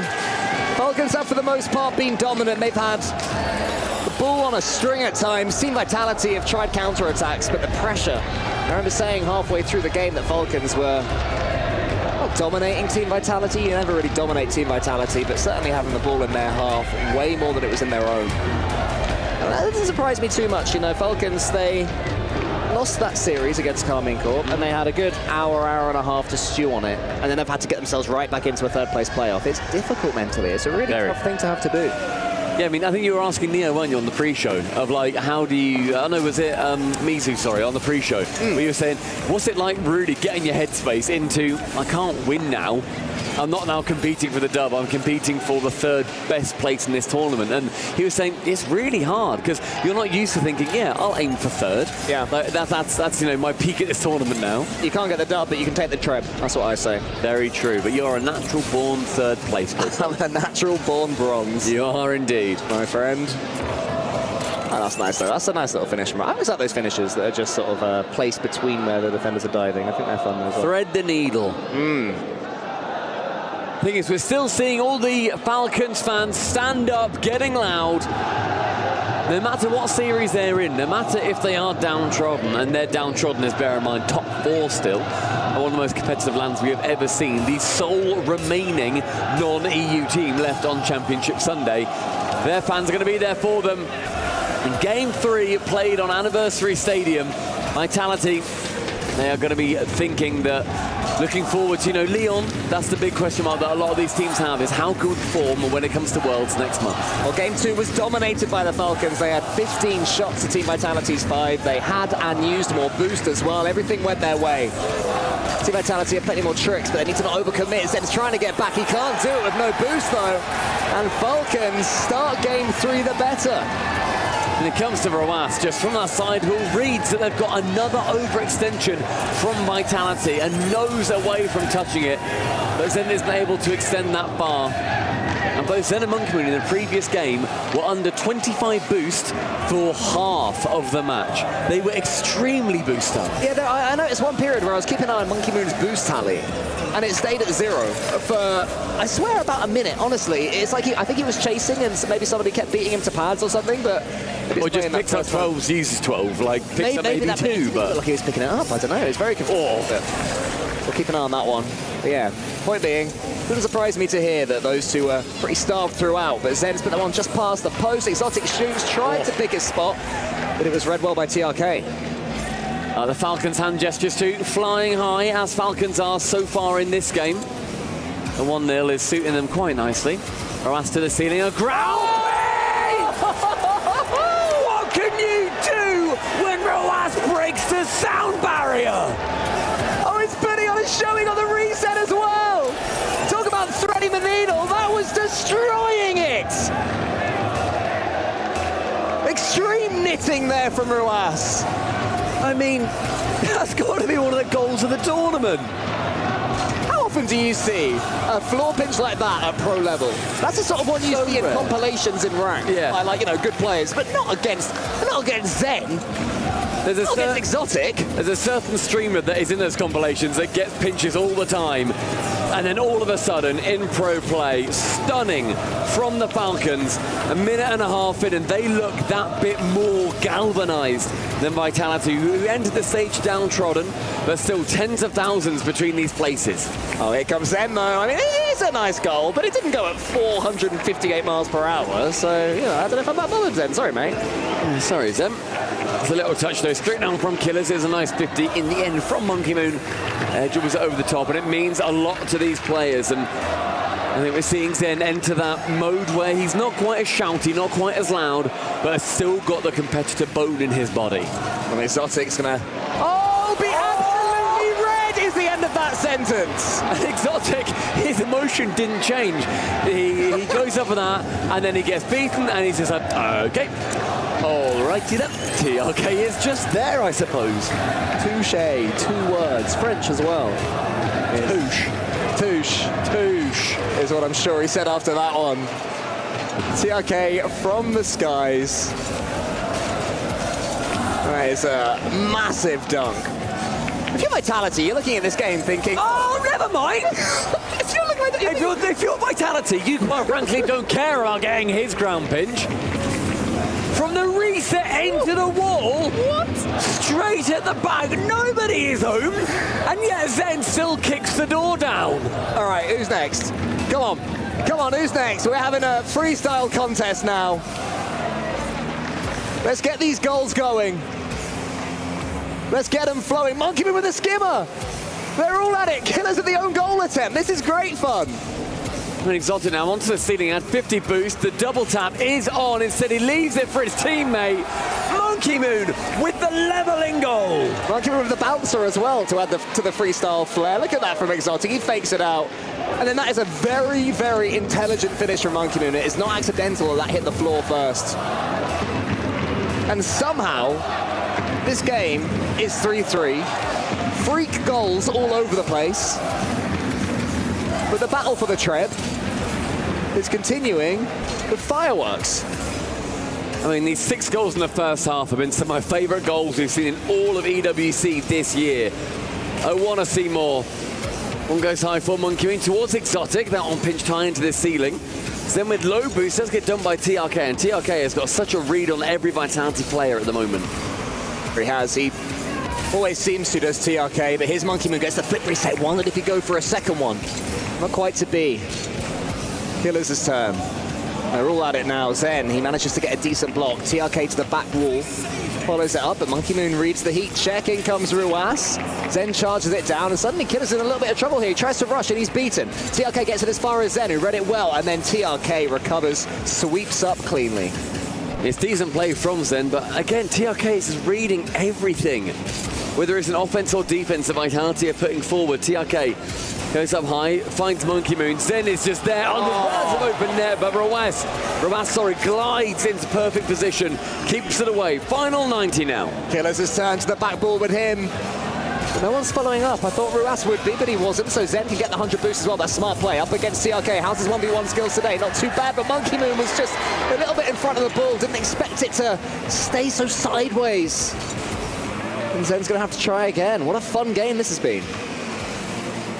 One touch high, it's going to manage to find Zen, but he's a lot of boosts to get to it. Exotic in a 2v1. He beats the 1, doesn't beat the 2.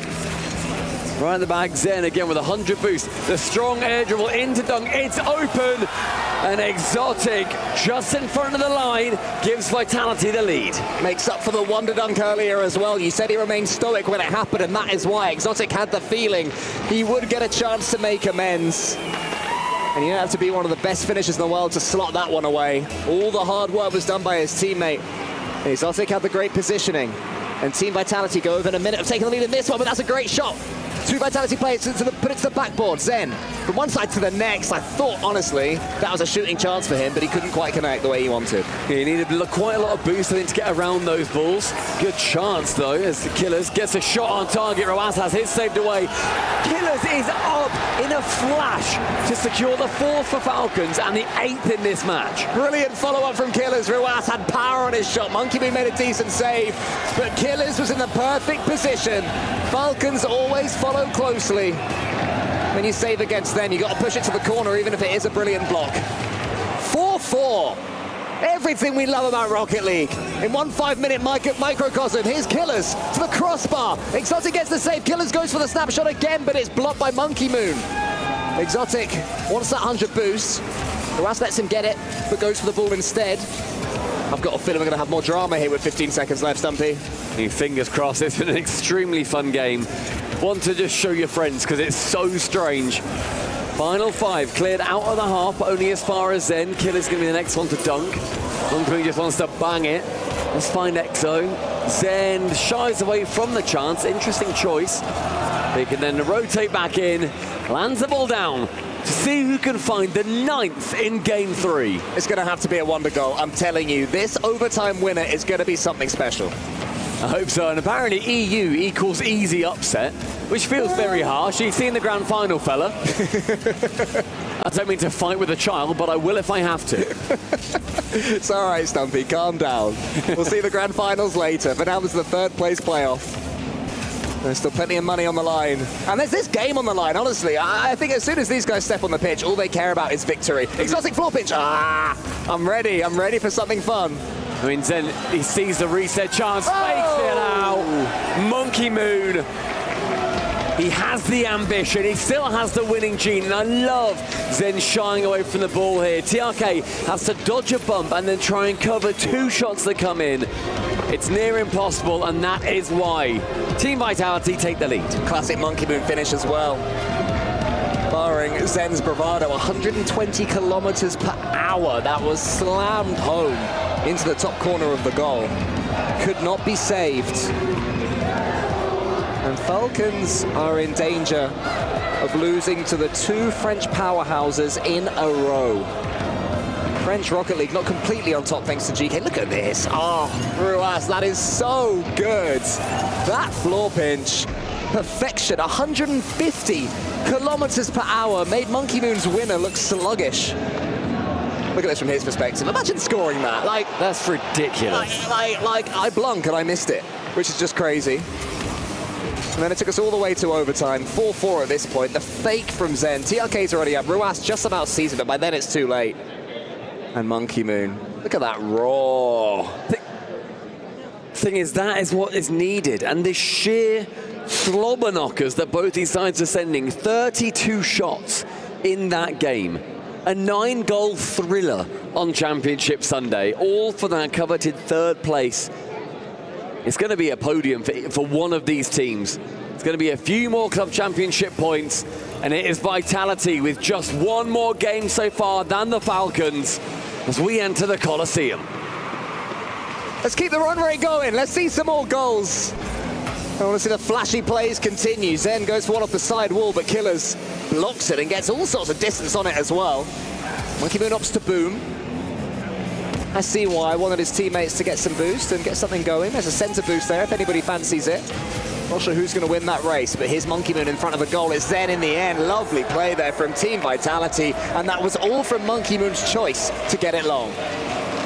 Monkey Moon, who is officially greater than the Falcons, based on this moment.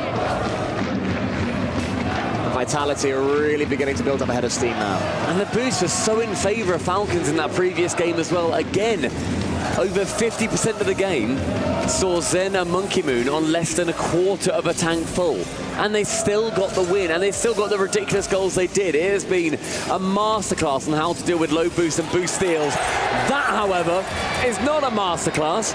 Roas just reads somehow a double miss coming through. It's such a horrible angle to try and touch the ball from. All three players have something to deal with, and Roas only keeps eyes on ball. Yeah, that's what I love about that, though, from Roas. It wasn't one that's going to go in any highlight reels, particularly, but Roas had a feeling that Team Vitality were missing that one. He followed it up, and the ball at such an awkward place on the backboard, as you said, Stumpy, that it was tricky to read, even for players of this caliber.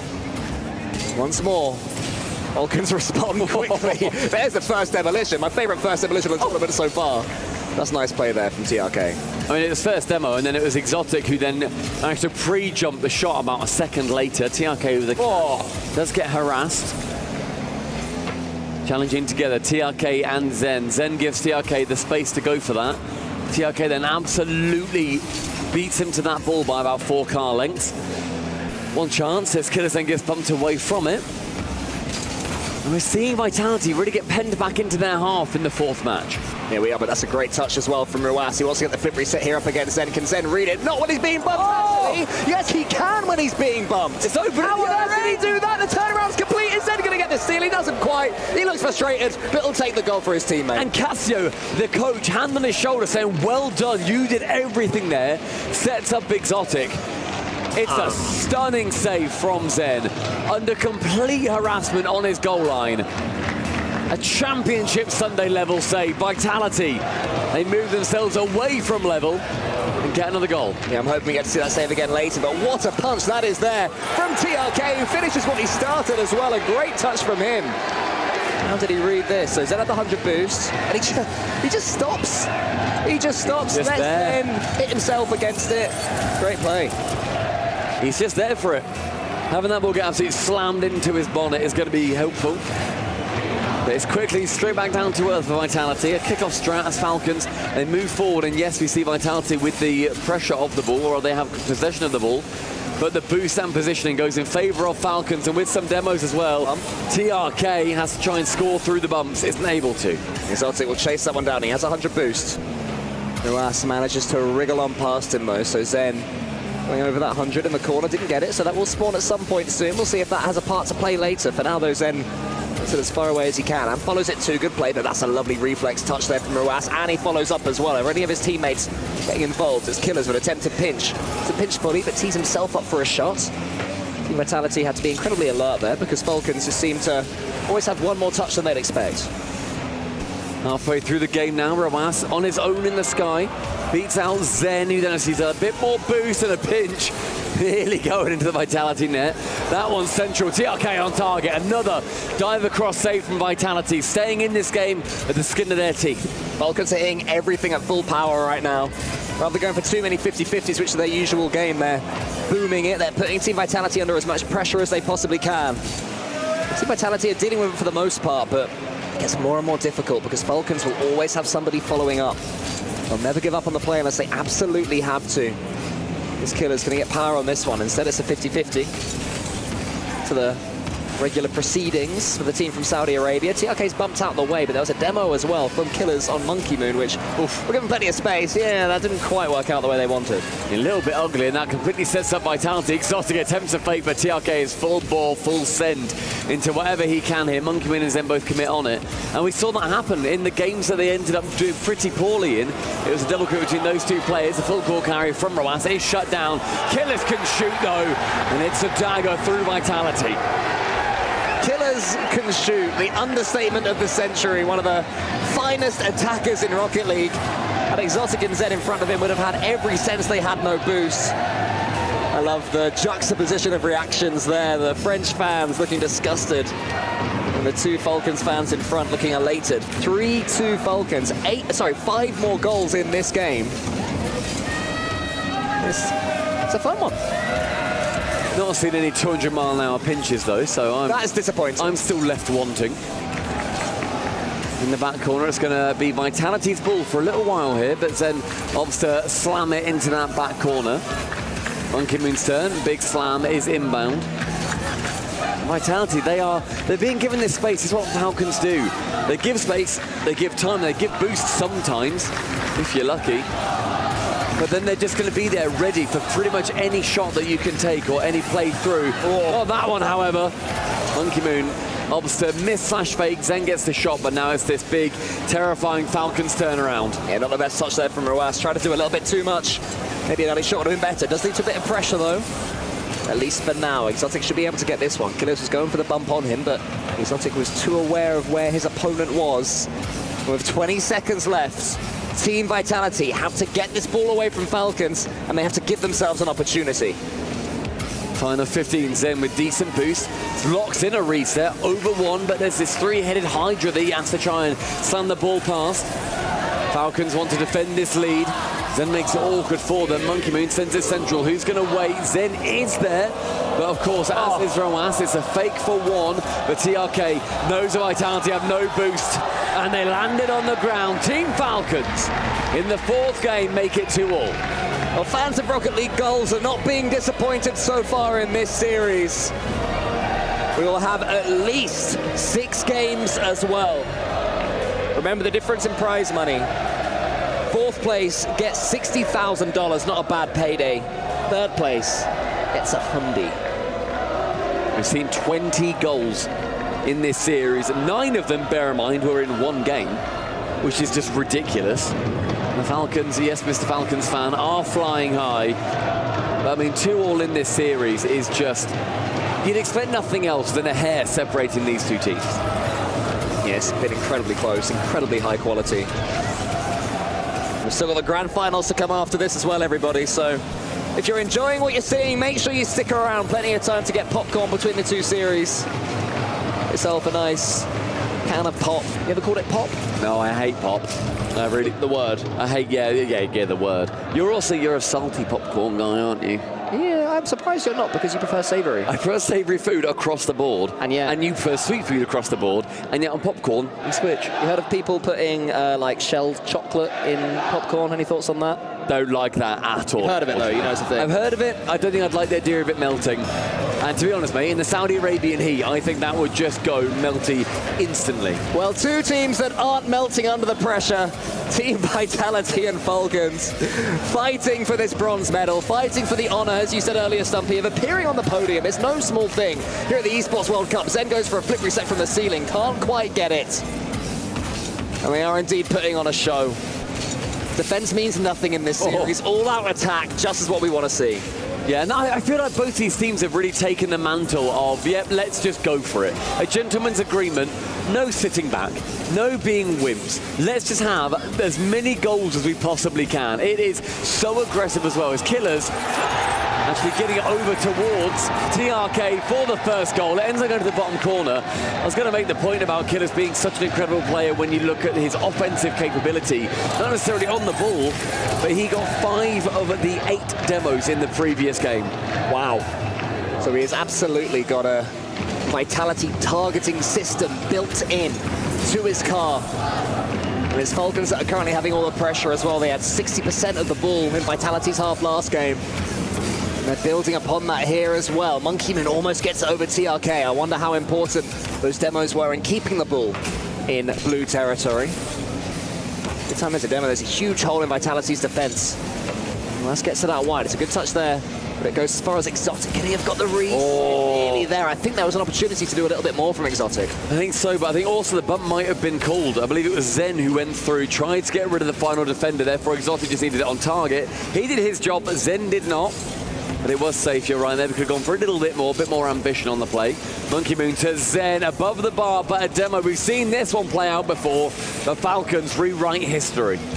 Killers looks to Monkey Moon, tries to force him away, but Monkey Moon is able to get the ball. We've seen plenty of goals this tournament so far from that wing, going down the line and spooning it into the center. The Falcons had to be alert that Vitality could conjure up something there. Exotic goes high, Zen has 100 boost. This is where Vitality are at their most dangerous. He gets a 50-50 instead. Ruas more than happy to get it as far as TRK, who does the same to Killers. He'll get his car around this one. Not quite. He'll get the 100 instead. Just make sure Exotic can't escape. Lovely reset. Oh, nearly lovely reset from Killers. He was trying to bounce on the ceiling. Yeah, tried to just go straight back down again to keep his car in the play. Unable to. Ooh, good and we're seeing demos now coming from both sides. That time it was the Exotic getting rid of Killers from the pitch. Monkey Moon to nobody, just gives the pressure back over towards Falcons. This game, a lot less goals. Still plenty of time for that to change. Only halfway through it. Despite the fact it's being played at 1,000,000 miles per hour. So much Rocket League left to play. We will go to at least game 6, remember. Neo Tokyo is in sight. Ruas, huge demo on the ceiling on a Vitality player. TRK follows up. Zen spawns in time and is able to get the ball to the side. More demos, it's making that Vitality backline that little bit weaker. Means they can't quite commit up as far. If they don't know who is back, when they're back, and how much boost they're going to be having if they need to defend nice and quickly. Exotic with a 50, as far as Monkey Moon. To Zen, but with a whiff. Now Killers in a 2v1 versus Monkey Moon. A dunk low, and you just felt it written in the stars that Killers was getting a goal. That first touch was the tempter. Go on, Monkey Moon, I dare you. Go for it. It's your ball. Psych! I want to slam that one down. This is what I do best. This is what my region does best. Of course, a region that has played on the high ping for such large swathes of their career. They come over to these LAN events and everything is even. They feel even more powerful in the 50-50 game. Ruas gets that one high. Falcons beginning to pull away from Team Vitality. Vitality will be looking to their talisman to change that. Killers goes to the ceiling this time and falls towards the ball. It goes as far as Zen. TRK has a pass into the center. Does he know? Nobody was there for it. So Vitality could have a rare bit of time with the ball. They've barely had it in this game, to be honest with you. Killers, the left-hand side versus Exotic. Fakes it low, but then ends up chipping it high. Exotic just stays in the middle, so he's able to get to it regardless of where the attacker goes. Exotic again, high 50. TRK and Killers both committing on that ball, so now it falls to Monkey Moon into the corner. Pretty aimless, so Zen has to get rid of one player. One touch into a very close air dribble, sends it far, goes for the bump, secures the bump. But there's always one more head to the Falcon. Yeah, nice try there, Monkey Moon. The third player was enough to get the block. Zen, though, gets one over the backboard. It's going to fall down. Ruas is able to come away with it. Exotic made sure he didn't get dunked or faked. And that keeps Vitality on the attack. Zen can get the reset this time. He saves it. He fakes it. Almost gets it past Falcons again. But their defense has been flawless for the last 30. And then they boom clear. I mean, not far off this series point. This third place point is going to be very big in that club championship. Falcons sitting pretty at the top there. Vitality still in third. Final 20. TRK fakes, but no one's there. Not the biggest issue in the world. Exotic can't get on the end of that very fast pass from his teammate. Disappointing pass from him. That one's central, awkward. The TRK is able to clear it away. And the final 10 seconds sees pressure fall to Falcons. Far side, Zen an opportunity. The bounce is high, but it's too far away. Doesn't go central enough. The Falcons find themselves on series point. Hard earned there from Team Falcons. Team Vitality, they defended deep. They dug deep at times. I love that dunk, though, from Killers for their second goal. It's such a smart play. I'll admit, when he took his first touch, I thought he'd overhit it. But he knew what he was doing. He was trying to goad Monkey Moon in, and that's exactly what he did to perfection. The thing is, as well, in that play, you can either go for the dunk, which he did, or because the ball is going in regardless, Monkey Moon has to hit it. He can't just go to the backboard. And so he can go for the bump potentially as well. Monkey Moon has to cover every eventuality with the limited boost that he has. He's got, what, 30 boost? Monkey Moon has to just go for it. He ends up going high. What he should have done is come from lower angle and cover the goal. Look how high up he goes. And then it then comes down low. Killers then just goes as wide as possible. Dunks it in. It was great play from Killers. Monkey Moon could have done more, though. But in that situation, you just have to react. It's all based on instinct. We do have a tactical timeout for Team Vitality. And we have on the stage Johnny and Jorby to tell us how it's all going. I gotta tell you, Cole, Stumpy, this has been an insane match so far. It was Pinch City just a little bit ago. There have been some crazy goals in this match, Johnny. Yeah, I love the Pinch match especially. That's going to be one to look back on. But now for Vitality, they got to lock in. If they can't get this dub, then all Falcons need to do to win the club championship, I believe, is get 100 points between all the remaining titles. So that would be the worst case for Vitality as an organization. They might have already lost it before CS even commences. So that's what it's all about here for Vitality. They've got to figure out how to stop Falcons from having so much success against them. They win this, their CS team, Vitality's, is extremely good, so it will put them in prime position to win club championship. Remember, last year, Falcons, they had the thing wrapped up by the time Rocket League was over, so this would be huge if Vitality can take it, but they got some work to do for sure. It's going to be all about the bumps, it's going to be all about the demos, it's going to be all about physicality for Vitality. John is completely right on that physical play as well. The number of demos that we have seen, and not just that, but then stealing the boost to make sure that the Vitality players can't get themselves back in the play. That has been a difference maker so far. Vitality have done well with their low boost, but they could be doing better. Game 6. No North American teams here to lose on this map. It's going to either be Falcons going through or Vitality taking us to Champions Field. They'll still find a way, the North American teams, but it's kind of the European team that are finding a way here. Early doors, and that's precisely what you want after a tactical timeout. 1-0 Vitality, Zen dusts 2 of them for pace. Johnny was talking earlier about the club championship. If Falcons win here, Vitality's run to win the championship would be essentially over. There's a lot of money. They could still win at the table, but that first place would be locked off to them, near enough, barring an absolute miracle in other esports. And if there's one org to do it, though, as far as I'm concerned, it may well be Vitality. And they've done well in this first one, as Roas locks in demo numero uno. Remember, $7 million for the winner of the club championship. Incredible money. Money that can fund a new team in a new org and a new game. It can completely change an esports org's life and trajectory. So that's what these guys are playing for, as well as money for themselves, which will be well earned as well, as Killers almost goes over the top of Zen. Roas, that's a little bit reversing. Not something you ever like to do, because it takes away all your momentum when you hit the ball. That's a good from Zen. It's saved well by who else? TRK. It's a stunning shot. Near unsavable, but TRK can just stretch across. Killers dips in front of Monkey Moon and takes the ball away from him. Roas then reads where that ball goes perfectly. A reset, fakes it, goes low, rounds then. Can he make it? 3. Pinched it low and then lands. But my word, Falcons, they're trying to make sure that when they get a goal, it is highlight reel worthy. Yeah, lovely effort there from TRK. Oh, the double demo. Big demos as well, and then he misses the ball. The angle was taken too far away from it to get those double demos. Unfortunate. And it does still remain Vitality with a slender lead. Trying to get us into Game 7. Exotic is there. If Monkey Moon can get it to him, not quite. Instead, it's Killers. Ruas follows it up. He's going for one of these. Can't get it from here, can he? He can get a pass, Exotic sends it forwards, but Ruas, he knew what Zen and Exotic were capable of. I love that. And Zen going for these skims. If they play a little bit looser, it may well end up with a game number 7 and just about wrangled in. Despite Zen's save, is an equaliser from the Falcons. Falcons trying to kill Vitality's fight in this game, series and club championship. They equalise here through good old hard work and supporting their teammates of the follow-up. Vitality, they had that light lead, and in an instant it goes. They'll have to go all over again. It's a pick up from Roas in the corner. No one challenges. You cannot give them that much space. Cleared away. Vitality, look at how much pressure they're under, and only just wide. Near Pixels keeping Vitality in this game so far. Monkey Moon on target, nearly the dunk coming through, as Zen is now left right at the back. Roas takes the immediate touch, and Zen, a stunning touch back, and a catch from Killers. He Zen touches against Vitality. Monkey Moon gets the skin himself. Exotic was waiting underneath it. Using every ounce of the pitch, these guys. Zen in the center, Monkey Moon's already up.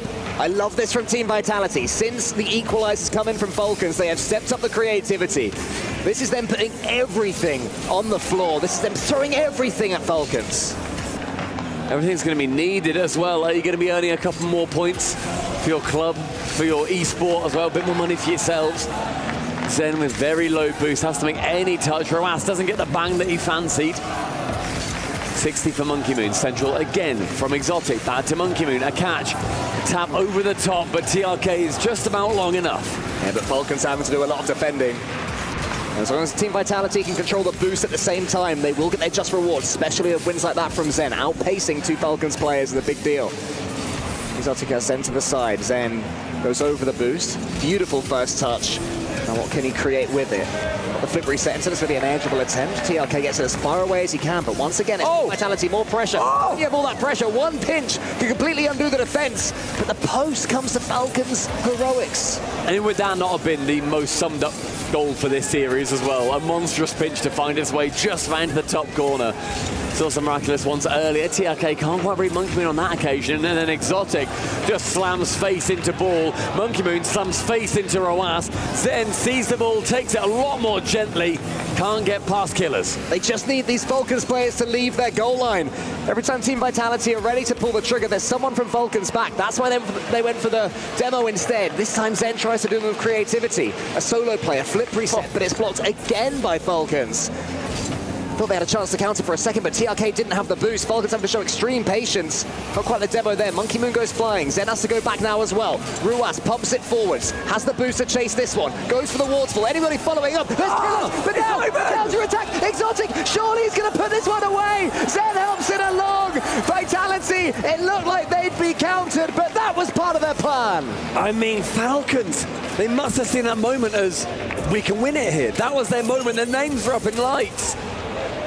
And in the end, both miss. It rotates back into the midfield, and Vitality, a very late sub-30 equaliser into immediate kickoff strat. Goes up high, one central, Exotic to intercept. Yeah, the fake kickoff there from Falcons was a nice idea. It didn't quite pan out. A Vitality player stood back just in case that was going to happen. Exotic sends it as far as he can. Can't quite get the block, so danger for Falcons all the way. That fake won't help either. Moon keeps it central, keeps it high, wants his team to pick up some boost. TRK towards Ruas, great block there from Zen. TRK has another bite at the cherry though. Killers backflips, goes for the ball with the half flip, and here is Killers, blocked again. It was Exotic that time. TRK keeps it high, Monkey Moon misses, and Zen gets it at least as far as Killers. Monkey Moon saves Vitality, all three players involved with the goal line heroics. What do you know, Stumpy? We are going to Game 7. Ladies and gentlemen, we are merely one game away from having a full 21 game day so far. It was KC taking down the Falcons 4-2, the unlikely one to not go to 7. And thankfully, these teams putting on a show. Team Vitality wrestle it back, and it was that moment from Falcons where they saw we can win it. Right now, to commit, it's a nightmare, because in the end, it just gives the game to Vic. It'll be 28 games, not 21. It's currently 21. It's already on 21, is it? No, it's currently on 20. Right, I see, okay. So it could have been 21. Well. Yeah, I see what you're saying. Trying to correct me, I see you. I just didn't know if you'd forgotten that we had maths 4 series. Boy. You horrible little maths boy. Just making sure everyone has all the facts. And the real fact here, Stumpy Goblin, is that Team Vitality, they had an exorbitant amount of shots there. And apparently Monkey Moon got 96 points that game. That one's thrown me. That did not strike me as a game where anybody did nothing. But apparently Monkey Moon did nothing. We are currently on a tactical pause. And this time it's Falcons that are going to be having to do the thinking. Or are they just blocking the Vitality momentum? I mean, you may as well just take the time. Slow them down wherever you can. You're getting into the tail end of this series. It's literally your last chance to take it. I truly think you just may as well. Vitality got that momentum, not by much. Nope. Both completely identical momentum as far as I'm concerned, despite Vitality winning the last. Well, as well as getting the game, Vitality did have the better game on Neo Tokyo. You know, the latter half was Team Vitality dominance. They had the ball in the Falcons half for the vast majority of the time. They controlled the boost and they had the better opportunities. Other than that one counter-attack, which almost absolutely nicked it for Falcons. It was Team Vitality's game, so many reasons. I certainly understand that Falcons would block that momentum at source. The crowd are ready. The players now are ready. 3, 2, 1. We're going to a Game 7. Who's going to take the bronze? It's going to be a massive moment for both these teams. Neither want to let the first time they face each other in 18 months go the way of the other. The Falcons and Vitality have a lot of pride on the line, especially when you look forward to Lyon. Roas tries to shoot it underneath Monkey Moon, unsuccessful on that chance, but the pressure immediately is in favor of Falcons. And then look, it just immediately switches straight back. Now Vitality have a couple of shooting opportunities. Oh, Monkey Moon, you can get it. There you go. Yeah, TRK and Killers double committed there. So Monkey Moon is able to go for it, try to force the flip reset, wasn't quite able to do so. But it seemed Vitality looking like their Neo-Tokyo selves here on Champions Field. Monkey Moon misses that one though, and they do seem a tad jumpier Vitality. They were supreme in the last game. Not quite so in this one. Falcons finding ways through. Monkey Moon jumps against a very low boost TRK, so that goes very much in TRK's favor, though Exotic does manage to wrangle some control. And 50 leaves TRK flying to a nice eye, and Exotic, the angle, not able to be found. Monkey Moon keeps that question asked. Exotic races Killers to that one. And he has control of the ball as well. This is what this game will come down to, those key moments. Can players take control when they have it? Oh, Monkey Moon gets the skin, but TRK was more than ready for that one. Maybe not the second follow-up, though. Exotic had a shooting chance. Killers showed great reflexes, so Falcons continuing to read Vitality as and when they take those final shots. I do love how Vitality approach any given situation. It's so team-focused. They very rarely end up going one by one. Monkey Moon finds Exotic, I want to say on like over half of the plays that he ends up going into the midfield with. He's on the wing, you won't see him go straight for goal. He goes for a teammate, and that makes it a lot more unpredictable. I'd like to see maybe him go solo, and everybody on Vitality go solo a little bit more, just to show what they have in that arsenal. Killers has a chance to go all by himself. He gets the reset. Exotic's in front of him, gets it through him. Not quite Monkey Moon, though. A couple of Vitality players were needed there to get that one away, and Exotic tries to help out Monkey Moon, but the challenge wasn't an ideal one. That one's in the backboard. Killers there. That's the reset. Can't do anything with it, though. Unlucky, but TRK shoots. Great shot. Monkey Moon, big save. Exotic, the only player with any boost. He's going to be the next man to challenge. Monkey Moon again, under 25, along with Zen. That has plagued them earlier. So great bump, but Zen then challenged low on the ground, does pick up that mid-100. And now suddenly Vitality, they've got chances to counter-attack if they can get this ball out of their half. Yeah, Falcons with their first real pressure at a game and a half. And boy, they're making it count so far. It's going to fall towards Ruas. Oh, just hits the post. And not quite able to be followed by TRK. Only just wide as well. Wanted it to be perfect, just needed it a little bit more on target. Monkey Moon challenges, low boost again. Zen's the only one with any, and he's now in the other half. Monkey Moon picks up 100. Exotic jumps with nothing, and he jumps at Ghost as TRK haunts the Golden Hornets. That is how you take an opportunity. Ruas nudged Exotic out of the way to open the door for TRK. The hometown hero, they adore him here, and currently he's got the winner. A man akin to Ronaldo on billboards across the Boulevard. Exotic into that back corner, takes Zen with him, and then Roas scores that boost completely away from the team. Exotic to pick it up onto the ceiling.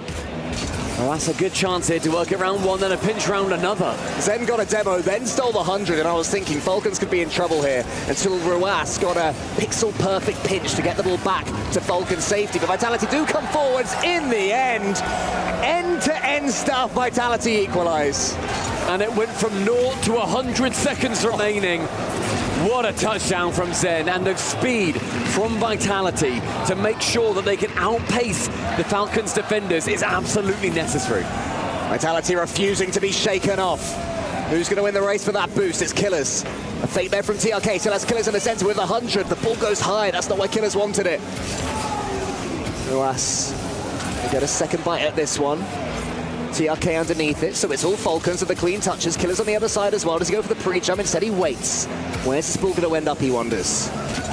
Tracking back, that's an interesting touch there from Ruas, but it's worked out really nicely. Tries to follow it himself, gets the 100 as well. So Falcons, some strange plays, but they're benefiting from them. Finally, the Vitality have got a bit of boost in defense. The Falcons, they wear them down every single time. Zen wants the 50 TRK here. He becomes the benefactor. Central, Monkey Moon on target, cleared by Killers. The first real chance since the goal went in. TRK to the ceiling. Exotic is going to knock this one wide. Monkey Moon has 100, wants to tee up Zen. Can Zen do anything with it? The crowd are wondering, but it's going to go to the center. Head in hands when this one ends, I'm sure, for either side. It goes towards that one side where Killers is waiting, and again, low boost. Vitality needs to do some defending. Monkey Moon has the ball, but he's only got about 10 boosts to do pretty much nothing with it. Exotic asks a question of TRK, but it has a simple answer, and then Killers yet another perfect 50-50 to get his team on the attack. Final 25, Romas, a reset, very pretty. The 1-2, the 3 does not end up paying off. Zen sees 100, he sees the ball, he sees glory in his sights. It's a low 50, who's next? A save! Lovely block there from Killers. It seemed like that was the moment, but now here's Ruas, his twin. Can't do anything with the ball. Exotic has it under his spell. TRK nips in there. 4 more seconds to another overtime. Vitality's second Game 7 overtime in a row. If this hits the floor, which it probably will, but... No, it's going to be Killers. It's going to be a chance. It's going to be an own goal! Vitality throw it away in the death. Monkey Moon thought he was challenging 2. It ends up as 3. It's agony for Team Vitality, but jubilation for the Falcons. It's not the result they wanted, but the bronze medal restores Saudi Arabian pride. These 3 players keep coming to these all-or-nothing series, and at this point in their careers, they know how to get over the finish line. What a devastating end. Not even an overtime. Exotic did what he thought was right. He gets the demo, but he gets a touch on the ball. He speeds it up way more than Monkey Moon was anticipating. He then has to jump. He makes contact, but not nearly enough. And Vitality go from heartbreak to just embarrassment. It's got to be right at the end. It's such a hard-fought series. It's painful when the last goal comes in like that. You can see why it happens, but credit to Killers as well, who made that catch. I was thinking that one was going to be overtime. Most players would settle for the OT, but Killers is not most players. Falcons are not most teams. In the end, though, Vitality, they end up in 4th place. They lose to GK. They lose to the Falcons. And their first place in the Club Championship dreams are pretty much over. They still have Lyon to look forward to. And Fancy is chilling on the stage with an interview. And there you have it, gentlemen. Team Falcons lock in 3rd place at Rocket League at the Esports World Cup. I have Killers with me for a quick interview. Congratulations. You do not understand what this means to the local fans. You've locked in Club Championship points, $100,000. So much on the line for this match. So my first question to you, what do you think went wrong during the semi-final match? And how did you guys fix it so quickly in this match? وش اللي صار في مباراة نصف النهائي وكيف قدرتوا انكم تحسنونها على طول تسوون ادابتيشن للمباراة هذه بالذات؟ الصراحة مباراتنا ضد كارمن كورب لعبوا احسن مننا وبنتعلم من المباراة هذه وعندنا لسه بطولة الورد تشامبيون بفرنسا وبإذن الله بنعوض هناك ونجيب البطولة. بإذن الله. كويس انك جبت طاري المباراة هذه اللي بتكلم عنها الآن. Before we continue this interview, Killer was saying that Carmen Corp was a tough opponent, but we're going to compensate in the World Championship. So that's my next question to you. You might not have this crowd in France when you do the World Championship. So what do you think that will happen, and how is it going to go down, especially with a lot of pressure from the French fans? صح ان النتيجة ما هي النتيجة المطلوبة في هذه البطولة لكن بعيدا عن النتيجة الصراحة الجمهور يعطيهم العافية على حضورهم جميعا هو اللي كان مسوين شوف ما شاء الله هم مسوين أجواء رهيبة في البطولة ويعطيهم العافية جميعا على الحضور وشكرا لهم جميعا وابشروا بالعوض في البطولة الجاية بإذن الله. Well, Killers is saying that regardless of what happens in Worlds, I am just happy that all of these fans have shown up to support us for this tournament, and I'm happy that we locked the 3rd place match. And for that, we present to you the bronze keyframe for winning 3rd place. So congratulations on behalf of the Esports World Cup. You definitely earned it with 500 crucial club championship points in the race. And we present it to you with pride, with the fans behind you. So thank you for joining me on this interview. And there you have it, ladies and gentlemen. Falcons are our 3rd place at the Esports World Cup featuring Rocket League.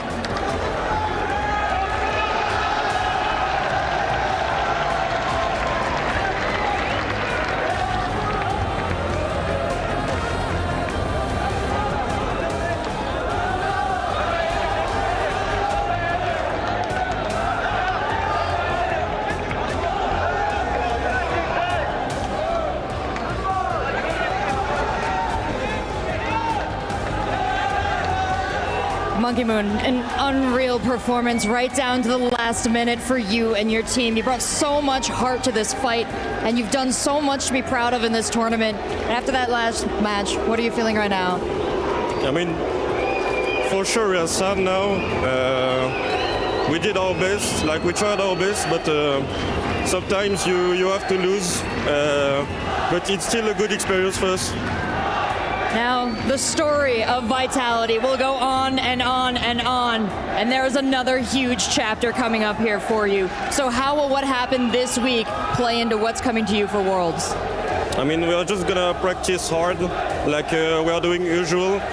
So, yeah, now we have to train, we have to learn about the Lost, and yeah, that's all. You've had fans here cheering from day one. You've had fans cheering around the world, so much support online, in person, and from your own organization. Anything you'd like to say? I just want to say thank you, especially to the Vitality fans. And thanks to everyone in Twitch chat. Yeah, that's all. Just thank you. You're fantastic. I'll let you get back to your team. Thank you so much for talking to us.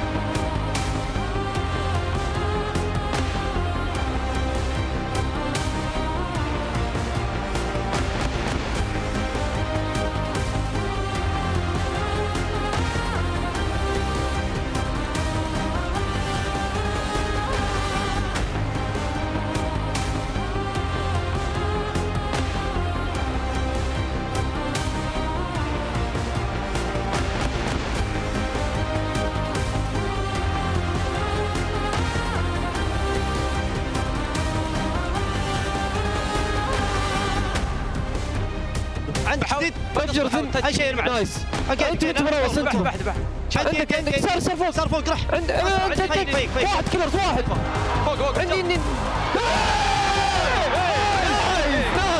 ايه يا عيال نايس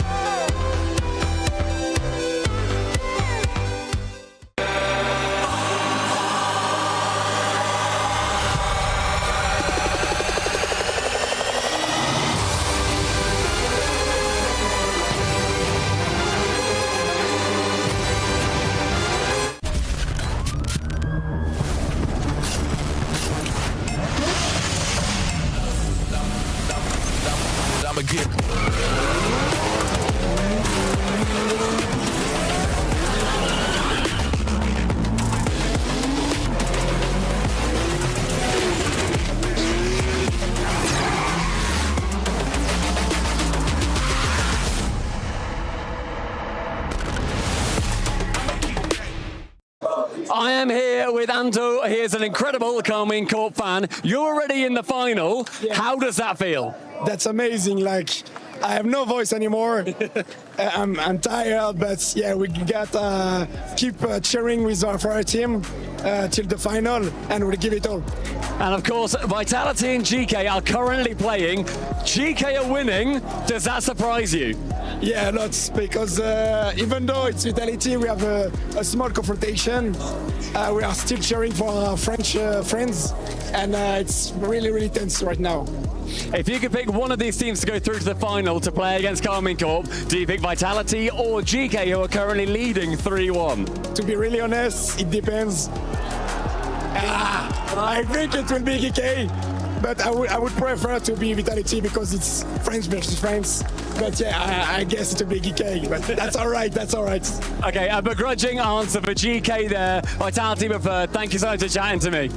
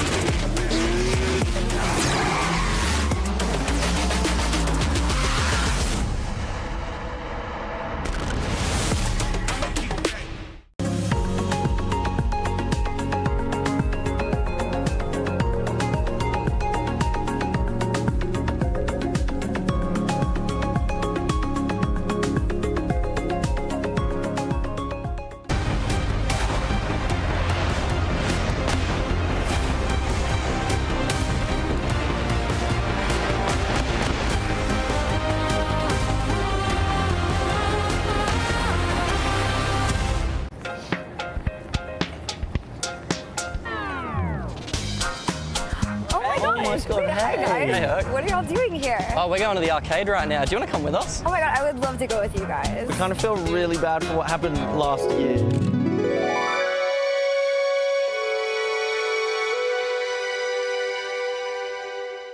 Thanks, I appreciate it. Well, I know where the arcade is if you guys want me to take you there. Oh, well, let's go. That sounds great. Let's go. Let's go. Let's go.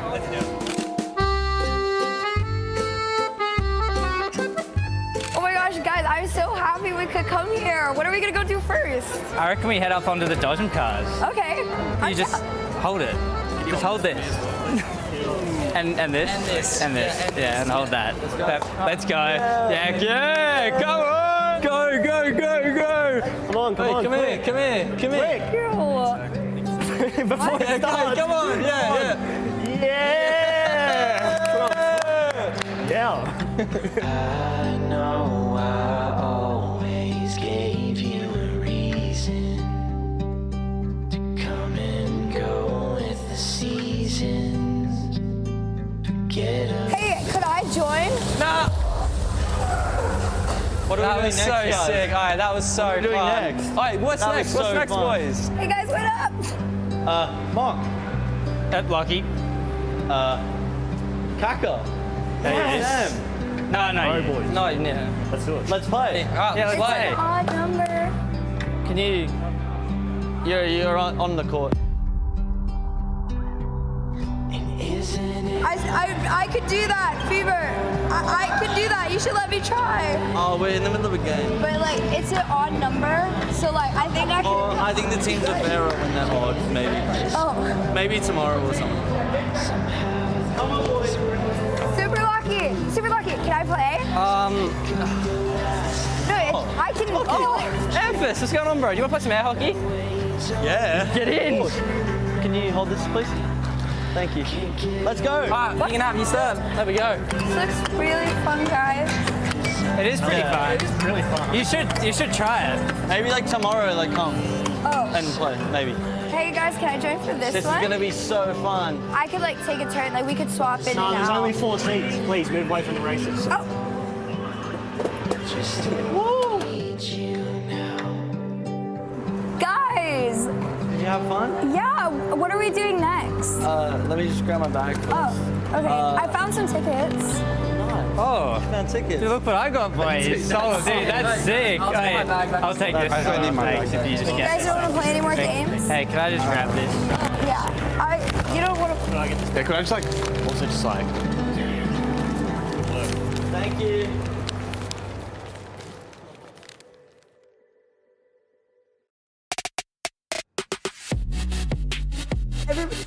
Welcome back to the Esports World Cup here in Riyadh, Saudi Arabia. I'm your host, Leaf, and we have the saddest girl ever with us. Solo. You can be on my team, Herc. It's okay. I don't know why Gustav just really enjoys watching me get bullied. But also, fun tidbit, they were not supposed to bully me that hard. We came up with that on our own, and they were that excited. You got the OCE boys with you? You should have expected that. I should have. To be fair, they made up for it. We went on a safari this morning. Oh, there you go. Yeah, anyways, I also have a Chiefs with me here, and you may have seen a new face here in our guest spot. Mertzy, content creator extraordinaire, is with us. Welcome to the desk. Hi, thank you for having me. Yeah, of course, man. This is great. We're going to put your brain to the test. You're going to analyze some stuff. Oh, okay. Let's do it. Lock in. He's ready to go. He's like, yeah, man. I want you to break down that Zen goal. That Zen goal, which goal? Yes. We were talking about this yeah. before, and I missed it, and she said it was the best goal ever. So I don't know where to start. Yeah, well, hey, let's start with how important the match was, because in terms of the club championships, that was a super important matchup. The Falcons, of course, not being able to go any further in that bracket, faced off against Vitality, who couldn't go further in the bracket achieves, and Vitality was really hoping to get that win. Yeah, tough pill to swallow. Nothing beats the own goal to lock in fourth place in the Rocket League event, especially when that race at the top is so tight. So, yeah, tough pill to swallow for him right there, but what are you going to do? Sometimes that's the way she goes. Yeah, I mean, we saw it before, Mertzy. You didn't get to see, but there was a massive amp up. Neil, one of the co-founders, was with them, charging them up, getting them ready to go into this. He's saying, guys, there's still a lot on the line, even though this is third and fourth place. And it was a cinematic thing, but it sucks to see Vitality couldn't take that there for themselves. But Falcons, though, fans were happy. Yeah, I mean, I was like there on the stands, just being here like twice before. I just knew like coming into this, I had to get in the crowd. So I reached up to Falcons and, shout out to Azam and Robas. They were able to hook me up with a jersey. I went right in there. I experienced the crowd. It was... Yeah, how was it? It was electric in there, wasn't it? It was actually incredible. It's like the loudest crowd I've ever seen on RLCS. And that's saying a lot because I've also seen KC and Vitality. Yeah, like the big RLCS. ones. Yes. So how's it been for you just hanging out in the Boulevard? Are you making any content here? Herc called you the most... You're the most active content creator I know, Mertzy. I'm so proud of you. My favorite Instagrammer. Thank you for the glaze. He totally didn't catch me on my phone and like his story for me. Yeah, I was like, man, I need all the interactions right now. I'm not going to lie. Yeah. Hey, well, let's take a look at the bracket here. I would have done it anyway. What we've seen so far. Mertz, looking at the bracket, are there any surprising results for you? I mean, I think we're all looking at the bottom of the bracket. Yeah, we know one. Yeah. Yes, I mean, for sure, I would say GK Esports, because I was kind of expecting a Vitality versus, I would say, maybe like a Falcons finals going into this, but, GK showed up, exceeded all expectations, I think. Yeah, no, overall. Are you going to go back in for the grand finals? Oh yeah. Okay. Sure. He's like, no, those arcade games look really fun. Yeah, I'm running. I'm out. You know what? Never think about it. That football little cage looked cool. It did look pretty cool. I mean, I can't miss this, huh? Yeah. You're just gonna have a happy bags. conclusion to the story? No. No, he's gonna give you his bag as well. He's like, he's just gonna hand me his bags while he goes into the arena. No, I'm running from. I need to catch the grand finals, so no soccer. I'm sorry. Well, Mertz, before I let you go out, quickly, just let me know what has been your has there been a favorite moment so far of this whole thing? The favorite moment would probably be that Zen goal. Which one? Yeah, Mertzy, which one? No, she set me up with that one, but that's my answer, though. That's cool. Hey, Mertz, we were short on time here before the game. I just want to say thanks. I'm glad we were able to get you on here even just for a moment. Thank you so much for having me. That's great. It was awesome. Pro. Yeah, great. Good comms, everybody. 1, 2, 3. Great, great comms. All right. Anyways, we've been doing a lot of yapping here in the studio. It was time that we gave the mic to the players and let them yap. We sat them down in the official EWC Secret Labs chair for a confessional. It's time for Secret Time with Secret Lab.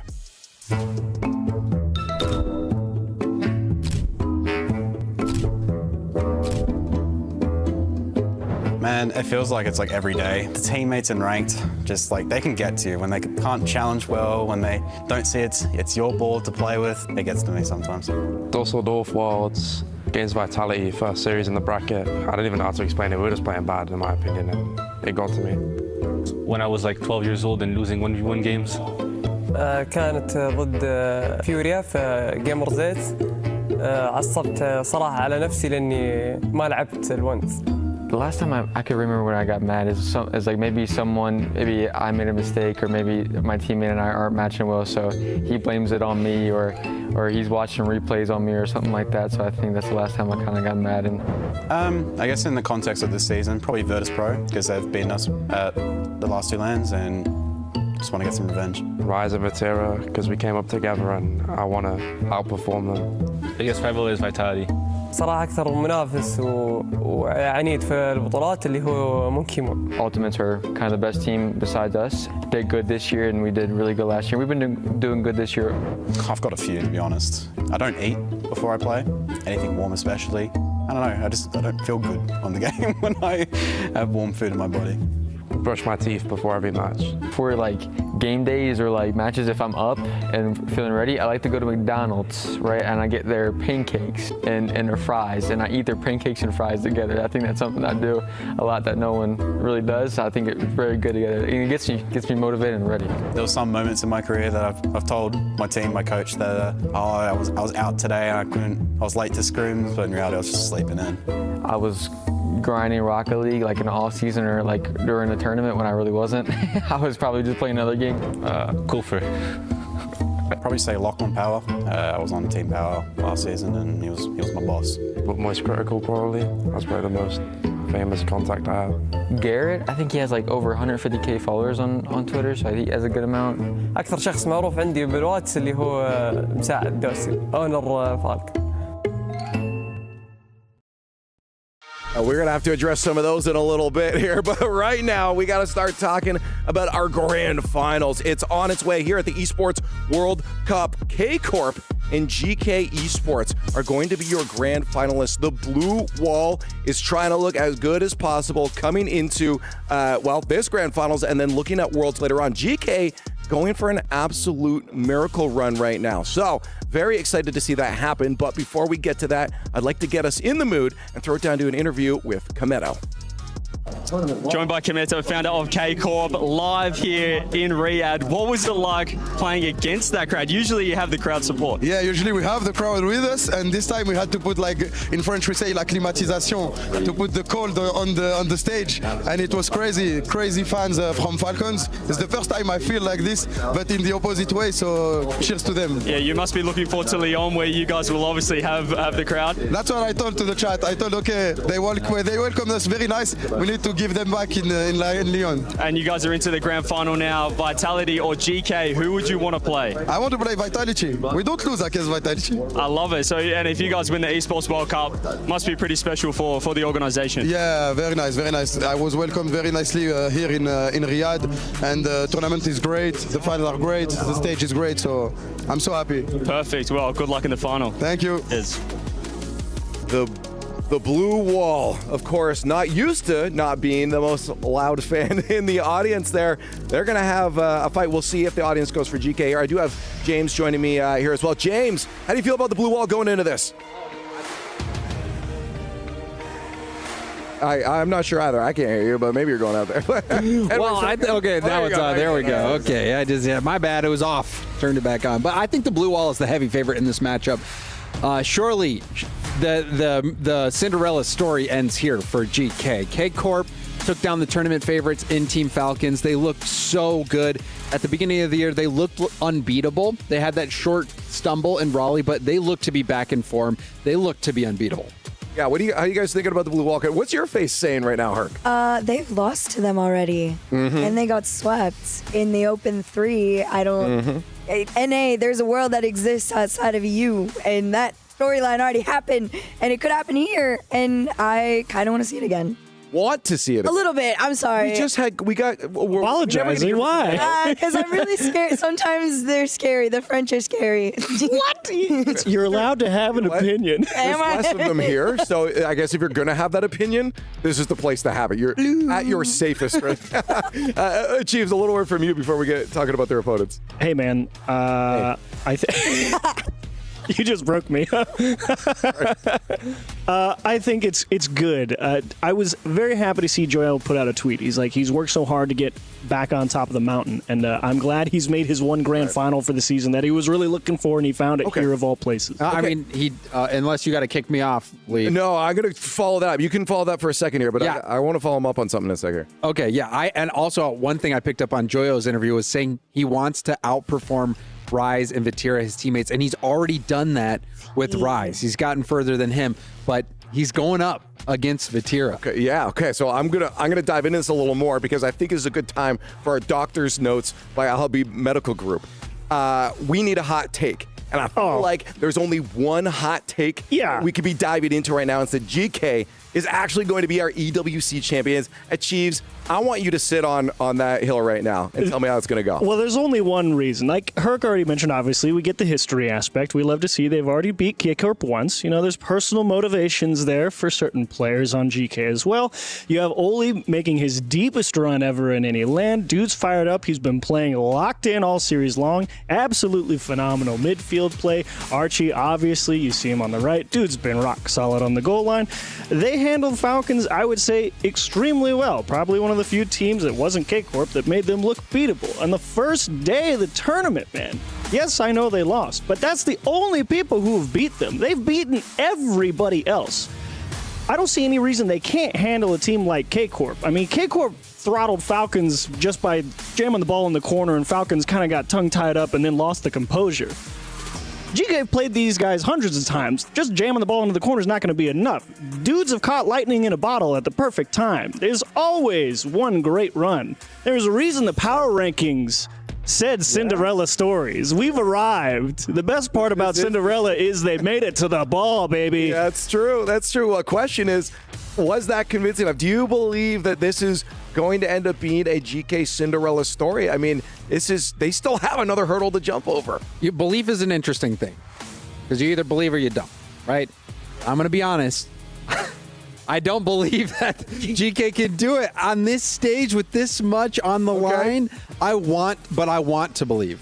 I want to believe that they can. Hey, I'm right there with you, but I don't. Okay, well, I want to see before we get to the grand finals how the energy is down at the stage right now. I think we have Cole and Stumpy standing by. We're going to hear the roar soon in our ears, I bet. Yeah, there it is. Oh, they got Rise as well. What's going on, boys? Hi, yeah, we are here with the legend that is Rise from Twisted Minds. Thank you for joining us, Rise. Appreciate you having me. No problem at all. We are just ahead of the grand final, and we just heard Joyo say that Vatira and you are his biggest rivals. Are you going to be rooting for your boy? Well, I'm rooting for both my boys. It's a shame they're playing each other in the final. It's a shame we're not there. But I'm going for GK. You know, KC have had their win this season. Let's give on to GK. I mean, you guys have had not the best run that you would say through this competition. You seemed a little bit disappointed in yourselves towards the end. How are you going to change things when then you look towards Leon on the World Championship? We're going to work 10 times harder. We let the fans down here. You know, they gave us insane support. So shukran to all of you. Yeah, very sorry for our performance, individually, me personally, and as a team. So we'll be back for Leon and we'll do you proud. Well, you know what? If you guys want to see more of Rise, he'll be in Leon, but we have got a grand final to get to. Casey, taking on GK, straight back to the desk. All right, well, it's about to get underway in just a few seconds. I literally have one-word answers I can get from you guys. Who's winning it? Who's taking the title? Corp. Corp. Blue Wall. Blue Wall. GK, one more time. GK, one more time. I am going to let it sit at that. It's time for us to get into the Esports World Cup Grand Finals.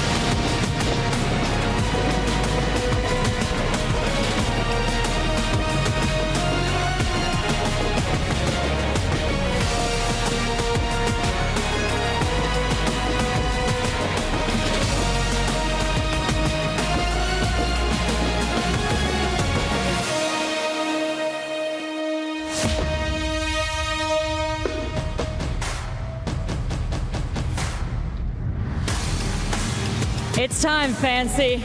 We've reached the grand finals of our Rocket League competition here in the STC Arena. It's been a grueling 4 days leading up to it for our players. That's right. We have reached the peak of our competition, and our final two teams are closer than ever into seizing the glory. The 1,000 Club Championship points and the lion's share of $1 million prize for Rachel. Crushed keys litter the pitch. Gold glitters in the digital grass. There is only one intact piece of treasure. It calls for a master. His trophy. Absolutely. All that remains is a single best-of-7 match. So how about we call our teams, Rachel? Let's do it. Bring out Carmine Corp.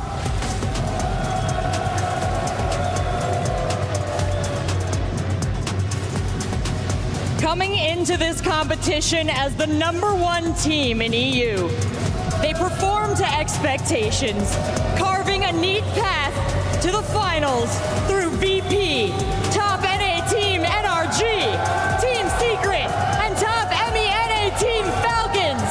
But their next opponent has made a career of upending the expected. So Vatira, Ato, Charlie, lock in!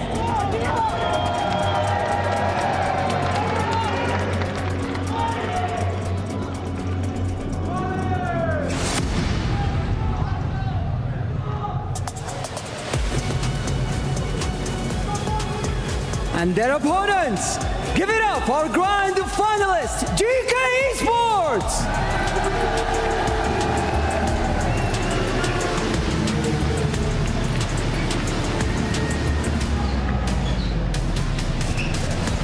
The bottom seed, they started with the loss to Falcons, then ripped a U-turn and plowed through Furia, the ultimate and vitality.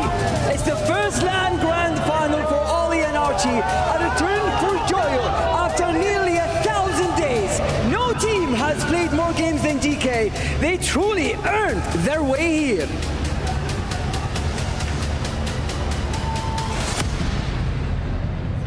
Eyes on the prize, guys. You're all so close. Let's see who can take it over the goal line. Days is a long time, Fancy. GK versus KC. We saw this matchup not too long ago online. GK outscored Carmine Corp 9-3 in that series and shut K Corp out twice. It was a literal miracle run from GK to make it to Birmingham, Johnny, and now again making an improbable run the whole way to a grand final on LAN. A Joyo against his old teammate Vatira. It's just a crazy Cinderella run, like the likes of which we've not seen in a while on a LAN. Obviously, we've had a couple online this season in RLCS, but on LAN, it's hard to remember anything happening like this with, well, the number 6 team in Europe, the number 16 seed at the tournament, coming in and making the grand final.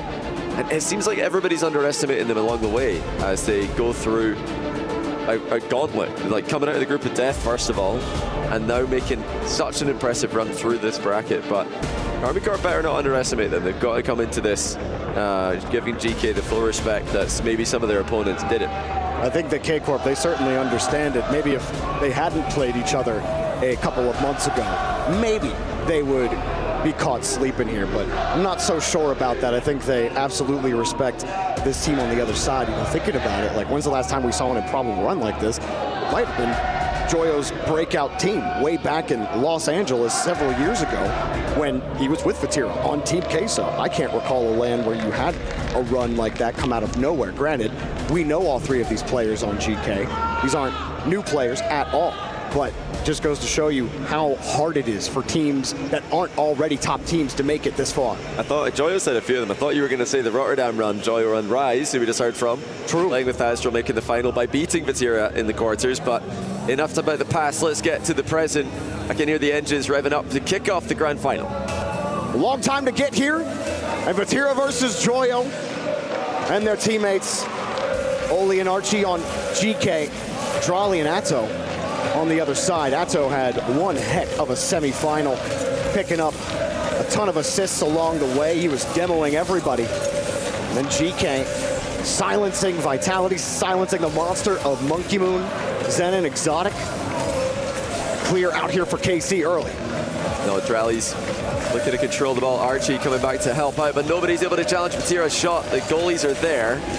Atto played so well against Falcons. It was Drally really earlier in the tournament reminding everybody what he's about, and Atto versus Falcons, apart from the one own goal, the stunning own goal I might add, he was outrageously impressive.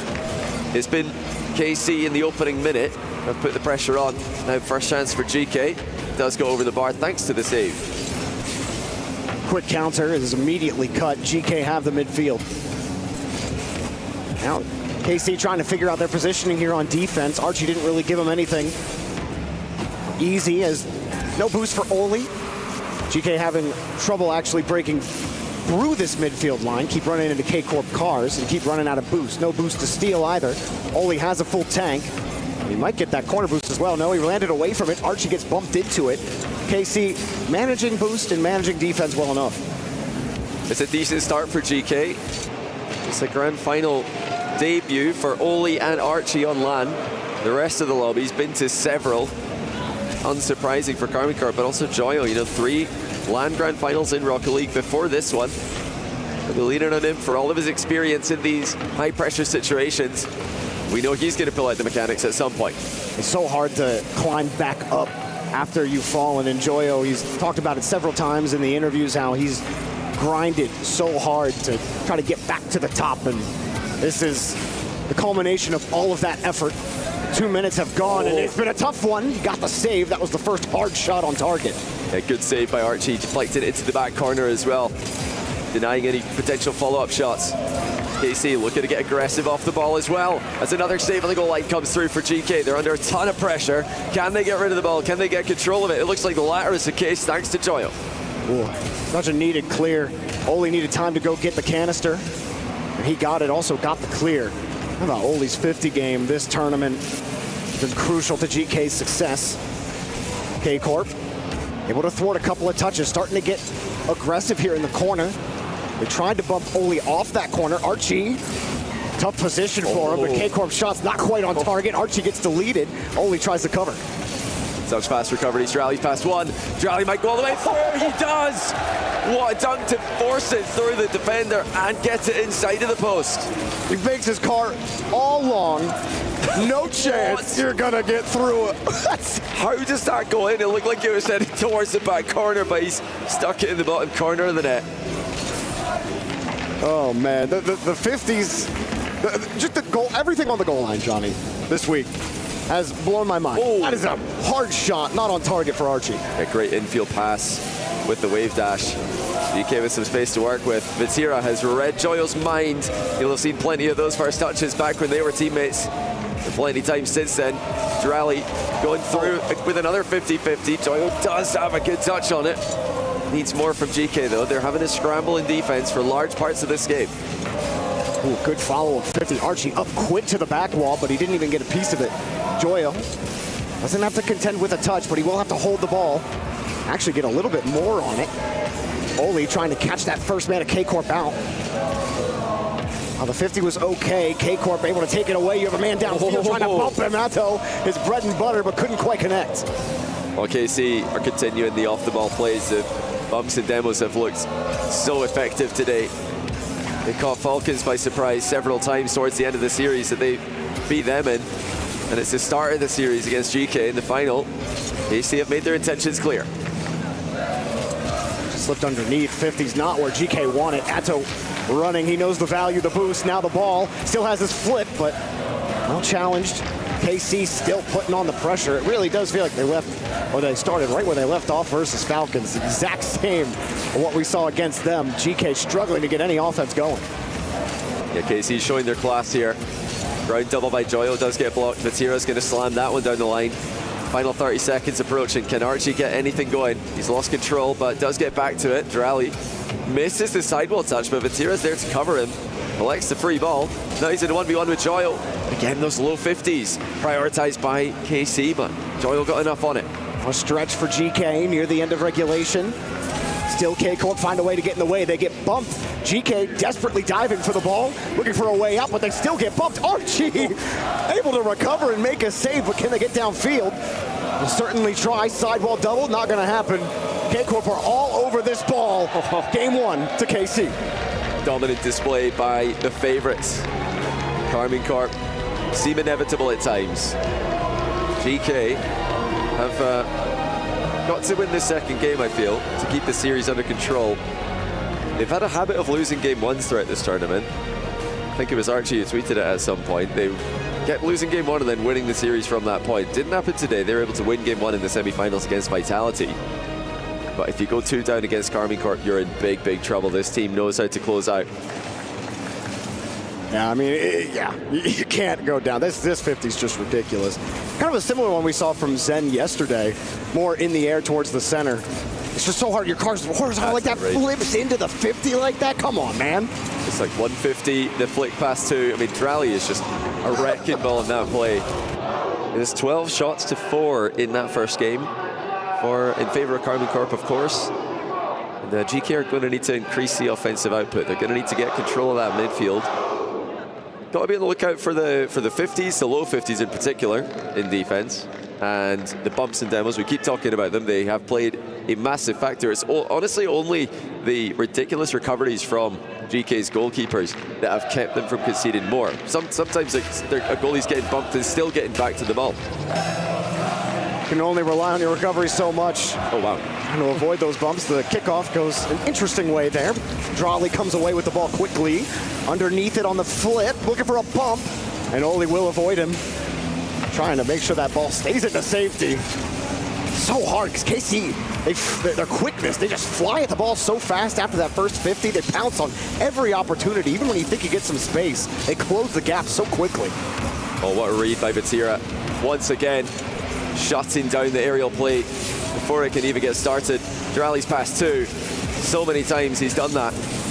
And we're only a game and a bit into the grand final. Drally's looking great. Atto is already having a phenomenal day. Tira could easily be the tournament MVP at this point. Oh, it's going to be open. Drally puts it home 1-0 again, this time earlier in the game. Drally's always finding himself in this type of position. He kicks Joyo out of the way. Archie was coming down and he helped assist this goal. I think Archie, not sure what he was seeing on his way back, but unfortunate for him, he ends up giving a pass up to his enemy, and Drally will collect on it. GK looking for something here on the kickoff to try to get even. Still scoreless in the series. This is where they really have to lock in. They cannot be conceding another goal. That would just give KC so much confidence. GK have been all about the outplays. They've been so unpredictable in this tournament.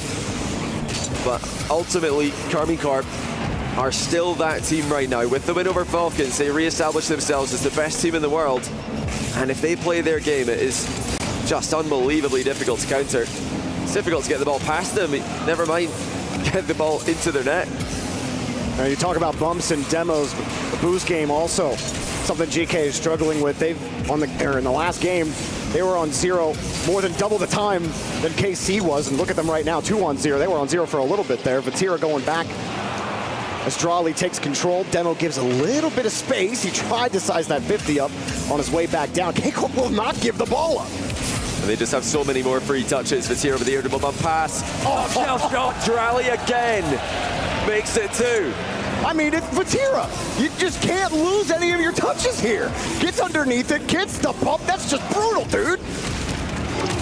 They look unplayable when they play like this. And it just looks like a normal day for them. I mean, I think some of the fans' faces say it all. It's just another day for Karmine Corp. They've got something to prove after a disappointing rally major. Got to remind everybody who they need to be afraid of. And now here comes Oli. First chance for GK to really get anything going. It wasn't really much to write home about. Can Archie make anything happen? It's one bump out of the way, but there's always another KC defender. Apparently you're going to need like 6 bumps to get through K-Corp. Archie trying to find a second. GK, this is the most time they've spent on a push in the blue half so far. Can they actually do anything with the ball here? Because every time they put it down, KC just hold the ball, put the 50 down, pop it over you. The GK are just looking for a lane out. Atto dives forward, and KC are back ready for this deep clear. There are times when KC play, they look like a hive mind, and it's looking like that right now. They're able to play so closely together on the pitch and still perfectly read whose ball is whose. And it's a chance for GK, but again, it's not really much going on there. The ball looks like it's in an attacking position, but KC have got so many bodies in between the ball and their goal. What can Archie do with this ball? Tries to get underneath it. He had a man downfield, Joyo. GK are trying a couple of different approaches to try to break through this KC line. KC still got the beat on. You can even get there. You can. Nice catch as well. No bounce or skip on that ball. Vatira gets a chip. Is he still going to get there? Oh, he gets called off. From Atto. Atto still with a flip and tried to get tricky with it. They're still awkward in front of the box, but a good flick out. Everybody giving the respect to Atto that he deserves. And then the same the other way. The attack from KC not diving in on Joyo, knowing he's going to have control. And they've yet to score. It's been really a sad grand final so far for GK. The crowd have picked them as the favourite. Now the Falcons are eliminated, the Saudi org, GK, has collected all of their fans' support, but yet to have a big cheer come out of the arena. And KC, the form we expected them to be back when we started, running on the opens towards Birmingham. And especially those first two opens, it didn't really look like anybody was ever going to beat them.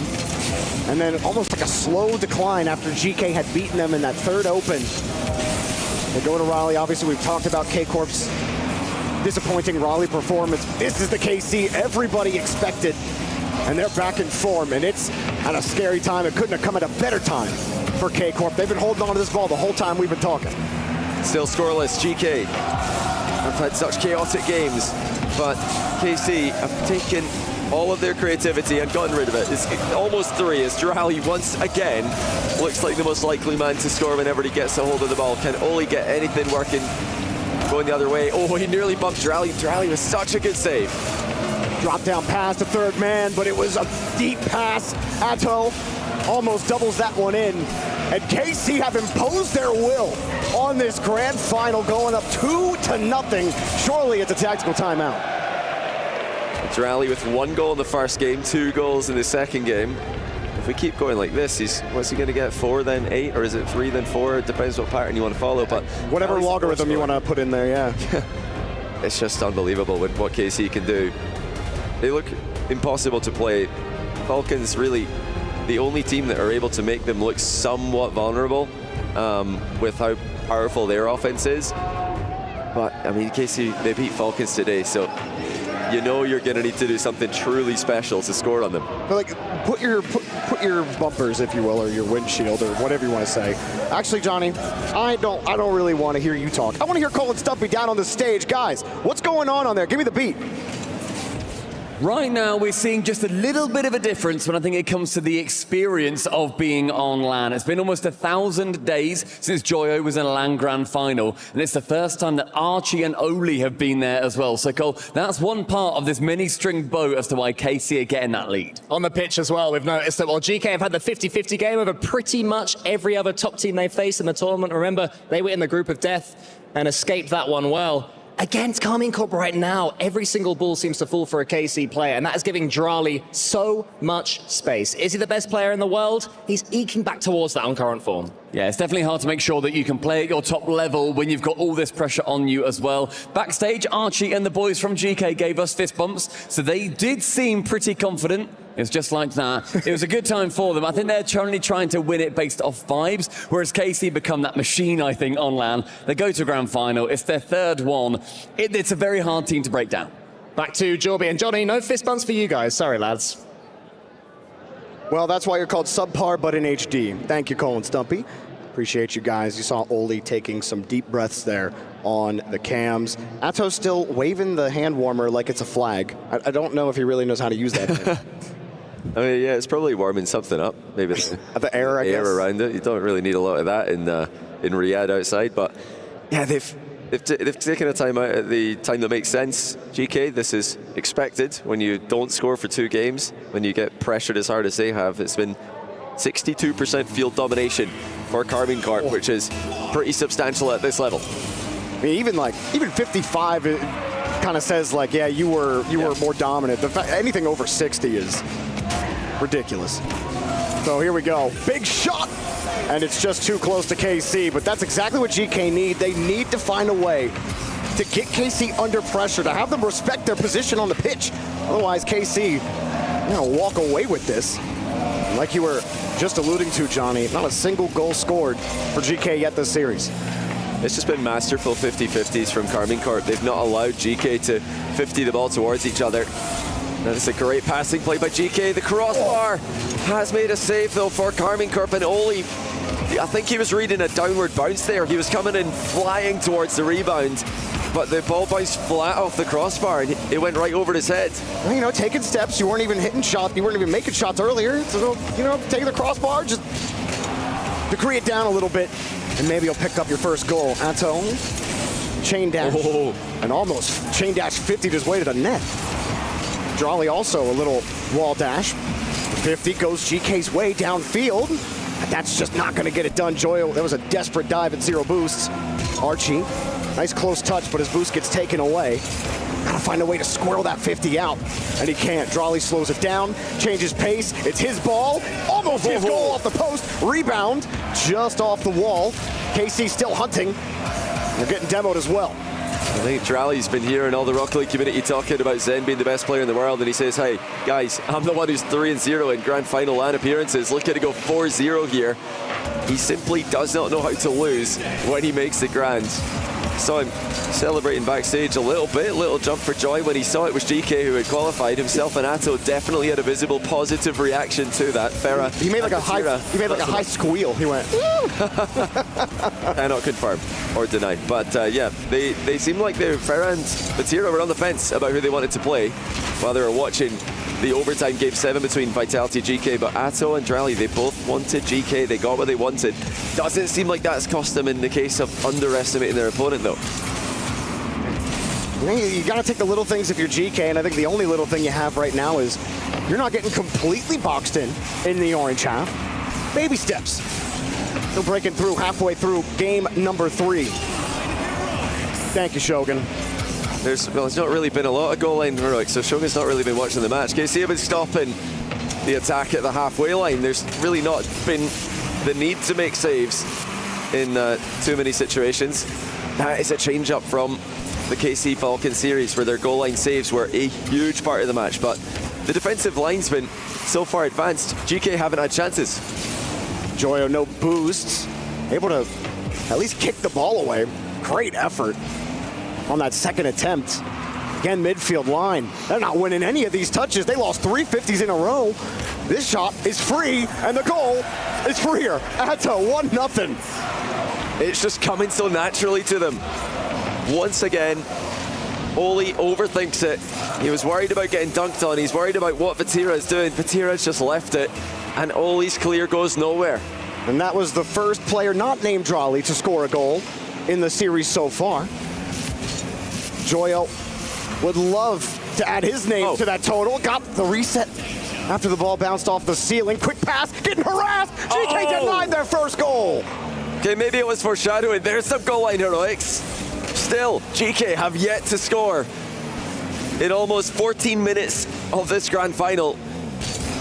It's all been close series today. 4-2, 4-3, 4-3. It looks like KC are not interested in playing this one close.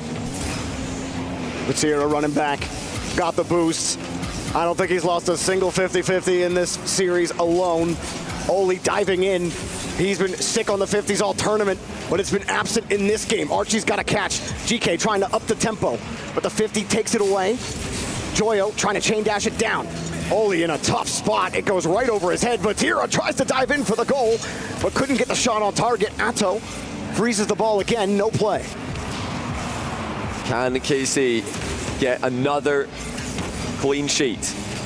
This is astonishing. GK's run, as impressive as it has been, is looking like it's going to come to a very sad ending. I'm sure they'll still be happy with how their tournament's gone after a few days have passed, but right now, this is not what they want to see on the scoreboard. Got the grab, keep it tight. No one from KC can go. Batira sets it up for Atto. Straight down. You got a full tank. Can you get it through the midfield line? You do get it past one, but there's 3 blue cars that you gotta punch through, and it's proven quite difficult. Joyo, no boost, will keep it locked. Not a lot of time left, and it's pumped right back downfield. Looking to get it down quickly, GK. Can they get to the blue half? It bounces right back to the ground.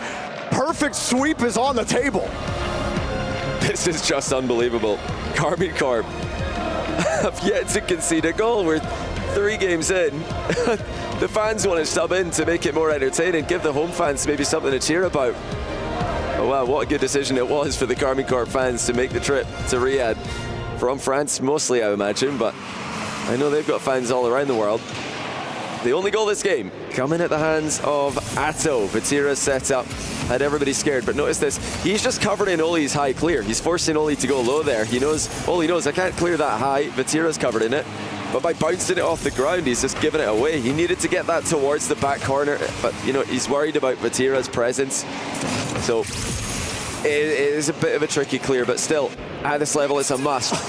Atto frustrating them with the goal line save. Man, it's saying something when that was their best opportunity the entire series. And you know what's crazy, Johnny?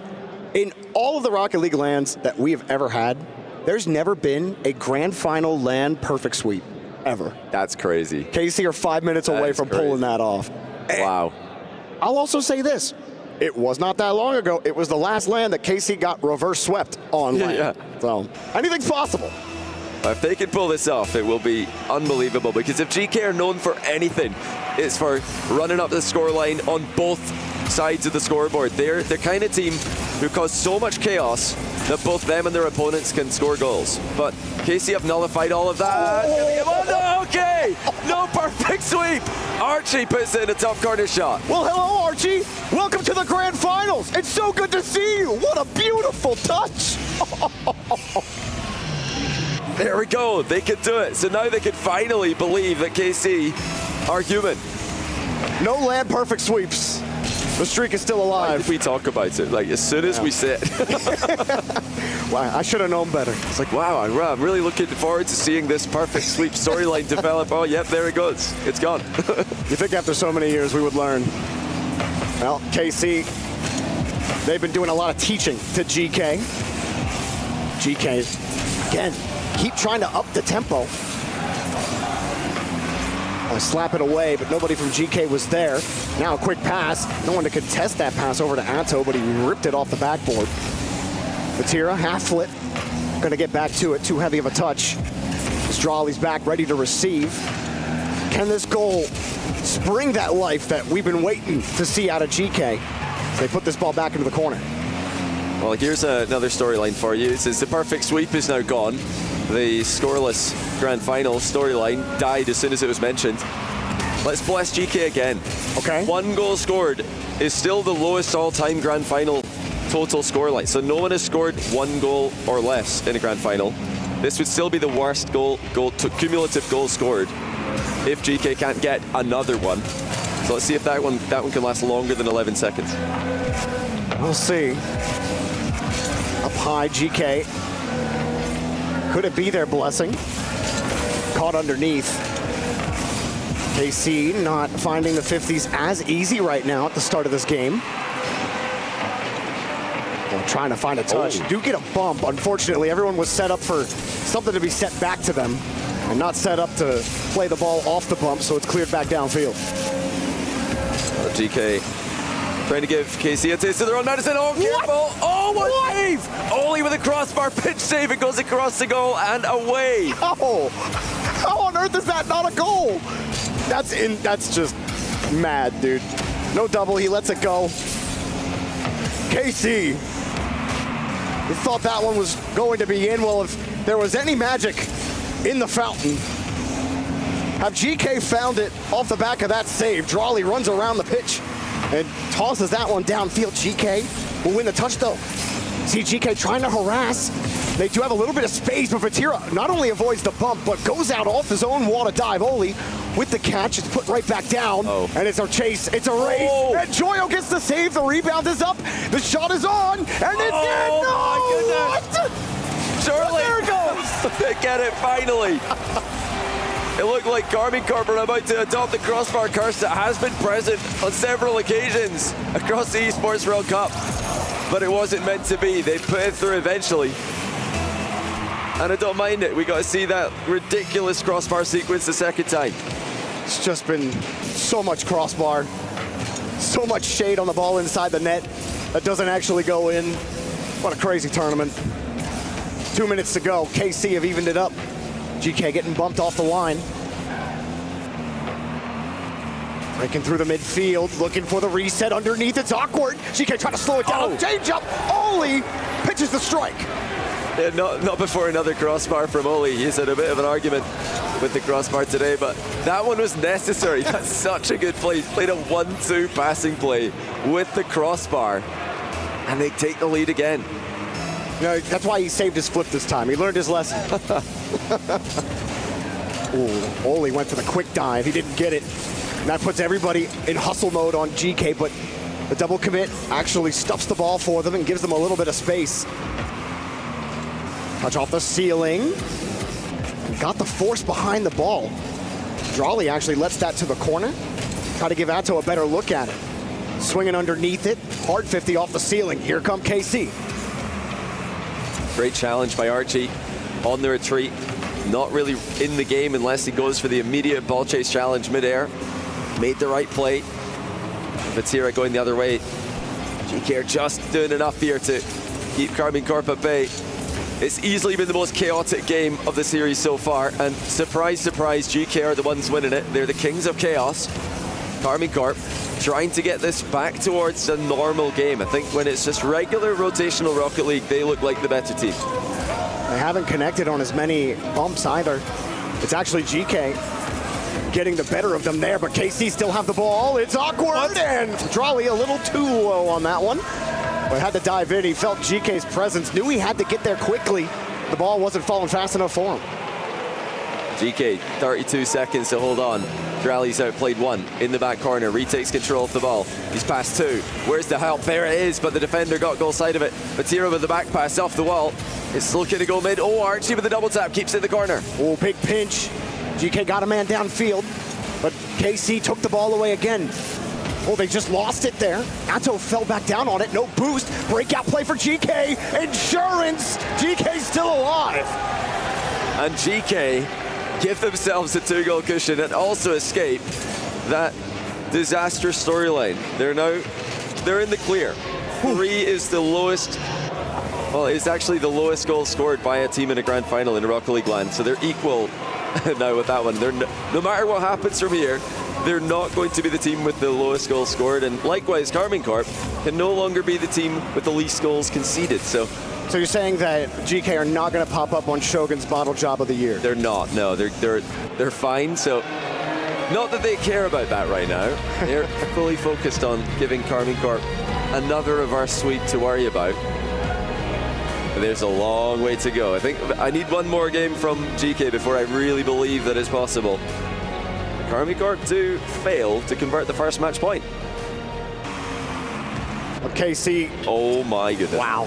It's just, I'm telling you, we could make a 5-minute highlight reel. Atto misses as well because Oli has so much power on the pitch that it goes across the goal. Oh, it's just like, and so many of these things are so tight, but we're so used to just clinic play on the goal, whether it be on defense or on offense. So you don't get those kind of bouncing moments in the net. But something has shifted, at least in this tournament.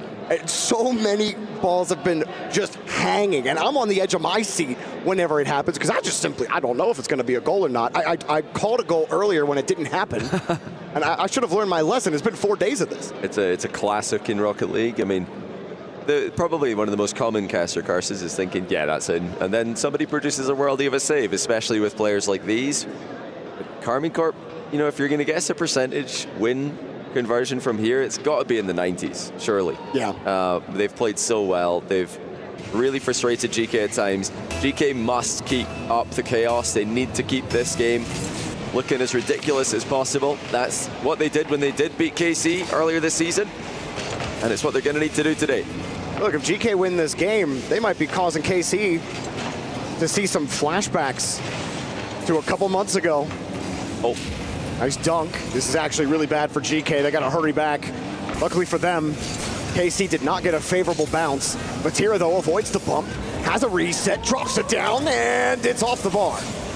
Still decent in defense by GK. They're just trying to control the ball when they run out of boost, but there was that back pass with a 50 from KC. You've always got to be aware of that. Might be more of this, what we saw in games 1 through 3. Oh, there's GK again, getting downfield and getting more of those demos. It's not something we saw in the first half of this series, but they did it last game. They're sending a man downfield. They're trying to play that chaos ball like you keep talking about, Johnny, and they got a little bit of pressure right now. Well, that was not the best shot by Joyo. He'd love to have that one back and give it a little bit more power. Archie, again, so important on the outward rotation. He's coming back into defense straight towards the ball. It's one of those things you got to be careful if you want to try that at home.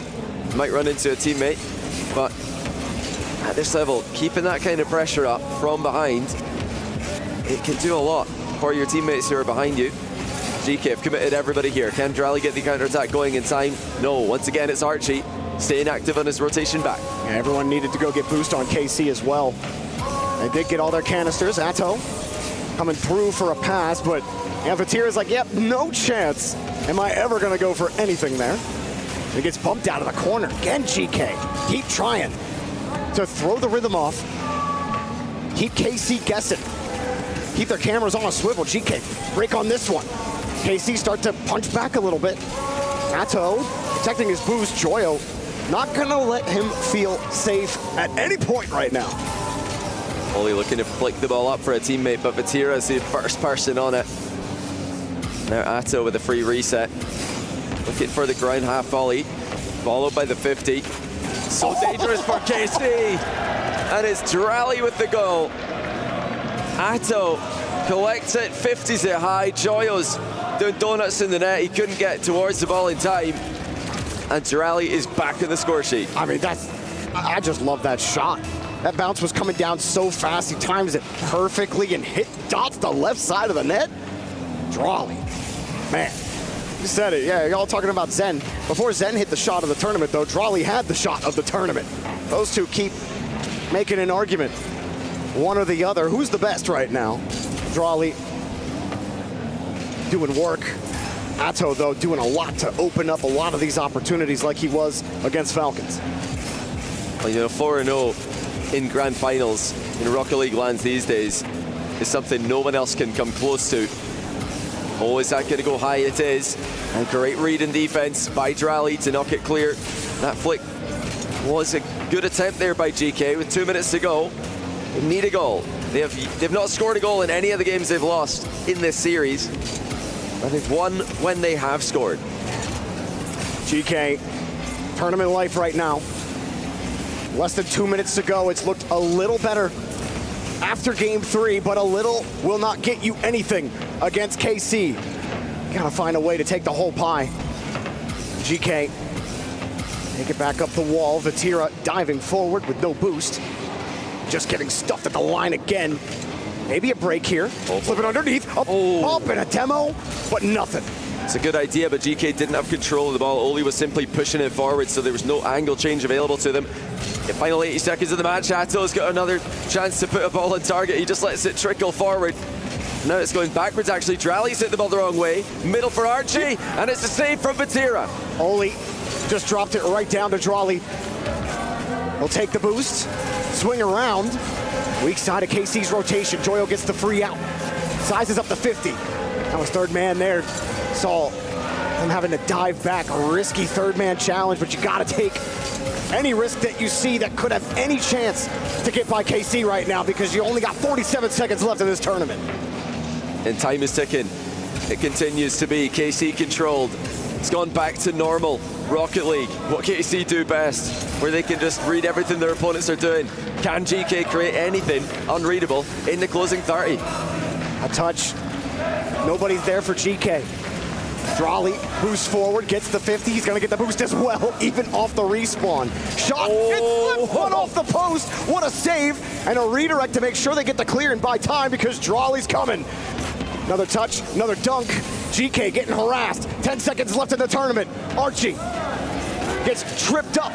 Nothing he can do. Oli out of the play. Joyo drop. Big shot. Pass. Up high. Not over. 0 seconds. It's too late. On the ground. Carmine Corp, your Esports World Cup champions. Drali goes back to back. Champion with BDS last year. Champion with Carmine Corp this year. Vatira, Atto, Drali, Farah, Carmine Corp. They've done it again. 2 trophies in the first half of the year. And they did it in style. A dominant performance in the grand final. It just, sure, 1-0 here, 2-0 at the end there, but it was not close. Joyo versus Vatira. And Vatira comes out on top, but Drali was the talk of the match. Drali continues his undefeated streak when he makes a LAN Grand Final. And what about GK as well? They'll be sad right now, but they'll look back on this tournament fondly in the future. One more key to be crushed at the Esports World Cup.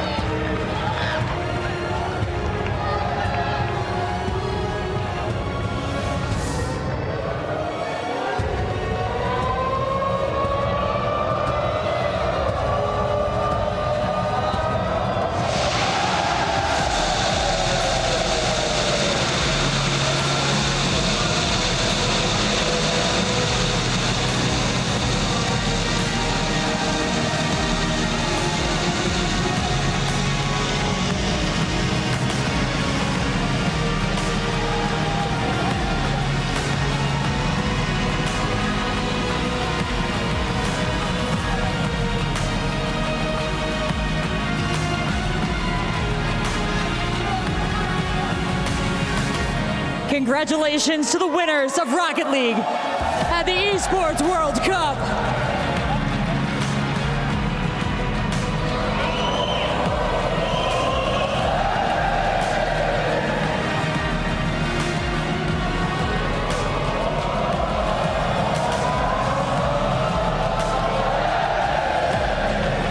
Well celebrated. Congratulations to all of you.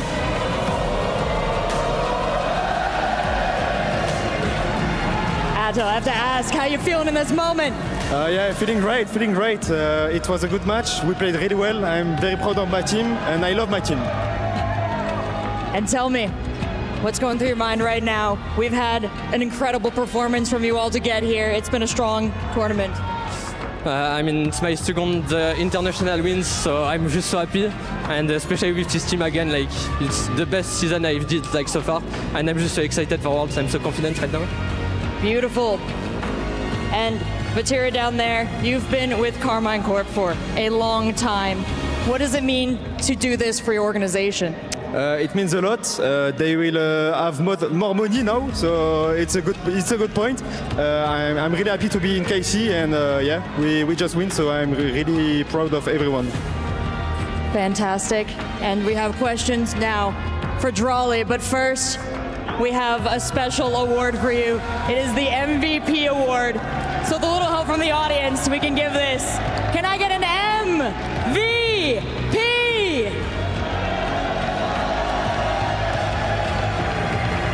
And we have a special award for you as well. This is the Sony MVP. Bringing up this award, we have Fancy, and I'll get out of his way.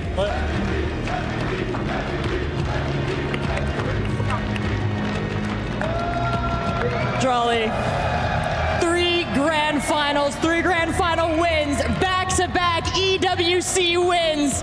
Is it a foregone conclusion that when you stand on this stage in a grand final, you'll go home with that trophy? I mean, maybe I always play really well in Saudi Arabia.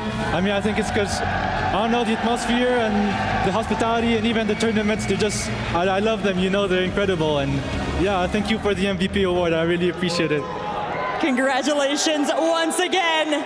Your winners, Carmine Corp, Drali, Vatira, and Addo. Now, I invite you to head to the key wall to choose the 3 shattered keys that will form the base of your trophy.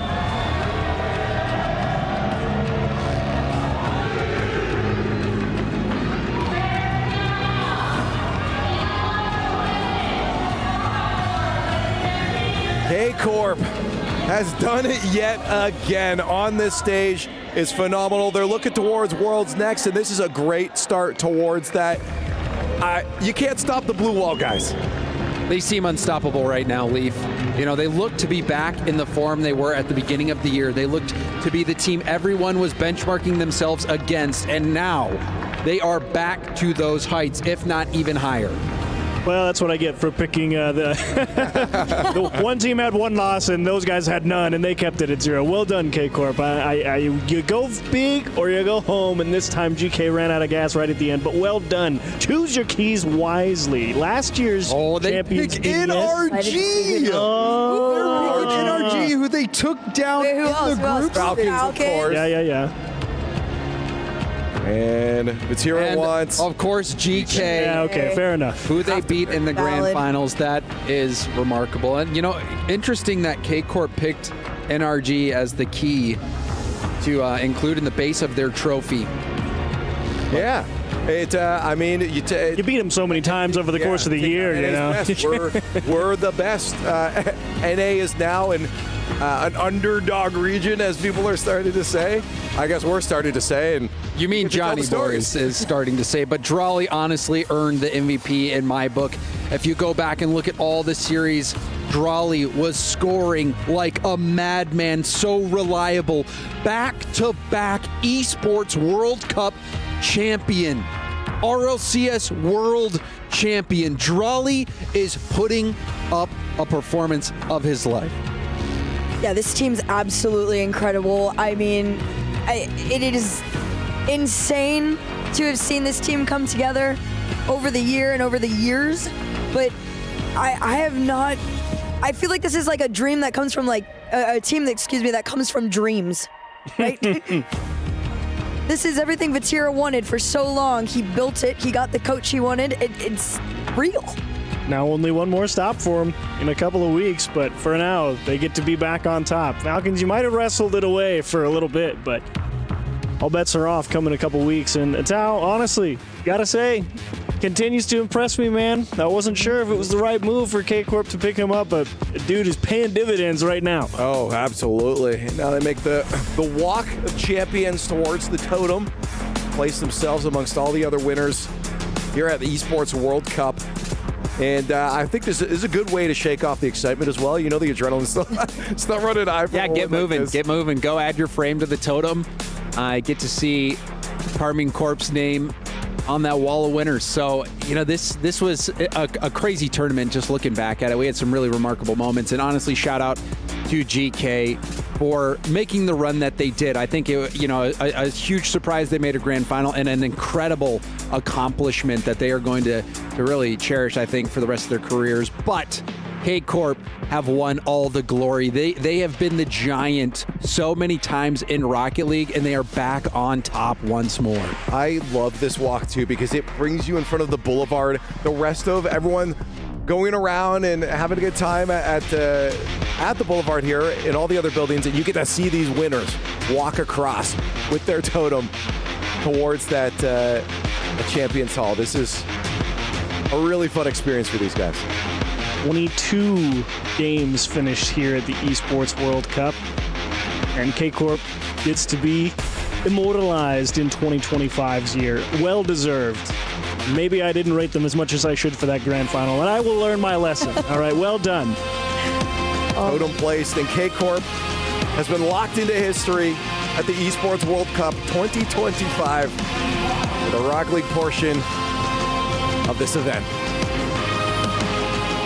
Well, with our winners solidified for the EWC featuring Rocket League, we'll be on our way in a moment here. I want to get final thoughts. James, you're giving me thoughts on GK overall, though I think we saw some fantastic Rocket League. I think we saw once more that Europe is the Titan. Europe as a region, they are the region to beat. North America's got a long way to go. Mina is going to have to work their way back as well.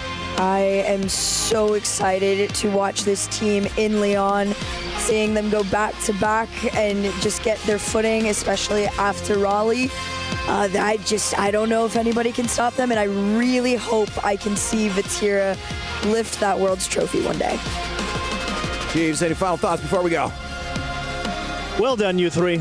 There you go. Next time. They'll be looking towards, again, the Worlds here, but this also a monumental win for Corp. And we're done here at the Esports World Cup 2025 featuring Rocket League. I want to give you one little bit of Rocket League gameplay on the way out. So here's your Kadia top plays of the day.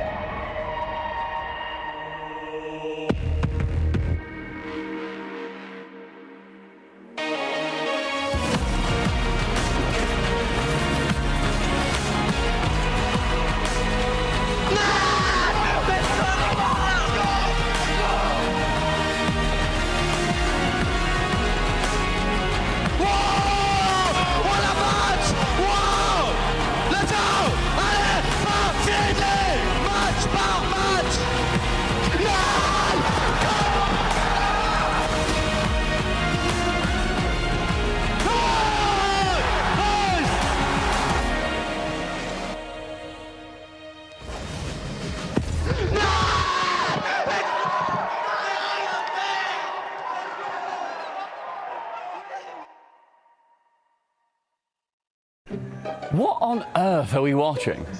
Why aren't they going up the walls? Yeah, I don't know, guys. I'm stumped. I don't know what this is. Don't know what's going on. They even have boost. All right, boys. What's the confusion? We have no idea what we're watching. Oh, this is football, or as the Americans call it, soccer. Football. What is football? So imagine Rocket League, but with humans. Oh.